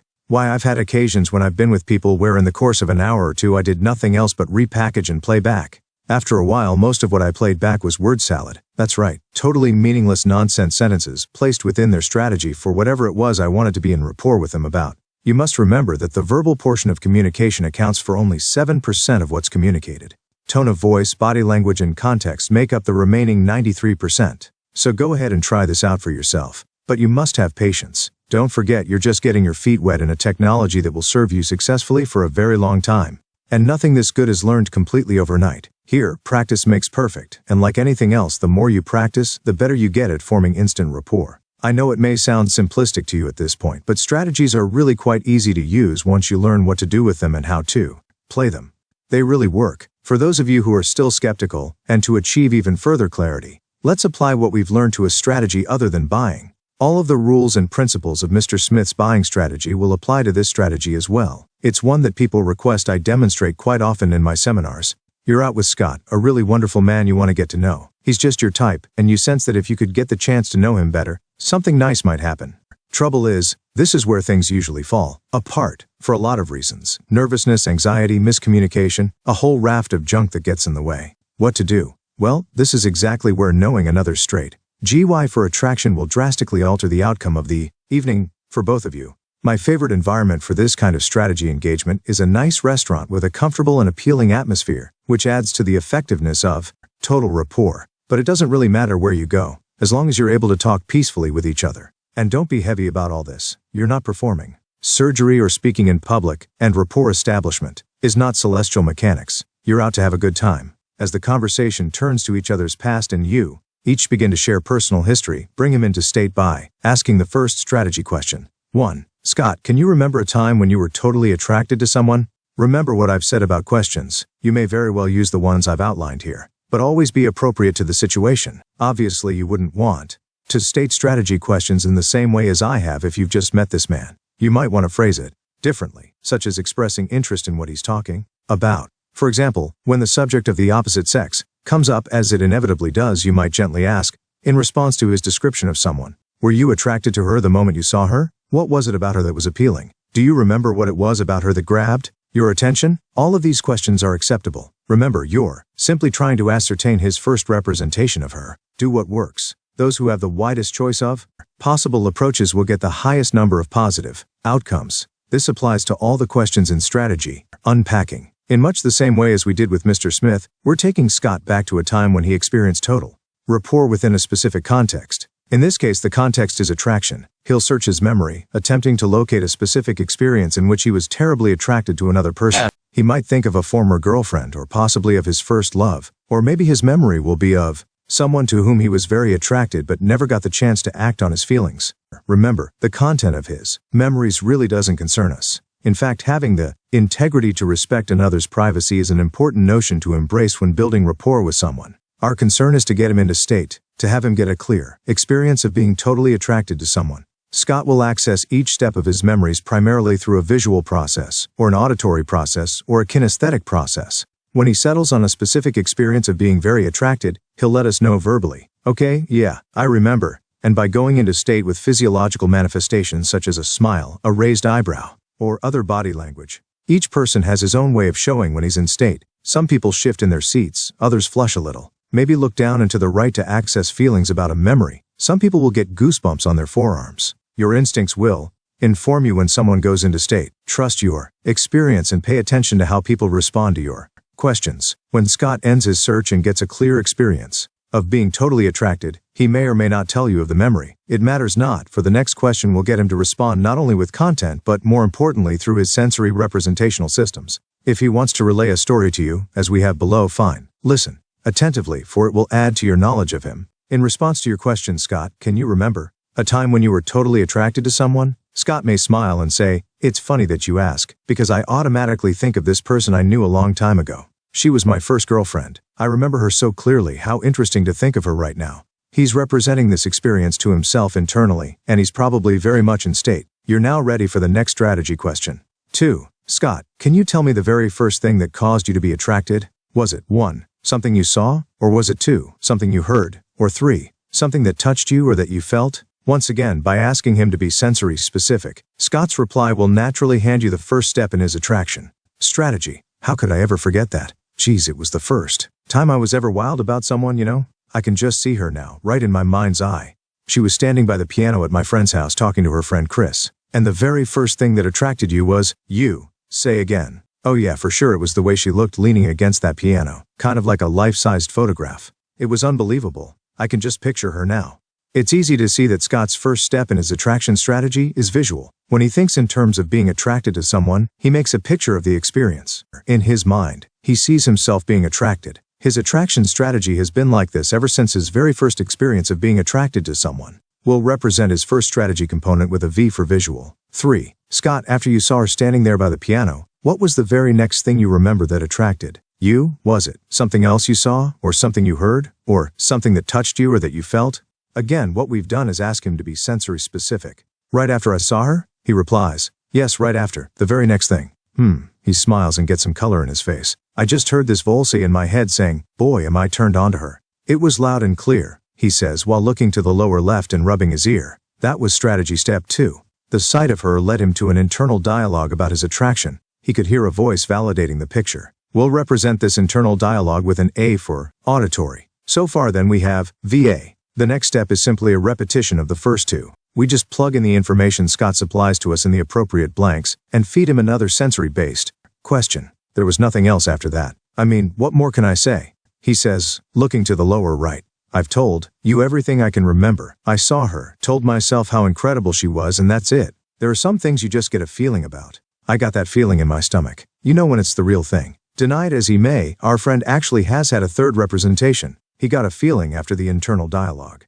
The feeling of being attracted. With this last representation of his strategy, kinesthesia, we have totally unpacked Scott's attraction strategy and can represent it in toto by VMK, strategy playback. Remembering that a good portion of establishing rapport has much to do with offering back someone's behavior, we may now begin to weave Scott a story that taps into his attraction strategy. We base this methodology on the unconscious delight we experience when we're related to through metaphor. Knowing Scott's attraction strategy, VAK, will allow us to tell him a story around the framework of his attraction formula, thereby causing him to be attracted. If we keep this in mind, and remember that, we initiate rapport with someone by running his strategy, but changing the content so as to bypass his consciousness, we'll find ourselves suddenly and miraculously rapport-bound. In this example, since we're running Scott's attraction strategy, we'll find ourselves on the receiving end of a rapport. That is based on the way Scott is wired up for attraction. In other words, Scott will suddenly feel irresistibly attracted to us. Don't be shocked when this happens. You see, it will be very hard for him to not be attracted because just as we did in Mr. Smith's case, we're fulfilling a basic rule of rapport. People like people who are like themselves. So far we've unpacked Scott's attraction strategy by asking him about a time when he felt totally attracted to someone. In doing so, not only have we ascertained his personal formula, but we've increased our chances of rapport by expressing interest in Scott as a person with a unique past. You know, it's fascinating. We aren't really attracted to someone who's interesting. No, not for the long haul. We're attracted to those who are interested. By using strategies, we place ourselves in the space of being interested, and by doing that, we delightfully add to the probability and richness of rapport. At this point, Scott is relatively receptive and is becoming interested in what you have to say, at an appropriate moment. Maybe when the conversation has slowed down a tad, and you look at each other, and sense an openness and clarity. Gently begin the story that will contain Scott's attraction strategy, and cause him to start feeling attracted to you. Package. You know, Scott, judging from the way you describe her, your first girlfriend looks like she was a terrific person. It must have been an unbelievable scene meeting her that way. I can just picture you looking at this woman and telling yourself how attracted you are to her, much as you would to someone who you knew would be in tune with you. From the tone of your voice, it would be safe to say that you would be excited and charmed. By the time you've completed the strategy, Scott will have changed. His perspective will definitely have been changed. His experience of you will be from the point of view of an altered state. Scott's attraction for you has either just kicked in, or has been magnified greatly, because you are complying with the first rule of rapport. People like people who are like themselves. Don't you get it? Well, like whom do you think you're being? Whose ideal of attractiveness have you just become? That's right, you're being just like Scott, and are in an attraction rapport with him. You are reminding him of what attracts him to someone. He's listening to the story yet, hearing the tumblers of his heart fall open for you. He can't not be attracted at this point.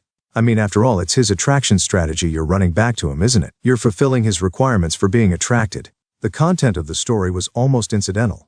All we did was use the context of VAK and added story content. This strategy may be replayed over and over simply by changing the content. I must warn you though that continual replaying will dramatically speed things up and you may suddenly find yourself in a situation that, to put it delicately, could place you in a compromising position. So be judicious and attentive to the response that you get. But just for the hell of it, let's do another repackaging so you'll get a good understanding of playing back a strategy. Package 2. Judging from your point of view, Scott, it looks to me like you can really see what attracts you to someone.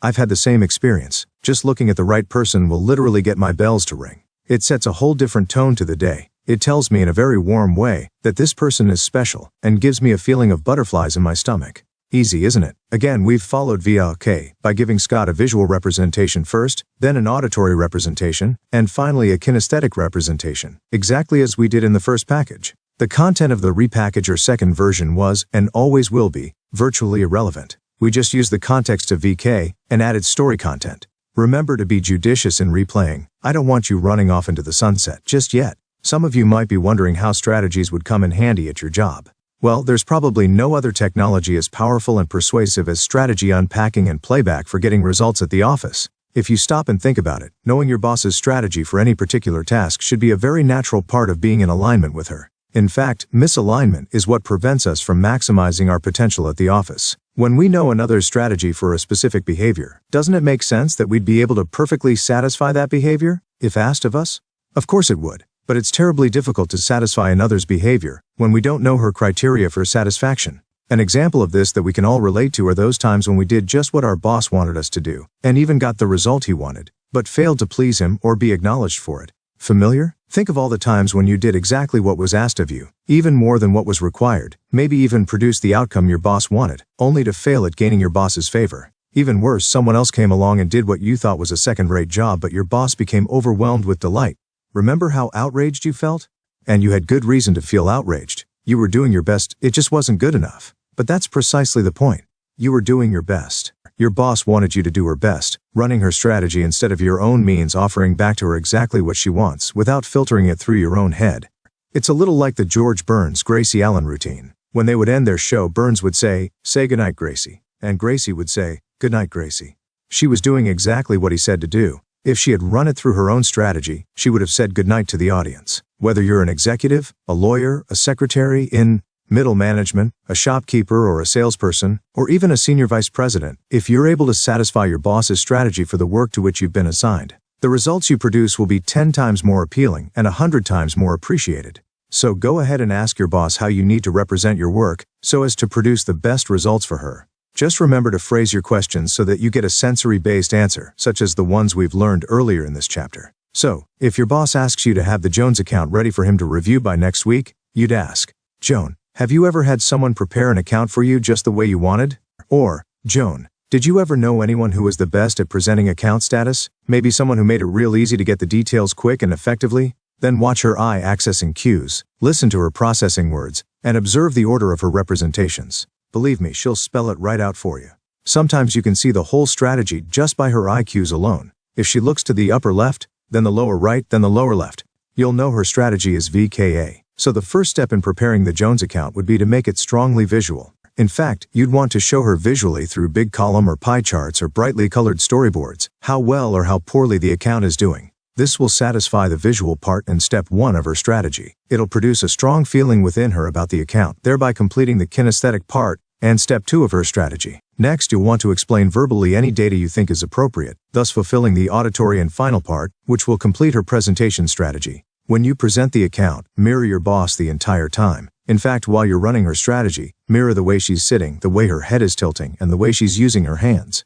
But remember, don't mimic. When you're through with her strategy, continue being in rapport with her by using the same process words she does. If you sense that you want even more rapport, by all means repackage the story and run her presentation strategy again. In the following chapter, you'll learn about anchoring. With anchoring, you'll be able to use the way your boss felt about something previously pleasing and successful, and have him transfer those feelings to you. When you fire off anchors while running his strategy, mirroring him, using his eye accessing cues, and matching his process words, how do you think your presentation of the Jones account will go? Do you think your boss will find it satisfying? Well, let me ask you this. Whose behavior will he be judging? Why, his own, of course. What you've been doing all along is simply presenting the Jones account exactly the way your boss likes it presented and finds immensely satisfying. You can apply strategy technology to any aspect of your working life. It doesn't have to remain a secret weapon you pull out only in emergencies. If you want a raise, find out your boss's strategy for raise giving and run it back on her a few times. Use anchoring to associate a good feeling from the past while running this strategy. If you want a promotion, elicit your boss's promotion strategy by asking her, maybe off the cuff, about a time she gave someone a promotion. Then continually run it when you're around her while mirroring her and anchoring her to a feeling of generosity. This will cut waiting time by months. If you want to have the highest sales statistics in your firm, just consistently unpack your clients' buying strategies and make selling effortless. Strategies are so totally effective because you're offering back to people their own secret formula for whatever it is you want. You're accessing their nervous systems and acquiring their blueprints for very exact models of behavior. Don't forget you're asking them questions for very specific portions of their conduct. There's nothing general about strategy unpacking. It's very difficult for people to turn down their own formula for the way they behave. Can you recall an instance in your past where someone fulfilled all your criteria for something? Maybe it was a specific morning or evening. Your boyfriend did everything you desired, Devon things you didn't tell him to do. Or the time your daughter made you totally proud of her. How about when a project of yours ran absolutely perfectly, just the way you wanted it to? Didn't it just make you feel wonderful? Wouldn't you have done anything to reward everyone involved at that very minute? You bet. Do you know why? Because quite unknowingly and by happenstance, those people involved tapped into your strategy for whatever it was they were doing at that moment. Wouldn't it be nice if you could make your boss feel toward you the way you felt toward your boyfriend or girlfriend or kids or friends the day you just wanted to give them the world?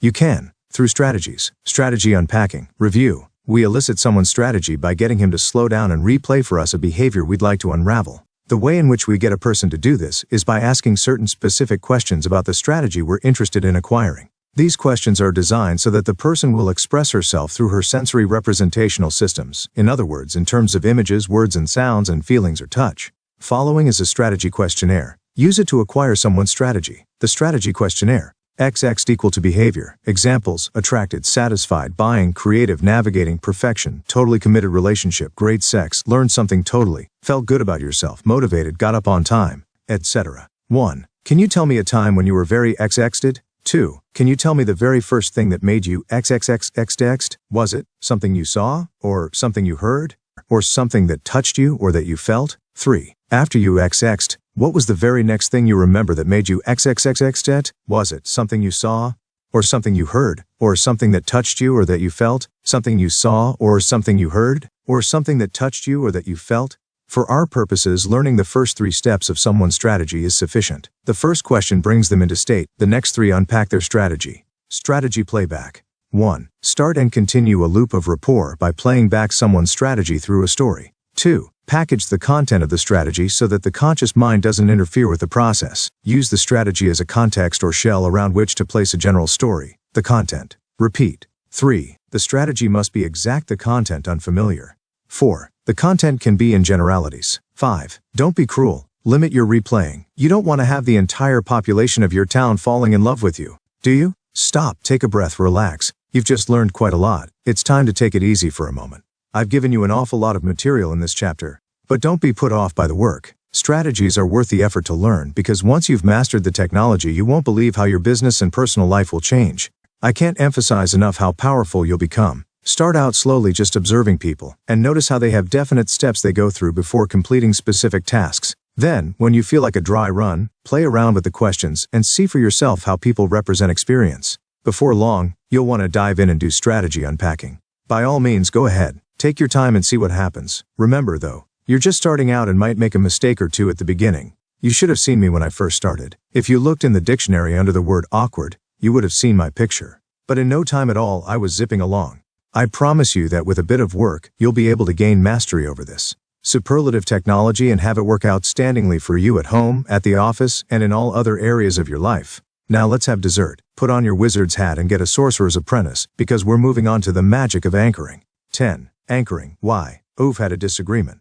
Tempers flared, and for the last hour or 2 you've been sulking around the house feeling cranky and out of step. You really want to make up but just don't know how to get him to see your point of view. Tired of moping, you decide to try and open a dialogue even though you know it won't be easy. You walk into the den, where he's hunched over the desk finishing some work he's got to have ready for Monday. You know it's not the best time to ask him to talk, but you feel it's important to handle the situation now, not later. So you call honey, and stand there waiting for the worst. He looks up at you and for no apparent reason gives you that special wink he has which you've always adored. Like a hand reaching into your very soul, you feel loved and secure again. All of your anger has vaporized, and you are once more connected. You're back in rapport. You're in your boss's waiting room, rereading the market survey that your team has developed and that you're going to present to him in about 5 minutes. You can't help but hear loud voices coming from behind closed doors and realize that the old man's giving someone the business. Your anxiety rises as the door opens and out walks the vice president of your division looking disheveled and devastated.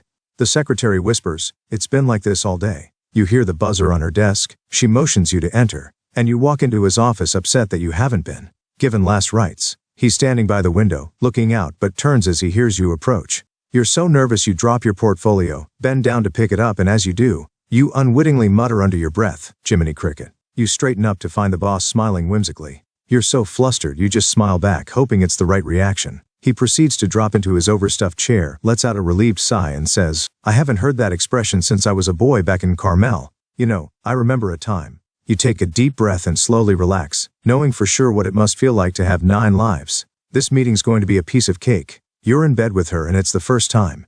It's been 6 or 7 months since you broke up with your ex and you've decided to take the plunge again. Everything so far has been pretty dreadful, what with old memories stirred up and indecision about being with someone new, someone you're not even sure you're really turned on to. You're just about to pull up stakes and call it a night when she touches you in that exact spot with the exact pressure and in the same way as you know who. Suddenly you find it's totally okay to be there. You lie back with a quiet certainty while a voice deep within you says, "How wonderful to feel loved again." What do these situations have in common? Well, for one thing, in all 3 something is happening to make Either ourselves or the person we're interacting with behave in a way that's not expected. And something in each drama is eliciting behavior that has its roots in a past experience. Psychologists tell us that we're activating a stimulus-response reaction. Sociologists might say we're demonstrating operant conditioning. But as far as we're concerned, and for all those interested in establishing instant rapport, the common thread that's woven through all three scenarios is anchoring. What is an anchor? Technically speaking, an anchor is a representation, either internal as with a picture or feeling, or external as with a touch or sound, that triggers another such representation. It's a sensory stimulus paired with either a response or a specific set of responses, or states. Anchors are all around us. The sound of the doorbell at home, the smell of coffee at the office, even making love. With its myriad of personal anchors, advertising is awash in anchors. What do you think of when you're watching television and hear the famous 3 chimes? NBC, of course. If I told you, you deserve a break today, what would you think of?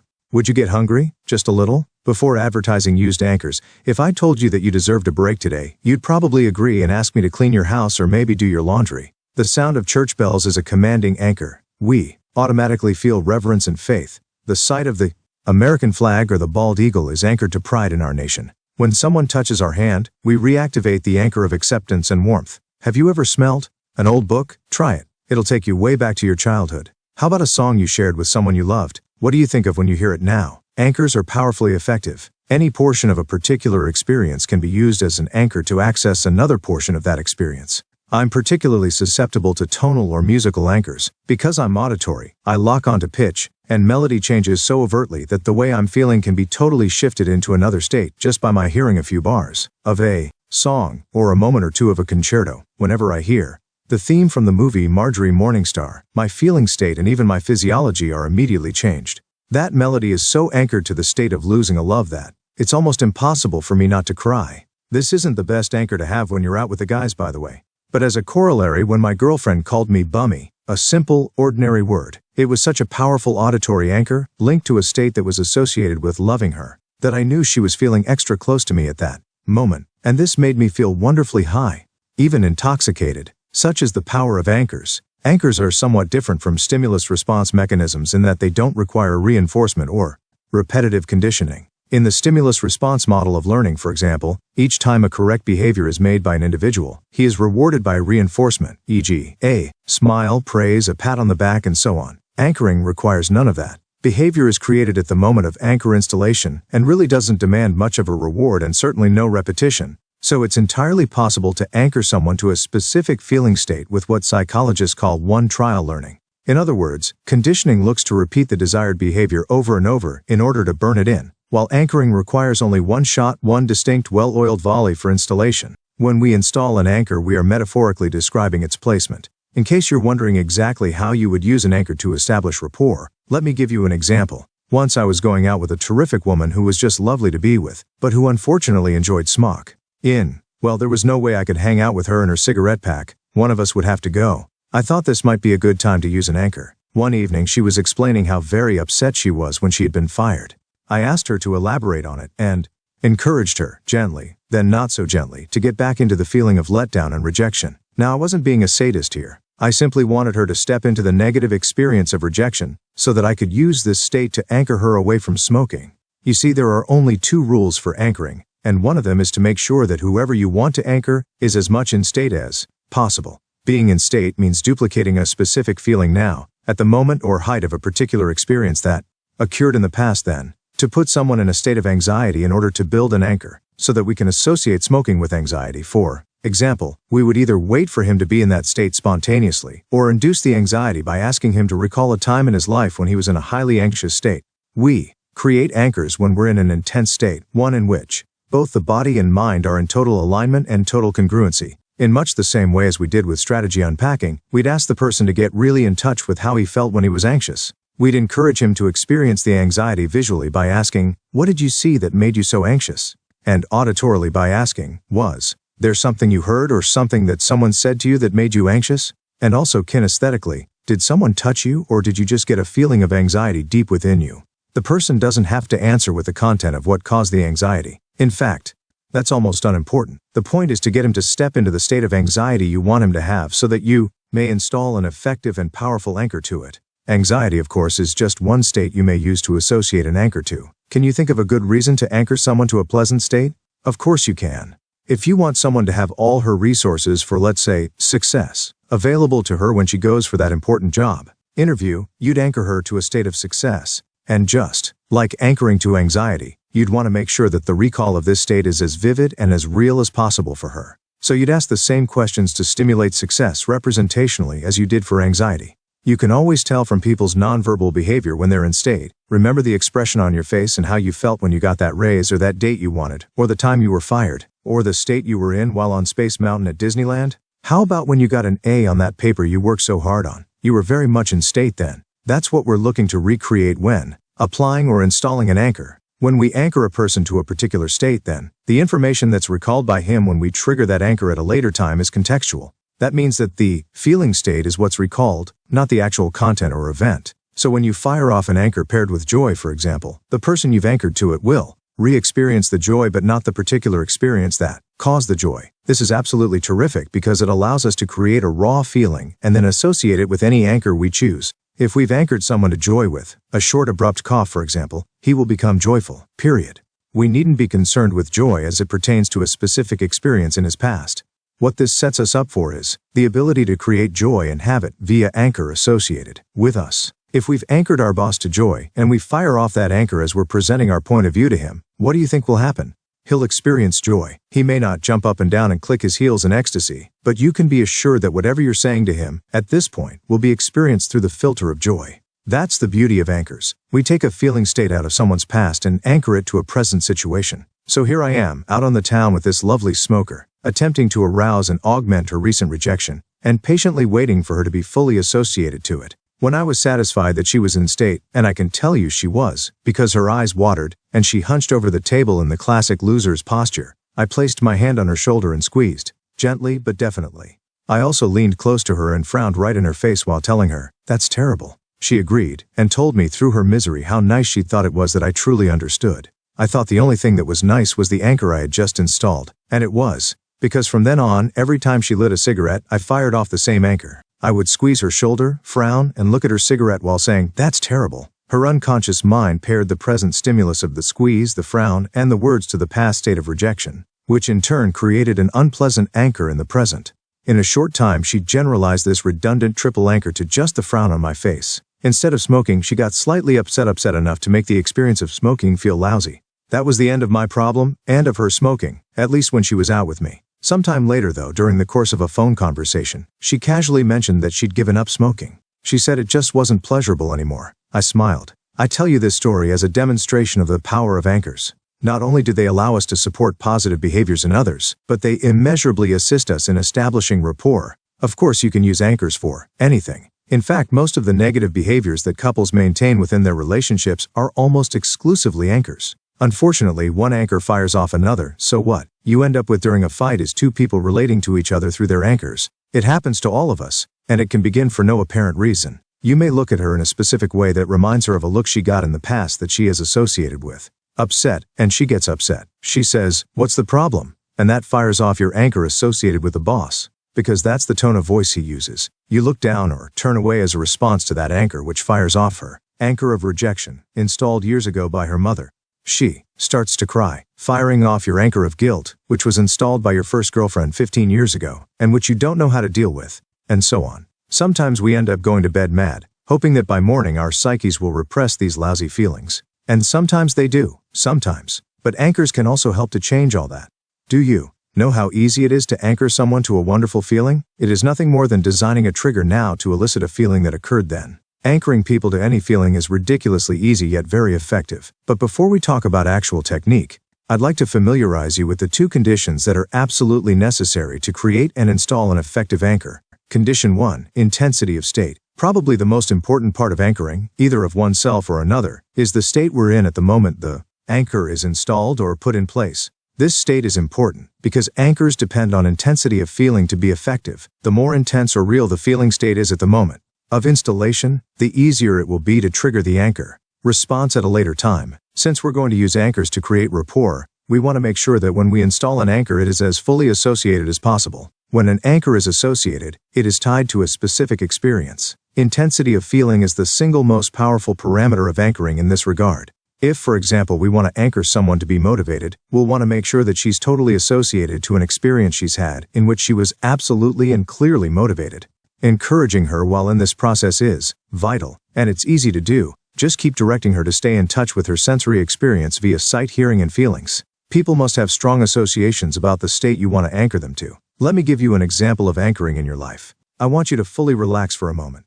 Dim the lights, get comfortable, and follow along. There's just one ground rule: take your time, go slowly, and try to recreate the experience as I describe it. If you can get a friend to read you the following process, it will work 1,000% more effectively. I want you to recall a time you were really happy. Not just dead happy, but ecstatically happy. I want you to take a moment and try to get as much recall as you possibly can about this time. It may have been with someone you love, or a particular place you visited, even a specific state of mind you once experienced. As you recall this time, what did it look like? What color was it? Was it bright or dark? I want you to see it as clearly as possible. Good. Now, as you continue to think about this incredibly happy time, start to hear what it sounded like. Was it by the beach with the sound of the waves? Was it in the park with birds chirping and children playing? Was there any music? Maybe there was a particular song you associate with this time. If so, let it play along in your mind. Relax. Let yourself go wherever the music takes you. Wonderful. What did this happy time smell like? Popcorn? Cotton candy? Chocolate? How about Italian food or antique shops? Did it smell of brand new sheets or salty air? Was there cologne or perfume in the breeze? Can you taste this happy time? Were there flavors you can recall? Were they minty or spicy? Can you associate the taste of fruity wine with this happiness? Sure you can. Does the taste of bubblegum bring back these moments of joy, of fondness? Now really step into this experience. Take your time. Be back there being happy. Can you feel the wave of happiness flow over you? Yes, I know. From the tips of your toes to the top of your head, you can bask in the delight of this special time. Wonderful. Now relax. Take a deep breath and relax. Relax. Yes, that's it. Relax. I'll bet it's a joy to be so happy. Can you see yourself being this happy? I can. What a terrific smile there is across your face. A smile that says, I'm really happy. I could stay like this forever. Can you hear the soothing memories bubble up through your mind like a brook in the forest? Naturally. Can you taste the lipstick you had on, whether your own or that of your lover? Remember how it smelled? Those were happy times. Great. Now place your right index finger on your right temple and press gently for 5 seconds. Thanks. You've just installed an anchor, a wonderful anchor that can be used later as a refresher when you need the resource of happiness in your life. At the end of this chapter, you'll trigger this anchor, and depending on how fully associated to happiness you just were, you'll recreate the sense of joy you just experienced. I promise. Condition 2, anchor placement. Now that we're clear about the importance of intensity of state while anchoring, let's take a look at the other critical requirement of a well-formed anchor: placement. Obviously, you don't want to place an anchor in an area of the body that is used all the time. Handshakes and the like are poor anchors because they're constantly being triggered. Not only will this produce the anchor response on totally inappropriate occasions, but it will extinguish the response over time through exhaustion. Touching someone on the shoulder, which is a kinesthetic anchor because it involves touch, is okay. But other people may fire off the anchor inadvertently in the course of daily activities. The same holds true for common sounds and everyday visual anchors. In other words, if you're anchoring someone kinesthetically and have a choice of installing the anchor through a touch of the shoulder or, say, a squeeze of the ring finger, you'll create a more effective response with the less obvious finger anchor. This follows with visual anchors and auditory anchors as well.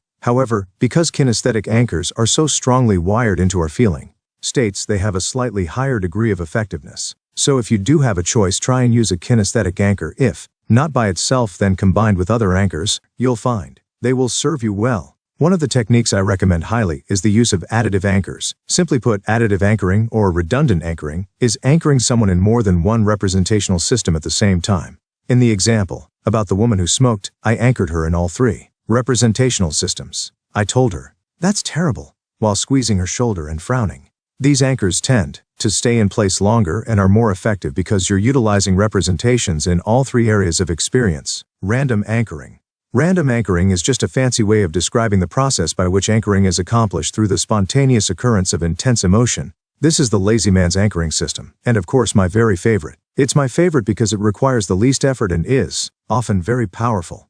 In fact, I use this with my friends all the time, often telling them what I'm doing. You see, anchors are so effective that you don't have to be covert about using them. I just wait until one of my friends gets excited about something and simply place an anchor on that feeling to be used later. Sometimes he'll say to me, "I know, you've just anchored me," and I nod in agreement. The funny part is that even though a portion of his consciousness is aware of the anchor, it doesn't lessen its effectiveness. That's what random anchoring is about. Maybe it would be better to call it opportunity anchoring. Let me give you an example. About an hour ago, my friend Steven called, really excited about a new client. He was literally beaming over the phone about it. I didn't need to encourage his enthusiasm, so I just cheered him on as he vividly described the way this client was going to lead to another, who would be even more profitable. And then still another, and so on. At one point he must have been moving along at the speed of light, so animated was he about the whole affair, not one to let an opportunity go by while he was positively bursting with enthusiasm. I gave a high-pitched, short but very audible whistle. It interrupted him momentarily, but he didn't stop long enough to catch his breath and ask me why I had done that. Well, this auditory anchor is going to come in pretty handy tonight when we have dinner with Steven and his wife's parents, whom he's never very thrilled to be with. You see, that was his other reason for calling. He thought it would help him to have my moral support tonight. So you know what I'm going to do over dinner, don't you? At the lowest point of the meal, maybe when he's feeling really defeatist and bored with the company, I'm going to fire off that anchor of excitement and enthusiasm. Now, I don't know if it will improve the overall context of the relationship he has with his in-laws, but I will say this. First, Steven will be so enthused and excited that he won't give a damn, and secondly, I think positive good feelings are contagious, and if he's thrilled and delighted, even if he doesn't know why, I'm sure it will spill over to the others, and provide an up-tempo framework to get all of us through the evening. I mean, people respond better to someone alive and inspired than someone hunched over his plate acting the brave soldier about to be shot. Have I got your interest? Induced anchoring, random or opportunity anchoring makes good sense. But what if we have a specific purpose for our anchor, or want to install an anchor and haven't got the time to wait for someone to go into state spontaneously? Good question. And a very easy answer. All we do is create that state by asking the person literally to recreate a specific experience. A terrific demonstration of this is the handshake that David Letterman uses when he closes a spot with a guest. Often the celebrity doesn't realize the interview is over and sits there starry-eyed, absorbed in something else, as Letterman offers his hand. This can be ungainly for a host, as sitting there with one's hand extended waiting for a handshake is awkward. So Letterman, being a visual, uses this fabulous anchor of looking at his extended hand until the guest is forced to follow Letterman's line of sight, if only to see what he's looking at. When the guest's eyes catch Letterman's extended hand in front of him, it fires off an anchor of handshake. The guest has no choice but to accept the gesture, thereby allowing Letterman to close the spot and go to commercial. This is one kind of induced anchoring. Let me give you another example. About a year ago, my best friend and I were camping out, really having a terrific time, when he confided in me that he was crazy about a woman whom he had started dating the month before. I slapped him on the back, laughing all the while, sharing with him how great that was, how I thought he really deserved to have love in his life. But his expression was incongruent with his words. When I asked him about that, he confided that there was a small problem. Though he was in love with her, she didn't feel the same about him. It seemed she had recently broken up with her boyfriend and was coming along okay, but would lapse into states of missing him, often when she and my friend were alone together. We'll be out someplace when she gets this soft look in her eyes, and the corners of her mouth turn up like she's in total bliss, he explained, and I know that she's remembering him. Though she feels guilty about it, she told him that it couldn't be helped, that it happens like this once in a while, where she gets this warm, toasty feeling from the past. Now, this wasn't something terrible or that made her a bad person. In fact, it spoke quite loudly of her sensitivity. But my friend was bummed out about it, and it was beginning to interfere with whatever intimacy they had. I sat him down on a huge rock that bordered the stream. We camped by, and for the next half hour I taught him how to take these wonderful feelings she had and not only make them productive but channel them, yep, you guessed it, to him. About 3 days later I got a call from him in my office. He was ecstatic. He could barely contain himself. Talking, halfway stuttering. He called me a sorcerer, then told me, I used that anchoring whatever you call it on Christy. I can't believe it. It worked as though I cast a spell on her. She's really come around. When we walk, she puts her arm around me. When we watch the sunsets, she's really there with me. I asked him how he had anchored her. Well, we were out at the beach, kind of napping really in a terribly romantic state of mind, she in hers, back in the past again, and me in mine. But this time, I didn't care. I just enjoyed the peace and quiet and contentment that being with her always brings me. Then I asked her to tell me what it was like being in such a blissful state. Well, though she was surprised that I wanted to know about this, she really got into it. You know, she's one of those people who really get descriptive and animated. I took my time and waited till she was, what did you call it? Fully associated. Then when she was just in heaven, I playfully grabbed both her arms by the wrists, gently squeezed and went, We both laughed. For different reasons. She because I was acting cute and funny, me because I was nervous, wondering if the anchor would work. Then the craziest thing happened. About an hour later we were going to the market, very casual and everything, when I took her by the arms again and squeezed her wrists and went, But instead of laughing, she pulled away from me and got that look on her face, the one she got when she thought of her old boyfriend. That's when I wanted to kill you. Man, you were a goner. I figured I had made things worse. Then out of the blue she moved very close to me, stood up on her tiptoes, leaned over my shoulder and whispered in my ear, "You mean so much to me. I thought I'd died and gone to heaven. For the last 3 days now, every once in a while I fire off the old anchor just to make sure everything's okay. It's really unbelievable, Michael, how she goes right into state, the same state as before, except it's with me. Once over the phone all I did was the, and she called me sweetheart. I just can't believe it." So their love life started as a function of her warm feelings of a remembered winter and blossomed into a spring of rebirth. Anchors are a fabulous tool we can use to access pleasurable states. Let's review the steps necessary for a successful anchor. Experience you're anchoring them to. In random anchoring, waiting for the state to occur naturally is fine. With induced anchoring, though, you must encourage the subject to relate back to a specific experience and nudge them into fully recreating it. The stronger the state, the more intense their experience as a result of recovering their previous feelings, the better your anchor will work when fired off. 2. Placement. Don't get careless and lose a terrific opportunity by installing an anchor with a weak placement point. Be creative. Remember, when using covert anchors, the person you're anchoring won't attach meaning to what you're doing. So what feels to you like inept groping will likely go unnoticed by him or her.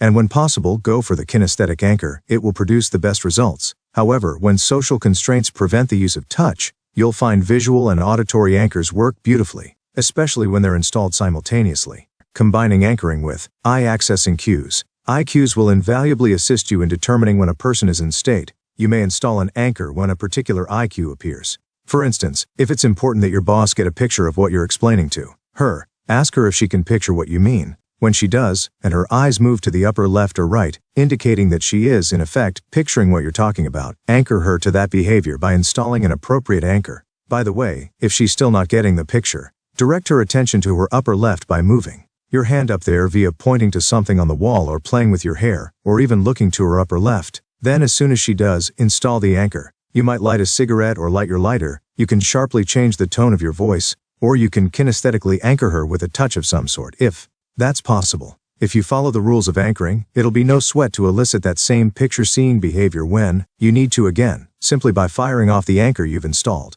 Honest. Combining anchoring with strategies. Anchors are a terrific help when running someone's strategy for anything. Let's say you've determined that Mr. Jones's strategy for public speaking is okay. You know that to speak effectively in public, Jones does the following, in this order. First, hears the words in his mind, then 2. Hears himself saying the words, and then 3. Gets a feeling of correctness. Jones is your boss, so when he presents an address to a few hundred of the company employees, you know that if he looks good, you look good. So you've been playing back his strategy for terrific public speaking the last 5 minutes or so, and he's ready to give a powerful speech. How about anchoring him to a time when he brought the house down with an inspiring and successful public address? Ask him to tell you about that time. Encourage him to get excited then. When he's in that state, anchor him with an auditory anchor, in this case, maybe the sound of your applauding him. If you install this anchor successfully, what do you think will happen when he's introduced and hears the applause? That's right, his successful public speaking anchor will be triggered and he'll give him hell. Can you tell me a better way of getting promoted? As you've probably guessed by now, anchoring yourself to resourceful situations makes wonderful sense. Do you think there are specific resourceful states of mind you'd like to be in from time to time? Me too. So what I do is recall a time when I've been deeply associated to an experience that I consider resourceful, and that is appropriate to what I want to create at the moment. Sometimes this is confidence or self-assurance. Sometimes it might be a particular state of happiness or bliss I experienced. Why, I've even used anchoring as an outstanding tool for losing weight. One time I used anchoring to overcome my fear of flying, and it worked so well I went on to take flying lessons. The point is, you can anchor anything. Well, once I know what I want to anchor, then I really step into that particular state, recalling what it looked like, what words or conversations were involved, and what my feelings were at the time. Then when I'm really into it, totally and intensely associated to it, I install a personal anchor. Pow! Instantly, I'm charged with those resources I wanted. Now when a situation arises where I need this resource, I simply trigger the installed anchor and allow myself to enjoy what I've wired in. Sort of like eating your cake and having it too.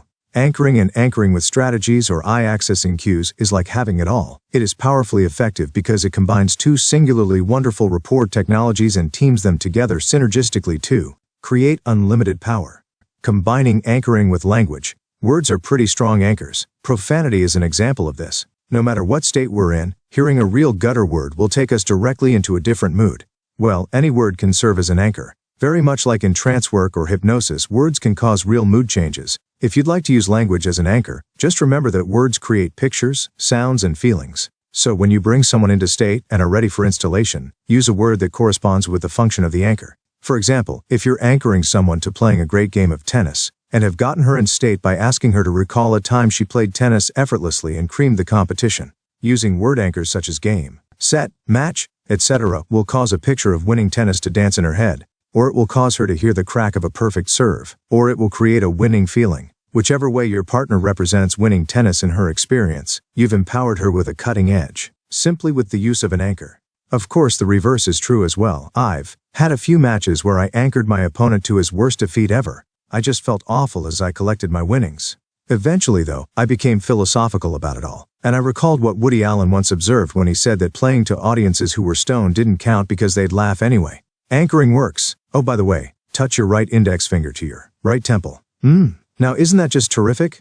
11. Sexual rapport. Here's an interesting notion flying around out there, probably attached to the concept that opposites attract, that while rapport may, the bedroom it's, well's irrelevant. But when we're out of sexual rapport, that part of our life is empty. You can readily observe this in others just by listening to everyday conversation. When women talk with other women, what do you hear? That her lover is the most exciting and considerate man she ever met? That she feels truly connected to him? That sex has taken on a new dimension in her relationship? Not really. Usually it's quite the opposite.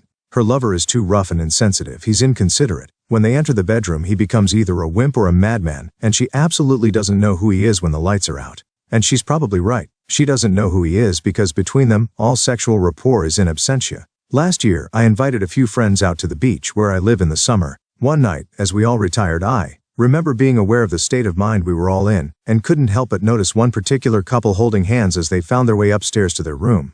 These are good friends of mine, and I paused for a moment to think how long I've known them, and some of the experiences we've shared over the years. Not long afterward, we all retired. Somewhere about 2 a.m., I awakened to the sound of moving furniture and loud whispers. It sounded like there was a meeting of the Teamsters downstairs. I got to the balcony and almost began my way down the staircase before I realized the raucous sounds were emanating from this particular couple's room. It was unbelievable. They were so blasé about their relationship when the sun was up, yet at night, it seemed they couldn't keep their hands off each other. I smiled, got back into bed, and after some strategic soundproofing, fell asleep. The next morning, we all had brunch out on the deck. But there was a difference in the air, and that difference was a noticeable break in the rapport of this very same couple. She had already talked to my girlfriend privately, and he took me aside a few minutes before heading back to New York. What he told me was something I've heard so many times before. He loves her, wants to make her happy, couldn't think of life without her, yet in bed they just couldn't get it together.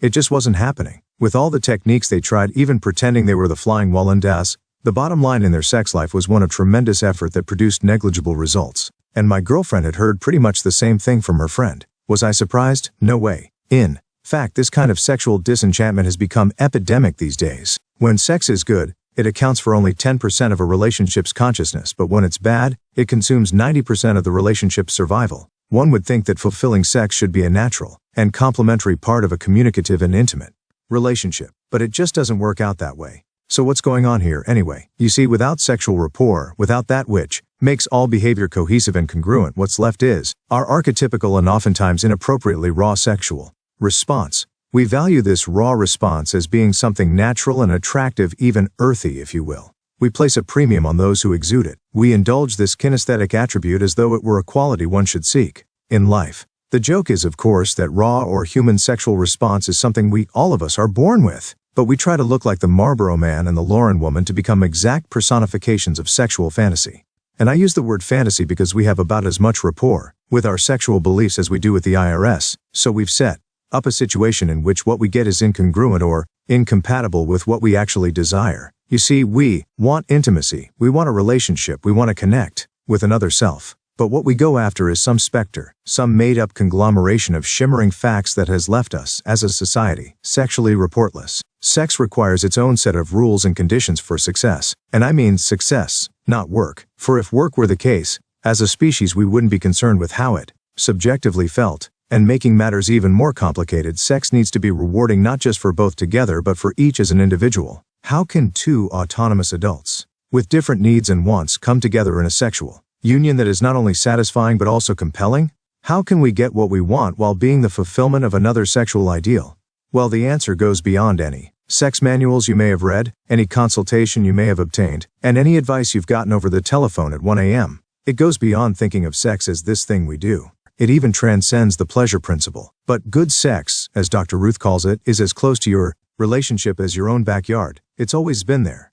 But like opportunity, rapport, rich sex is something you must create, creating something from nothing. Sexual rapport has two parts. First, we create it in our stream of consciousness. Second, we create it out in the world. That is to say that before we use the technology of rapport on the outside, we must create what our sexual experience is going to be like right in our own minds. If you doubt this, consider the following. We create experience at two distinct logical levels. The first level, or first attention, is the creation of a desired experience within the context of one's own mind. This never fails to occur, but we rarely have awareness of it because we're not conditioned to associate to it. But it is there. More than that, it's necessary. Let me give you some examples. If you're building an automobile, you strive to hammer down each and every detail of design before even going near a factory. You might consider if it's going to become a sports car or sedan, if it will be fast or slow, what kind of seats and windows it will have. Will it be an all-terrain vehicle or just a highway cruiser? Suppose you were planning a company outing. Would you just show up at some isolated field with a sandwich or two you bought along the way? Would you tell other people how to get there? Would you check the weather forecast the day before? If you were building your dream house in the country, would you consider which bedroom would go where? How many square feet do you want the house to be? Where and how big do you want the kitchen to be? Would the house be in New York or Utah? Some of these questions might seem very basic. But when we think more consciously, they push us to consider detail. The more detail we think of, the better handle we have on what we create in the world. What I want you to come away with here is that we create out there based upon what we do in here, for everything. The concept of second attention or out there is that before we manifest an experience in the physical world, we must clearly construct it inside. To the degree that we make it real down to each nut and bolt, is wholly analogous to how successful, rewarding, and pleasurable an experience will be. Indeed, creating at the logical level of first attention is really everything. Without this awareness, we are out of rapport. But specifically, if we don't raise our sexual consciousness, and more to the point, if we don't create rapport within the context of our sexual lives, all of us will be doomed to scenarios just like that of my two friends above. The strategies of sexual rapport. As I've outlined in Chapter 9, everyone has a strategy or specific behavior for accomplishing singular tasks. We expanded on just two of these strategies in that chapter, namely buying and attraction. Well, sexual strategies fit very neatly into the same blueprint. As far as human behavior is concerned, a strategy is a strategy is a strategy. That means that any behavior follows more or less the same sort of formula of any other behavior. To put it another way, we elicit and play back someone's sexual strategy in just about the same way that we'd elicit and play back someone's golf strategy, or public speaking strategy, or attraction strategy. You see, what they all have in common is that they are behaviors, and behaviors always contain predictable representations that lead to the fulfillment of their outcome. If someone's buying behavior or strategy is AV greater than A, for example, you can have a high confidence level that it will remain A for life. That's just the way it is.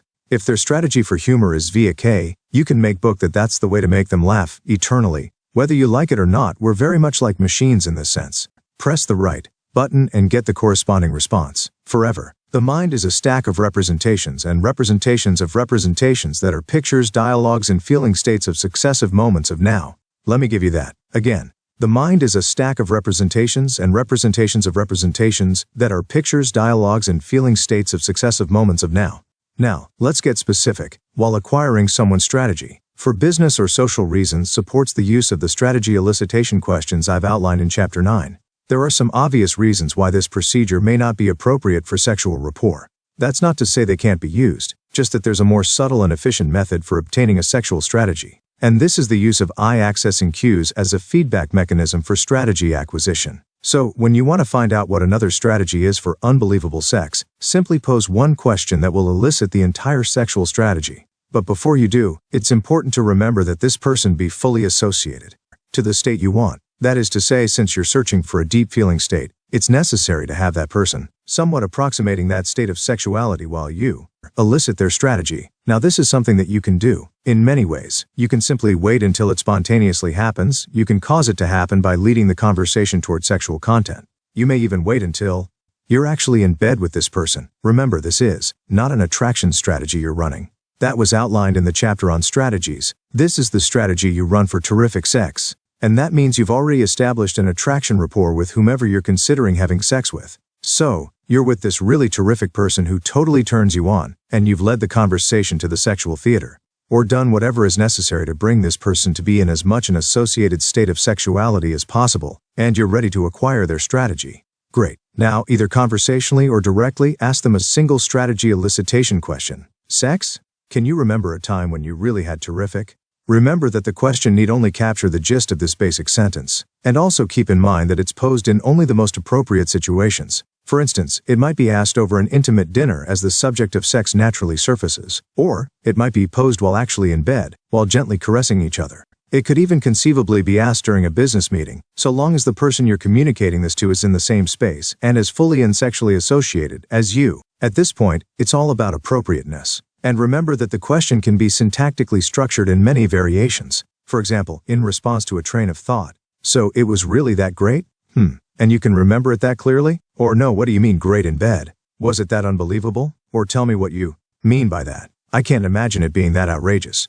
What I'm trying to get you to see here is that the content of the question isn't that important at all. It's the context that makes the difference. It's just being able to get that person fully associated to a state of high sexual response. You might try repeating a question or pursuing a line of thought until you observe the response you want. Once you get it, you're ready to read eye-accessing cues. This is the easiest part of the deal. What most people get hung up with here is the basic skills of eye-access cue interpretation. So before continuing, go back to Chapter 7 and give it another look, see, then return here and we'll move on. The wonderful thing about someone's eye cues is that they are totally reflexive, outside their conscious attention, yet they can instantly reveal any strategy. So as soon as you ask a sexual question of someone who's in a fully associated sexual state, watch their eyes and you will observe their exact strategy for what they consider great sex to be.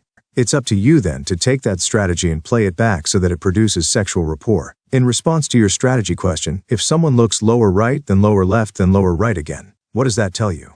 Very clearly, it should tell you they, 1, are experiencing a feeling, 2, are telling themselves something about the feeling, 3, are getting another feeling, possibly about what they just said to themselves. Another way of describing this is KAK, feeling dialogue feeling. The eyes will always give in order the representations of the sexual strategy. It's up to you to observe it and play it back. If you didn't get it the first time, relax. Simply replay the question and watch where your friend's eyes travel. Once you get the hang of it, it'll become second nature. Now we know what will bring your friend into sexual rapport. The next thing we want to do is use the formula of KAK to activate his sexual response. You may do this in many ways. You can use metaphor, that is, tell a story using the KAK formula ASA shell within which to place the story, or you may act out your behavior in such a way as to be sexually enticing while heavily charging the situation with your friend's specific sexual strategy. It's even more effective to do both. For example, you might put your arms around this person, gently whisper into her ear and then stroke her hair. That's acting out KAK. Of course, what you'll say in her ear is a KAK formula. I feel so good when I'm around you, I can hear bells ringing and I feel warm all over. A fellow psychologist friend of mine, who happens to be dating a brilliant and nice-looking but sexually unmotivated woman, recently called to share with me his unskilled use of sexual rapport technology. I'd like to pass a part of our conversation along to you. The interesting thing was that I entered into this situation heavily doubting her attraction for me. It's not that she was uninterested, it's just that she had this Middle West value thing that was truly blocking her in a sexual sense. And I know from my own clinical practice that the longer this went on, the less probable it would be that we'd have anything even resembling a normal sex life. Anyway, the last time we went out I was so crazed with her that I figured I might as well try anything. We went to dinner, and then back to her place for coffee. Instead of having to beat around the bush, I just waited until anything regarding sex came up, then asked her about it. When I noticed she was there, right there, I casually inquired about what she thought made terrific sex. She smiled a little, then proceeded to give me this discourse on what the place would look like, and that she had seen it in a movie, and remembered how much the music moved her and so on. So later on, when I kissed her, I told her that she looked like she belonged in a picture frame, and how I wish we were in that picture together, and how cute I thought she looked the day I met her. And then I told her a few explicitly personal words that normally I would have felt funny saying, but that I knew would turn her on. She became quite receptive. But the best part was when we were in bed, I followed the same formula while actually having sex, VV, and it brought her so high. I couldn't believe this was the same down-home woman I had been seeing all this time. In fact, following this strategy in whatever I sexually did was simply irresistible to her, even stuff that I initially felt uncomfortable with, making the sex we had that night just fabulous. When you create sexual rapport, what you're essentially doing is making it safe and comfortable for others to express themselves openly in a sexual setting. Moreover though, by completing another's neurological circuit, by setting up a mirror image of them on a highly unconscious level, you're running their own behavioral blueprint for whatever it is they consider great sex to be. It may not be a particular sexual act, nor a specific sexual event, but that has little to do with rapport. You see, through rapport, the space becomes open and clean enough for your partner or yourself to communicate what it is they really want. Think about that. You may even begin to see that in its own way it's logical. I mean, how many times have you been embedded in this theater of alleged intimacy and felt inhibited about communicating to your lover exactly what you want? Isn't it weird that while you're entrusting your body to someone in its naked vulnerability, at the same time you're unable to simply say, "Here's what gets me crazy"? Of course it is. So establishing rapport simply makes good sense for both people. If a pilot doesn't understand what the navigator is saying, do you really think they'll get to where they both want to go? Please. Anchoring pleasure. While you're thinking about that, let's not forget how valuable anchoring is to great sex. In fact, you might say that anchoring is your insurance policy to continuing what strategy playback has begun. If you're like me, you don't want to have to keep running someone's sex strategy over and over. Why manually shift when there's automatic drive? You already know about anchoring and how it creates previous states of behavior in the present. Well, it just so happens that anchoring someone's sex strategy or anchoring someone's sexual response is easy, very effective, and fun. And of course, it works. Here's how to do it. When you've acquired someone's sex strategy or have brought them into a sexual state, anchor them. It's simply too good an opportunity to waste. As you remember, you may anchor someone either visually, auditorily, or kinesthetically. Anchoring can be made even more effective by redundancy, that is to say, anchoring in more than one representational system at a time. My favorite is combining talking and touch. When I bring someone into sexual rapport, I always anchor them with a specific word said with a particular sound while touching their body in just the right place. This works unbelievably well. A full explanation of anchoring technology can be found in Chapter 10. Sexual anchors are inherently powerful in any representational system because of the nature of the behavior being anchored. For instance, firing off a whispered auditory anchor whenever you lean over your lover and say something is an extremely effective way to bring him into sexual rapport. In fact, because whispering simply communicates raw sound, you may embed any suggestions or commands within the context of the whisper. So once you've initially placed or installed an anchor to a state of high sexual excitement with an auditory whisper, you may, thereafter, insert any words you want into the whisper. The possibilities, of course, are endless. Once you've installed the anchor, you then have it available to you as a resource state which you may call up at any time, hopefully in the right situations. I don't think I need to tell you how compromising it can be to fire off someone's sexual anchor in the wrong situation, which leads me to remind you to make sure you install anchors so that they won't be inadvertently reactivated by someone else. Right here you can see that handshakes, laughing, and obvious hand signals are out. Mirroring. Mirroring is such a powerful technique. We have to be discreet in its use in everyday life, but in sexual rapport we are free to use its incredible power. It will increase your levels of sexual rapport 100-fold. If you mirror your lover, what you'll achieve is not only a highly significant merging of physiology, but mental synergy that will enhance sex in a way you've probably only dreamed of.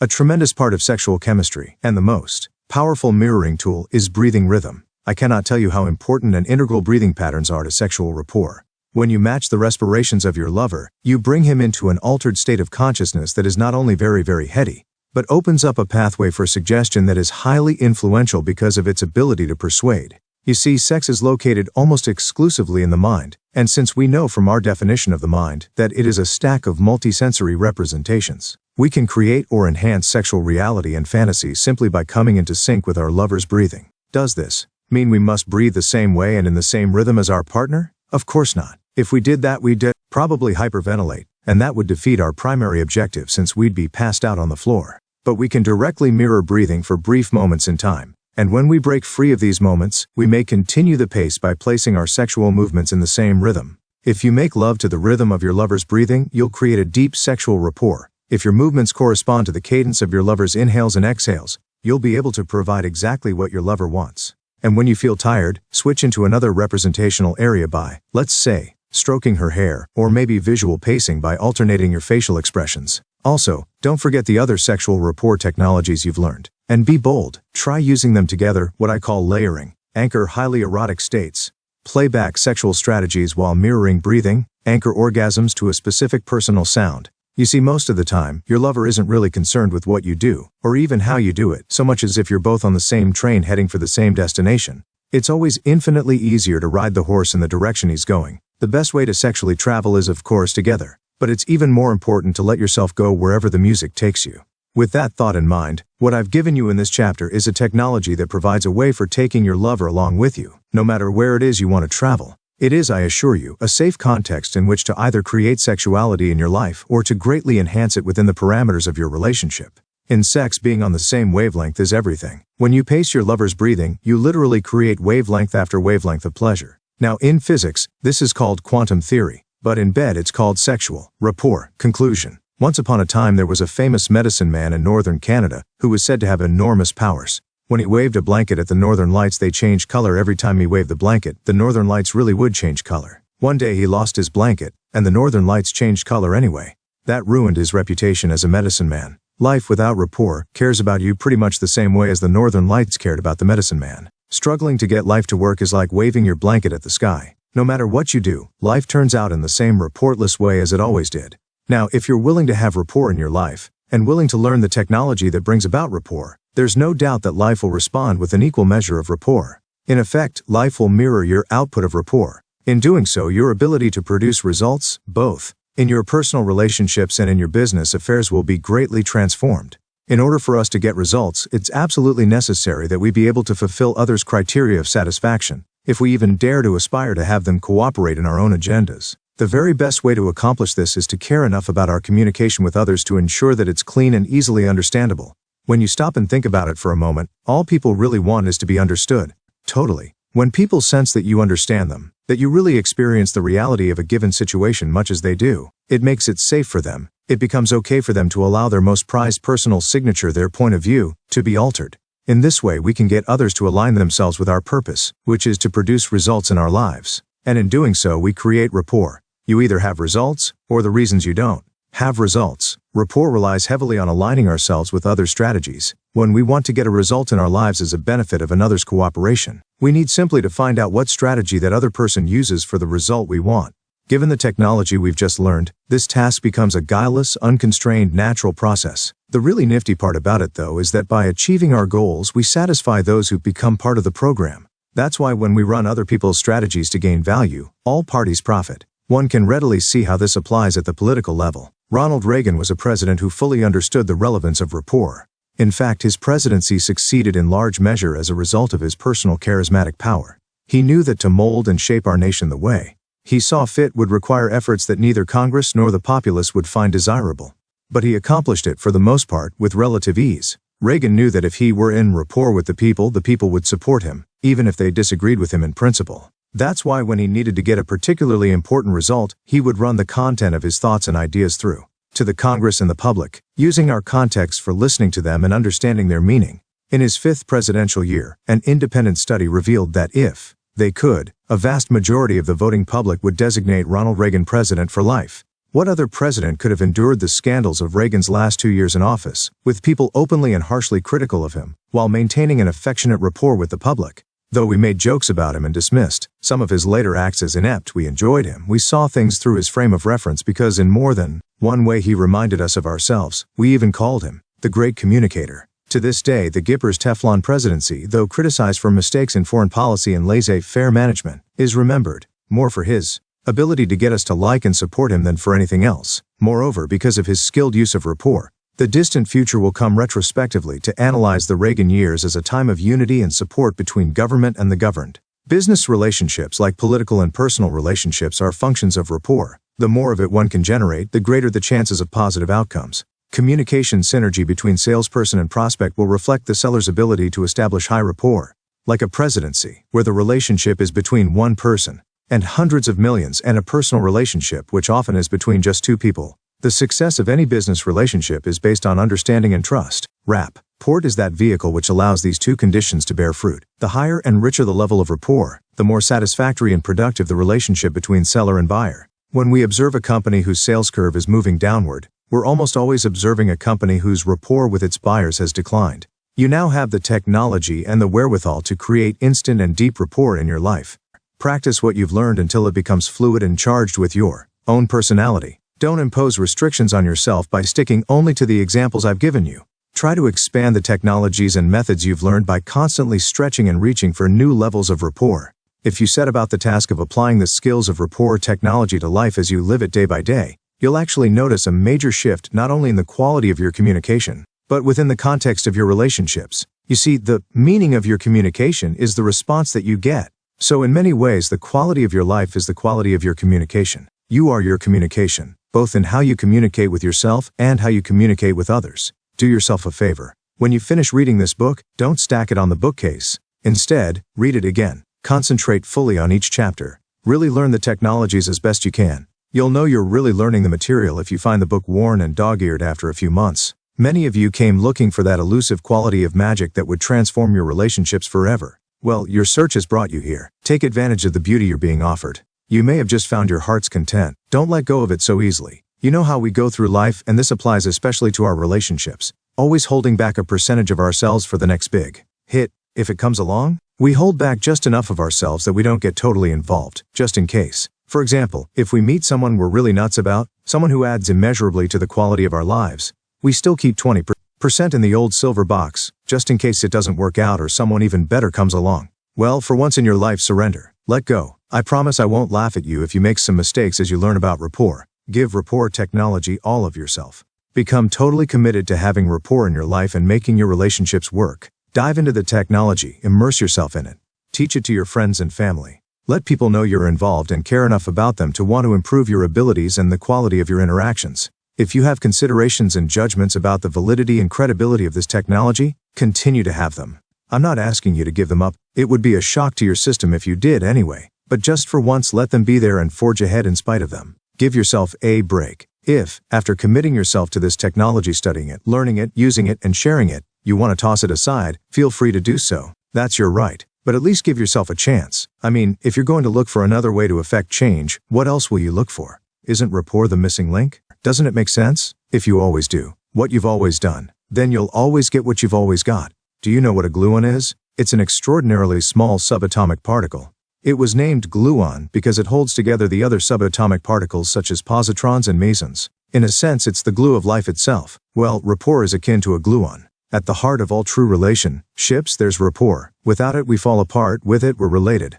Can you think of someone whose life is rich with quality, but who's not in rapport with others? I doubt it. Even people whom we dislike and are not in rapport with are in rapport with those in their life they consider worthwhile. There's no getting around it. If you want to be successful at your life's work, if you want to have powerful personal relationships with others, if you want to be in a meaningful, long-lasting relationship with someone special, you must be able to create and maintain rapport. The first move in grasping the notion of rapport is to put down your blanket. I'd like to leave you with this. The technology of rapport is a model and should be treated as such. Never let it or anything else dictate who you are. And when you're clear about its function, when you've become a soldier of aliveness, what you'll have left, and what you'll discover about yourself, is that when you're in rapport with life, your life is filled with love. Remember, a heart is not judged by how much it loves, but by how much it's loved by others. Godspeed. To communicate with the author, and to inquire about consultation as well as audio tape, videotape, and corporate and house training, address your queries to Michael Brooks and Associates, P.O. Box 191, Palisades, New York 1964. 1 New York Times. A Passion for Excellence, The Leadership Difference. By Tom Peters and Nancy Austin. Available in large size quality paperback. Cutting through traditional database dogmas about management. A Passion for Excellence champions the innovative, people-oriented spirit that made In Search of Excellence the one best-selling business book of all time. Now, through hundreds of concrete, real-world examples, Tom Peters and Nancy Austin zero in on the key areas of competence that add up to excellence, offering scores of anecdotes and practical insights to help all business people on their road to leadership, success, and most of all, excellence. A succession of imaginative management practices and techniques. Wall Street Journal. Instructive and inspirational, full of useful reminders to managers. New York Times. Holds the promise of unleashing untapped resources in every man or woman in the workplace today. 1. Philadelphia Inquirer. Warner Books, IPQ Box 690, New York, New York. Please send me the books I have checked. I enclose a check or money order, plus 50 per order and 50% per copy to cover postage and handling. Please send me your free mall order catalog. If ordering only the iCatalog, include a large self-addressed stamped envelope. 1. Name, address, city, state, zip. NY State and California residents add applicable sales tax 172. Helpful books from Warner. Money Love. By Jerry Giles. Want to get rich? Don't save your money, spend it. Your key to personal prosperity can be found in a revolutionary new system called Money Love. The book that shows you how to get the money you deserve for whatever you want. Love Overcoming the Fear of Success, Why and How We Defeat Ourselves and What to Do About It. By Martha Friedman. The first one. Are you always late no matter how hard you try to be on time? Are you a perfectionist? Do you procrastinate? Do you fear intimacy or closeness? If you said yes to any of these questions, chances are you have a fear of success. Therapist Martha Friedman tells us in plain one language how we unconsciously sabotage our chances for success, how to recognize and overcome our hidden fears, and how to discover true fulfillment in love, work, and play. It's a right here. Nobody's Perfect by Dr. Handry Walsingar and Norman M. Lobenz. What do we need yet fear and run away from? Criticism. Nobody's Perfect shows you that you can take it and that you need it to grow. Sonia Yorka Friedman, Ph.D. The Sonia Show. I. Warner Books, P.O. Box 690, New York, NY 10019. Please send me the books I have checked. I enclose a check or money order 1, plus 75 per order, and 75 per copy to cover postage and handing. Please send me your free mall order catalog. 1 name, address, city state ZPINY, state and Katomia residence at applicable sales tax.